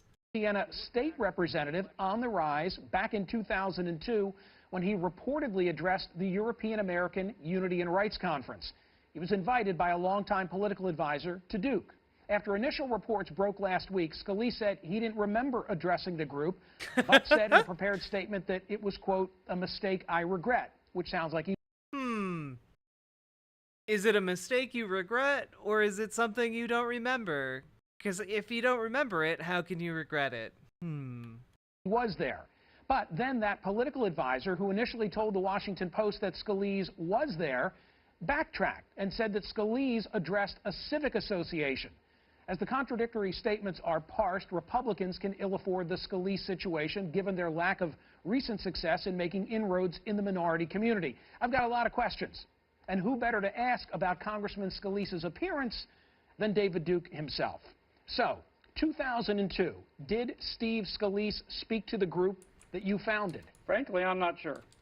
I was in Russia at the time doing research for my doctoral dissertation. I've since got a PhD. And I was in Moscow, in fact, in the National Archives almost every day. I did a telephone hookup. And by the way, we got to make something really clear here. You know, they say former Klan leader or whatever. This was 37 years ago in my life, okay? And, but true. I mean, admittedly, over a long time period, but true. It's also true that Robert Byrd was in the Klan, but a lot of people were friends of Robert Byrd, right, in the Senate, Democrats and Republicans. It's really a biased situation because I denounce, first of all, I was never violent, but I denounced even then violence. I left it because I didn't want to be associated with that kind of taint. I've never supported white supremacism. You got to read about it in the paper. And yet you're selling neo-Nazi literature. I'm sure it's all just memorabilia.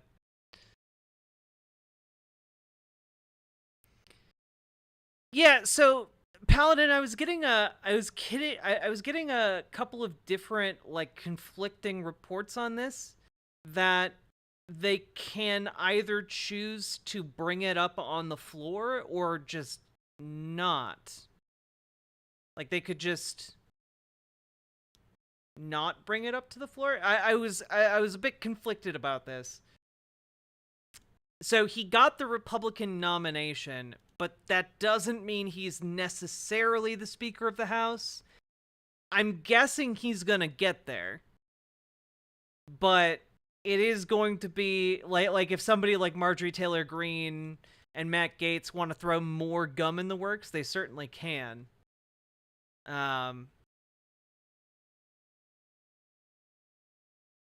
Yeah, he needs to lock 217 votes.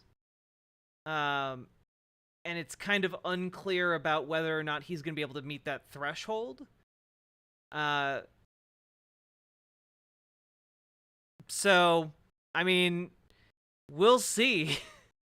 We'll see what happens here. It's going to, whatever happens here, right?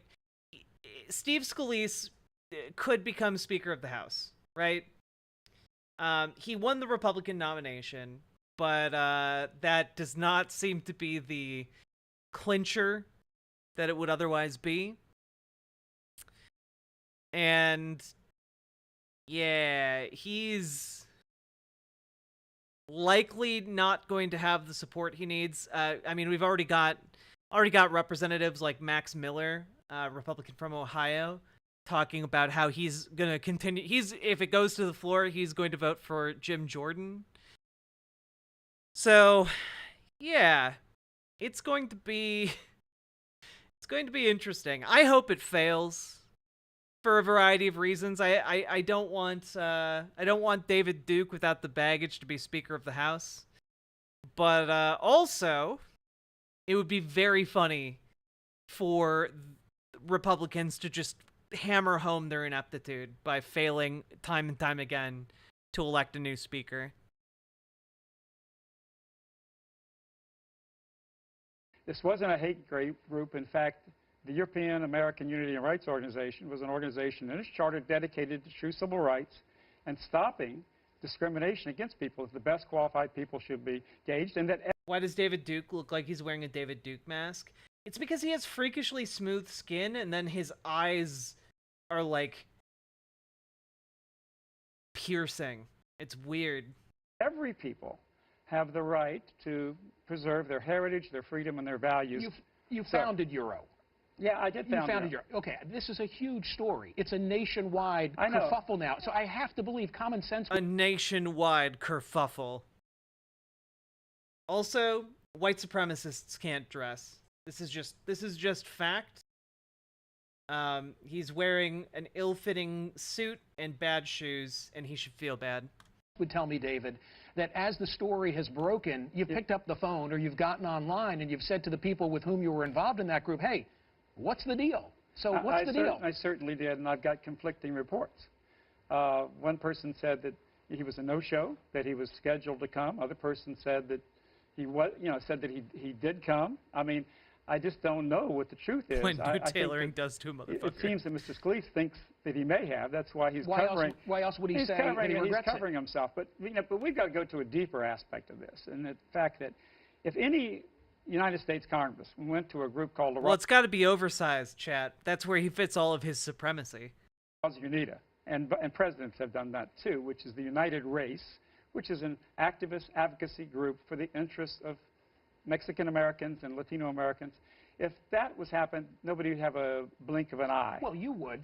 Well, and you No, beef, no, I wouldn't. you beef about that in No, the same way no, that people are beefing about this. Actually, I don't, sir. The fact is, I believe that every people has a Actually, I think every race has the right to self-determination. right to work for their interests, to preserve their heritage, in fact, I believe every people on earth have that right. I believe that every nation and every people has a right to be free and independent. Now, that's what I preach every day. You can hear it on my radio show. You can see it on my website, my books, my writings.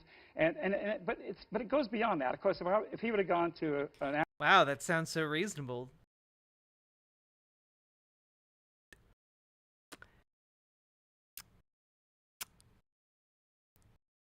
Shocking, I know, but white supremacists love lying. African-American advocacy group who's concerned about African Americans, like the NAACP, Republicans, Democrats go to that, no problem. If he'd gone to a Jewish advocacy group, even advocacy for a foreign country, which is Israel, and the interests of the Jewish people, no problem. But he came... Dude cannot go a conversation without talking about Jewish people. Came to a European organization. Good night, little big morphine problem. Annie. And don't forget, he was an elected official. So what is America all about? Aren't we supposed to believe that if you're an elected official, when you serve in Congress, you're representing all the people of your district, not the people just you voted for, not the people you agree with. Aren't you supposed to listen to people?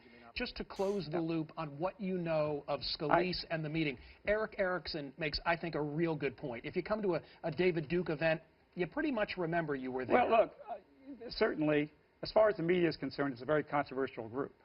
In Louisiana, I got 65% of the European American vote. In that district that he represents, I received 65% of the European American vote.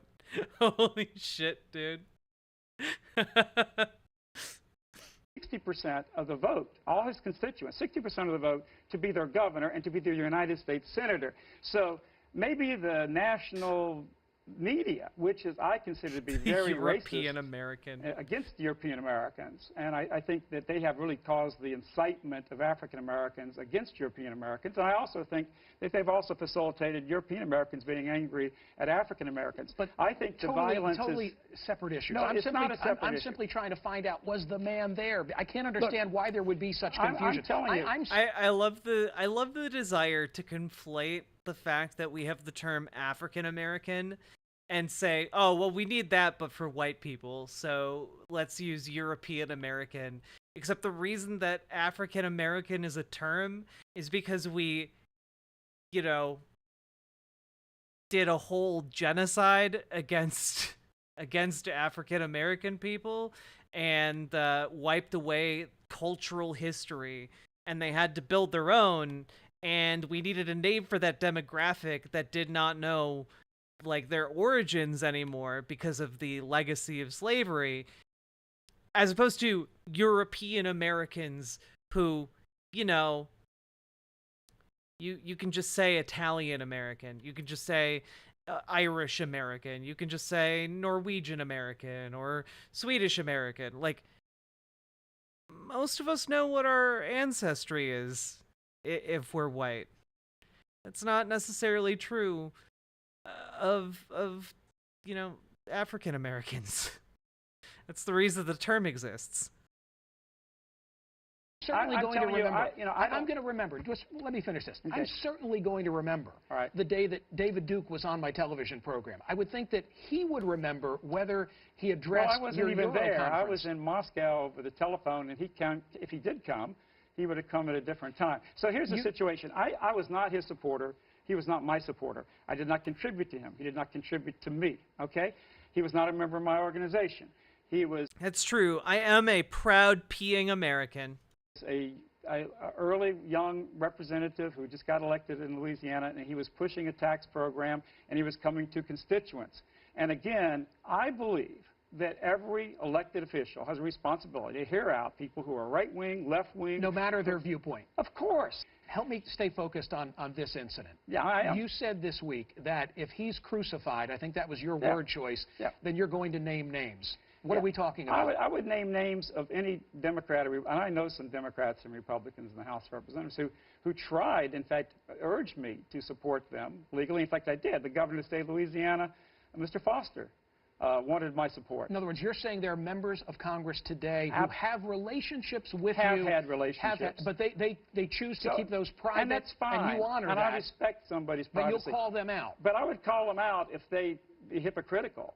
New David Duke was in the last 3 years, your open letter to the world, and you go back and you talk about World War II and you talk about atrocities on both sides of the aisle, but you never use the H word. You never use Holocaust. I don't want to get into this whole debate today, but you raised it. Do you believe in the Holocaust? Well, I say... Does the new David Duke in 2015 believe that the Holocaust occurred? Well, of course, occurred? I believe there were terrible atrocities. No, but I want you to say it differently. Okay. I want you to say I the don't care what Holocaust you occurred. I don't care what you call it. But with the point I make... I want to hear you say it. Okay, I believe in the quote Holocaust. But let me tell you something.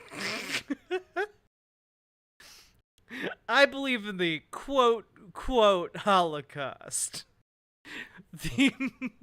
Yeah, nobody believes that, dude.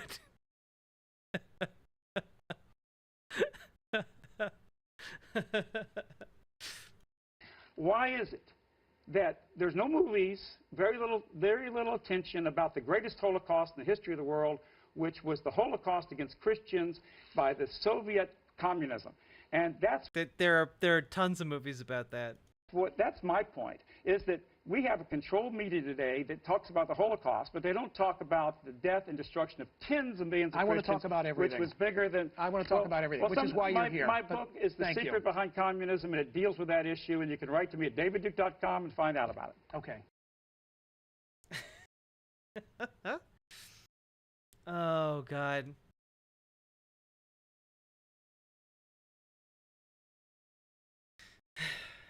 Steve Scalise gave a talk at that guy's event. That's crazy, dude.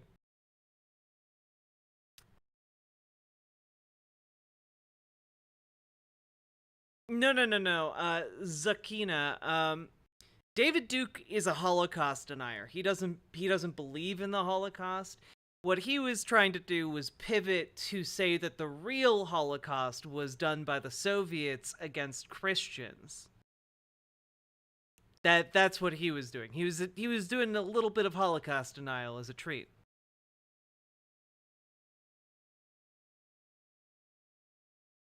Yeah, he couldn't help himself, Lions After Slumber. He could not help himself. He had to verbally do the air quotes. He had to do the parentheses echo.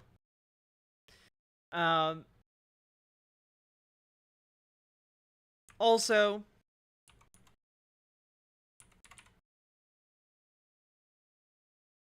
just as a fun little aside, last year, Common Dreams was able to figure out how much money the Koch brother was spending on various elections.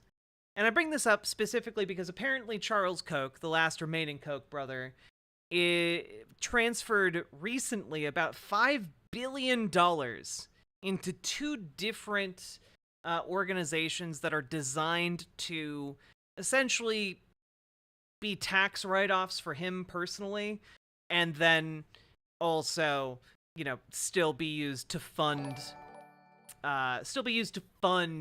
Republicans. Yeah, exactly. Republican scum. And I bring this up because Jude Legum, who's been doing amazing work, by the way, with popular information, he's someone I should try and get on my show sometime. I'm sure he would just bamboozle me with facts and logic. But this is the game that the wealthy and rich play. They're able to essentially provide infinite funding that is unaccountable to anybody except for themselves. And I bring this up in relation to Steve Scalise because thanks to Common Dreams, we know exactly how much was donated to Steve Scalise last election cycle by Charles Koch personally and through his Koch subsidiary groups, PACs. Anyone want to take a stab at how much Steve Scalise got? Keep in mind the legal limit to personally donate to a campaign is around $5,000. Anyone want to take a stab?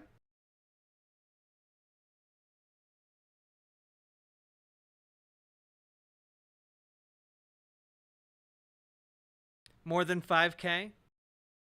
More than 5. You know, you guys are great. It turns out that just one of Charles Koch's PACs funded Steve Scalise with $215,000. Just one. A small loan of $250,000.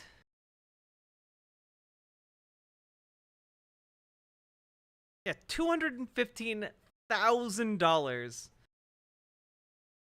Yeah, like, but that's the thing. Charles Koch can basically do that infinite amount of times for any Republican. It doesn't matter. It doesn't matter if that Republican hung out with David Duke. It doesn't matter if they gave a speech to a bunch of white supremacists. It doesn't matter if they get shot. They're gonna come back again and again to suckle at the money teat. And again, ultimately, this case of Steve Scalise, right, being able to continually survive as a political figure is one of the symptoms of capitalism, which is that capitalists amass power and wealth and are then able to just funnel just tiny fragments of that power and wealth into political figures who can, who have no qualms about pushing their interests, as long as they can do fun little side missions like hanging out with David Duke and giving speeches to white nationalists. And frankly, Charles Koch doesn't care if Steve Scalise is hanging out with white nationalists, because Steve Scalise, at the end of the day, knows who gives him money and knows when it's time to vote how he should vote because of the money. And at the end of the day, you have people like Charles Koch doing this all the time across political parties, and that's just due to the nature of how capitalism corrupts democracy. Steve Scalise is a perfect embodiment of this concept. So, Steve Scalise, possibly your new Speaker of the House. We'll see whenever it reaches an actual vote on the floor. I would guess that there's going to be some people who, some behind closed doors dealing that secures the nomination. But we'll have to see. I'm sure there will still be some wild cards left, but the question remains if there are going to be enough to keep him from becoming House Speaker. We'll see.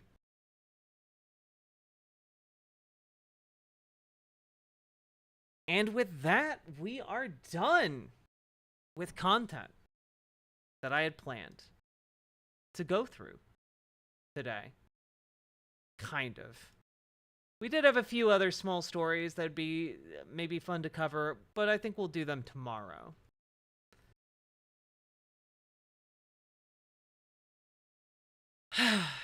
If you enjoyed the stream, please hit the follow button on Twitch. I'd love to see your shining usernames again sometime real soon.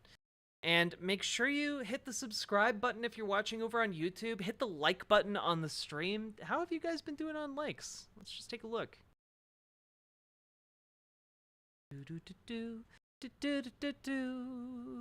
45 likes. We're 5 likes short over on the YouTube for hitting our goal of 50. If you haven't hit the like on the stream, go do so now, you silly billies. And if you have enjoyed the stream, consider dropping some subs or donos, because this show, my content that I'm putting out to you guys, literally made possible by viewers like you. I wouldn't be able to do a 5-hour long show if you guys weren't generously dropping subs and donos. That is what allows me to do what I do, and I very, very much appreciate it. So thank you very much. Jack is best Jack. Aw, thanks, Vegcom.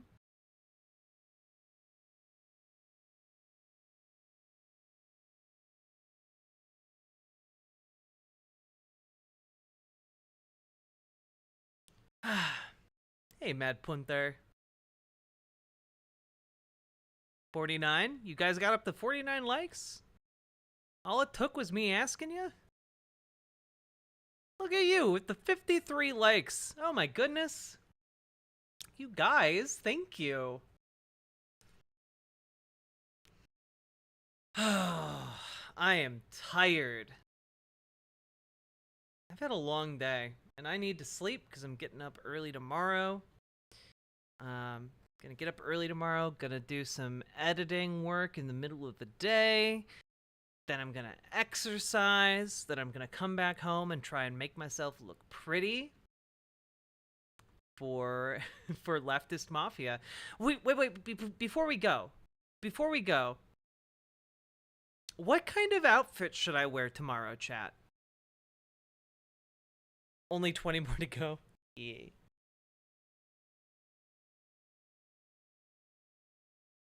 What kind of outfit should I wear? Birthday suit? You know I can't wear that.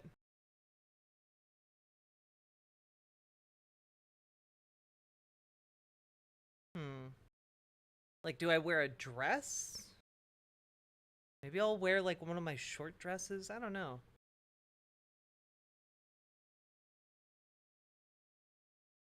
The manatee onesie? You guys have to earn the manatee onesie. Whichever one has the least coverage. Sophisticated yet sexy. Ooh.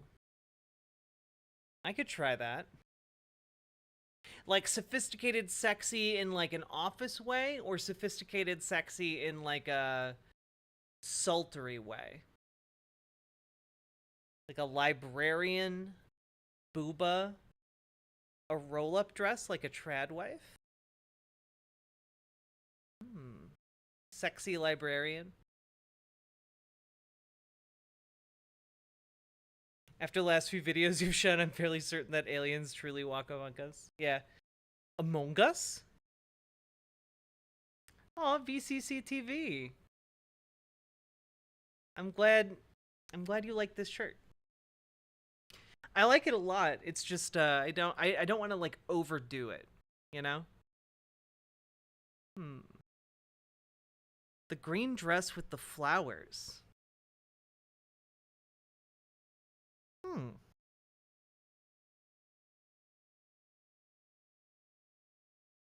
I saw a streamer that only covers her nips with one arm the whole time, or paints over them entirely.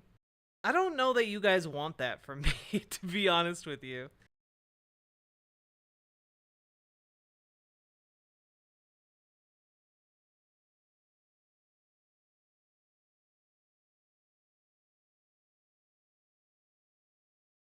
What do you even call it? You know, I have no idea what style this shirt is.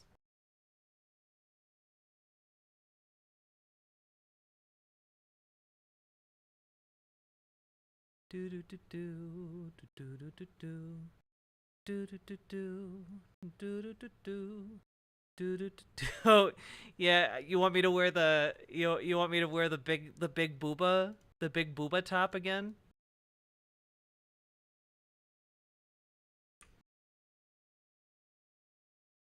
Yeah, you want me to wear this one?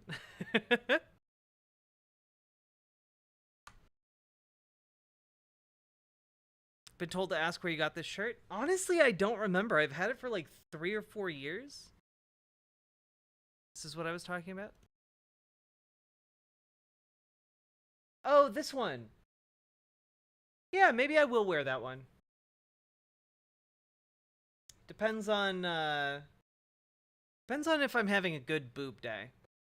You know, sometimes you have a good boob day, some days you don't have a good boob day. Also, just shout out to me. I have had a lot of good looks this year. Oh, I miss Samus.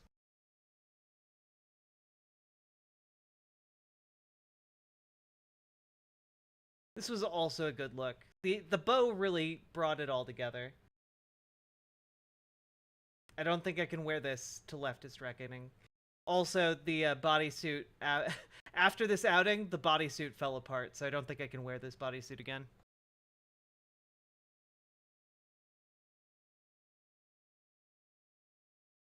Surely boobs are very static. Mine bounce around a lot.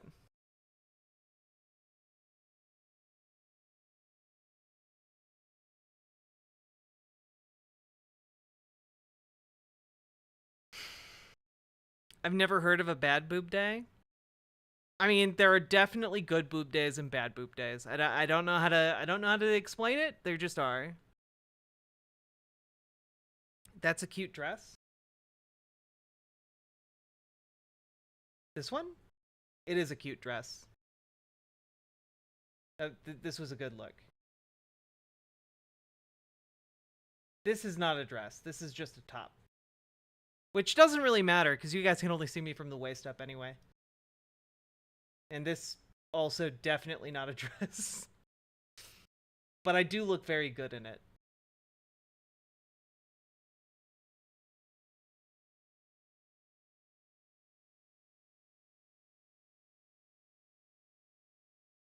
As somebody who often gets yelled at for being a bit friendly with the boobo when nobody's looking. Oh yeah, look, look, I'm just saying, like, there are days where you feel better about your booba and days where you don't, like a good hair day and a bad hair day. Wait, which outfit, Drago?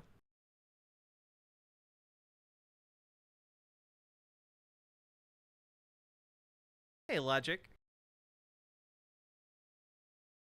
All booba are valid, true. Cold shoulder is what it's called sometimes. Oh, thank you, Bat Manicure. Also, I love your username. That's a great username. 10 out of 10. It's a good outfit overall.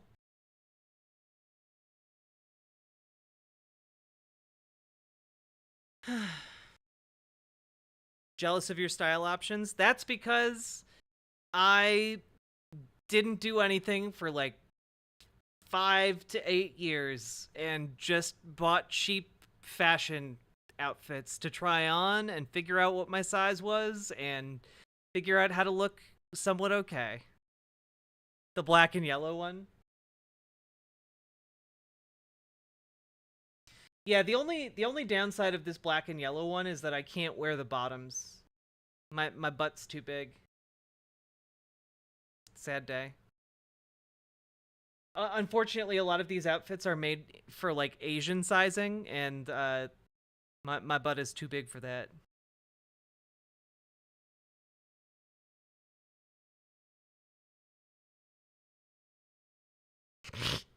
Ellipsis, well, we learned a lot today. We learned about the Israel-Palestine conflict. We learned about India possibly changing its name and why the nationalist fascist party is supporting that. And we learned about Steve Scalise being a white supremacist.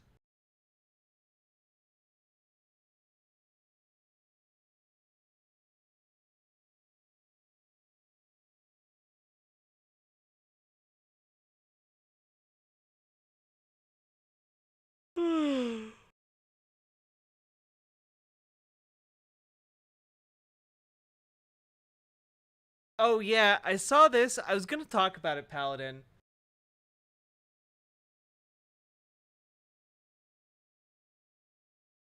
Jada Pinkett Smith says her and Will Smith have been separated since 2016, which immediately, on reading that, everyone thinks about that goddamn slap. If they weren't even together, Will Smith freaked the F out and just slapped a guy who is not even insulting someone who lived with him.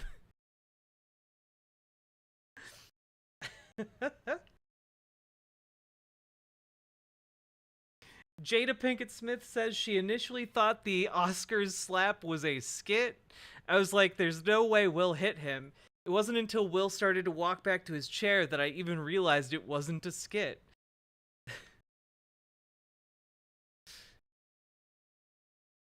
Oh, God.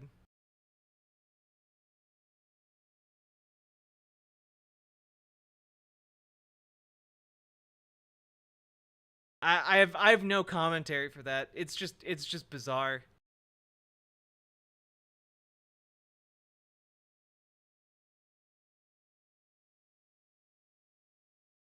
See, I can see that being true considering she fucked her kid's homie. What?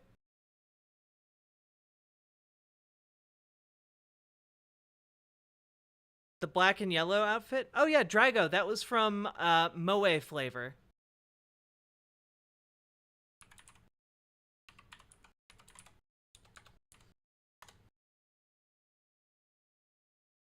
Just make sure to check the sizing before you order because again, it's made for Asian sizing, so it runs small.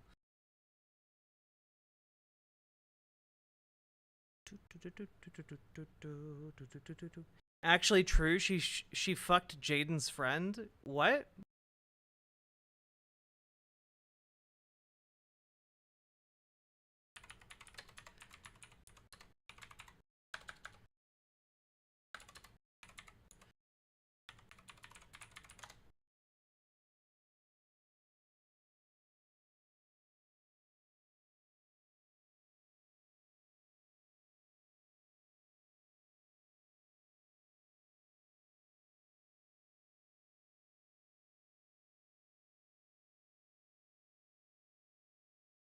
She had an entanglement with August Alsina.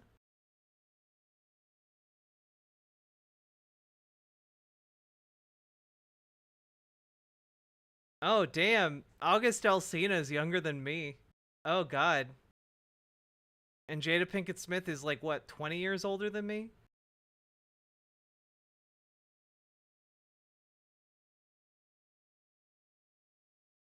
God damn. Okay.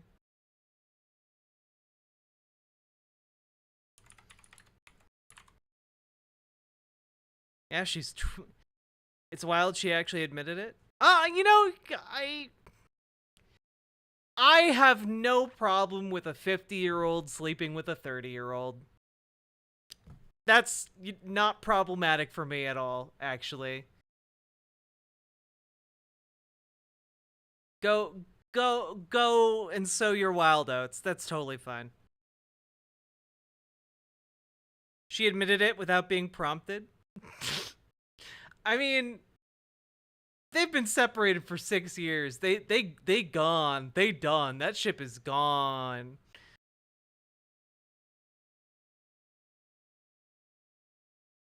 I'm 41 and I'd sleep with a 30-year-old. I don't know if you've heard, but sex is somewhat enjoyable.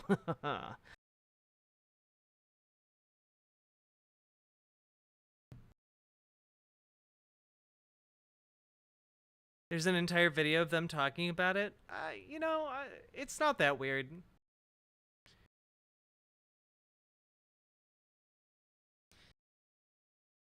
Yeah, she had a show called Red Table Talk. She just told everybody without anyone asking. Okay, well that's weird. Never mind. That just sounds like awkward table conversation. Tipster, ha! You've walked right into my trap. Sex is somewhat enjoyable, you know. Ha! Bet you didn't know that. It's my anime rival voice.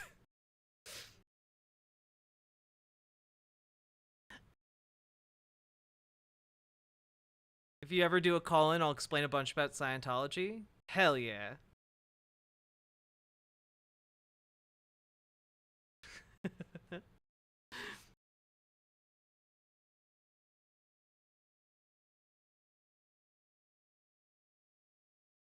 Yeah, I don't know anything about how Danny Masterson was connected with Scientology. So that'd be really interesting, Paladin.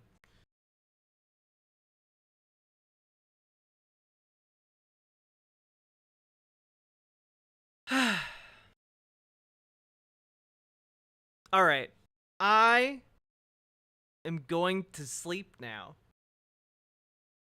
But y'all are great. And I really enjoyed just chilling and hanging out. Let's raid my dude, my dude, my dude. Doo-doo, doo-doo, doo-doo, doo. Good night, Zelrex. Hope you all enjoyed your stay. Bye, everybody. The whole 70s show was a feeder project for Scientology because Marcy and Tom Warner, the showrunners, are Scientologists. Oh shit, I didn't know that. Crazy.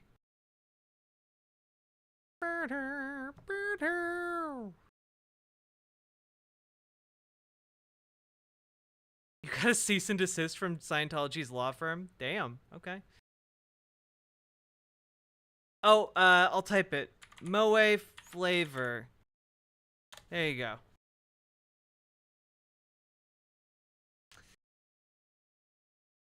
Bye, everybody.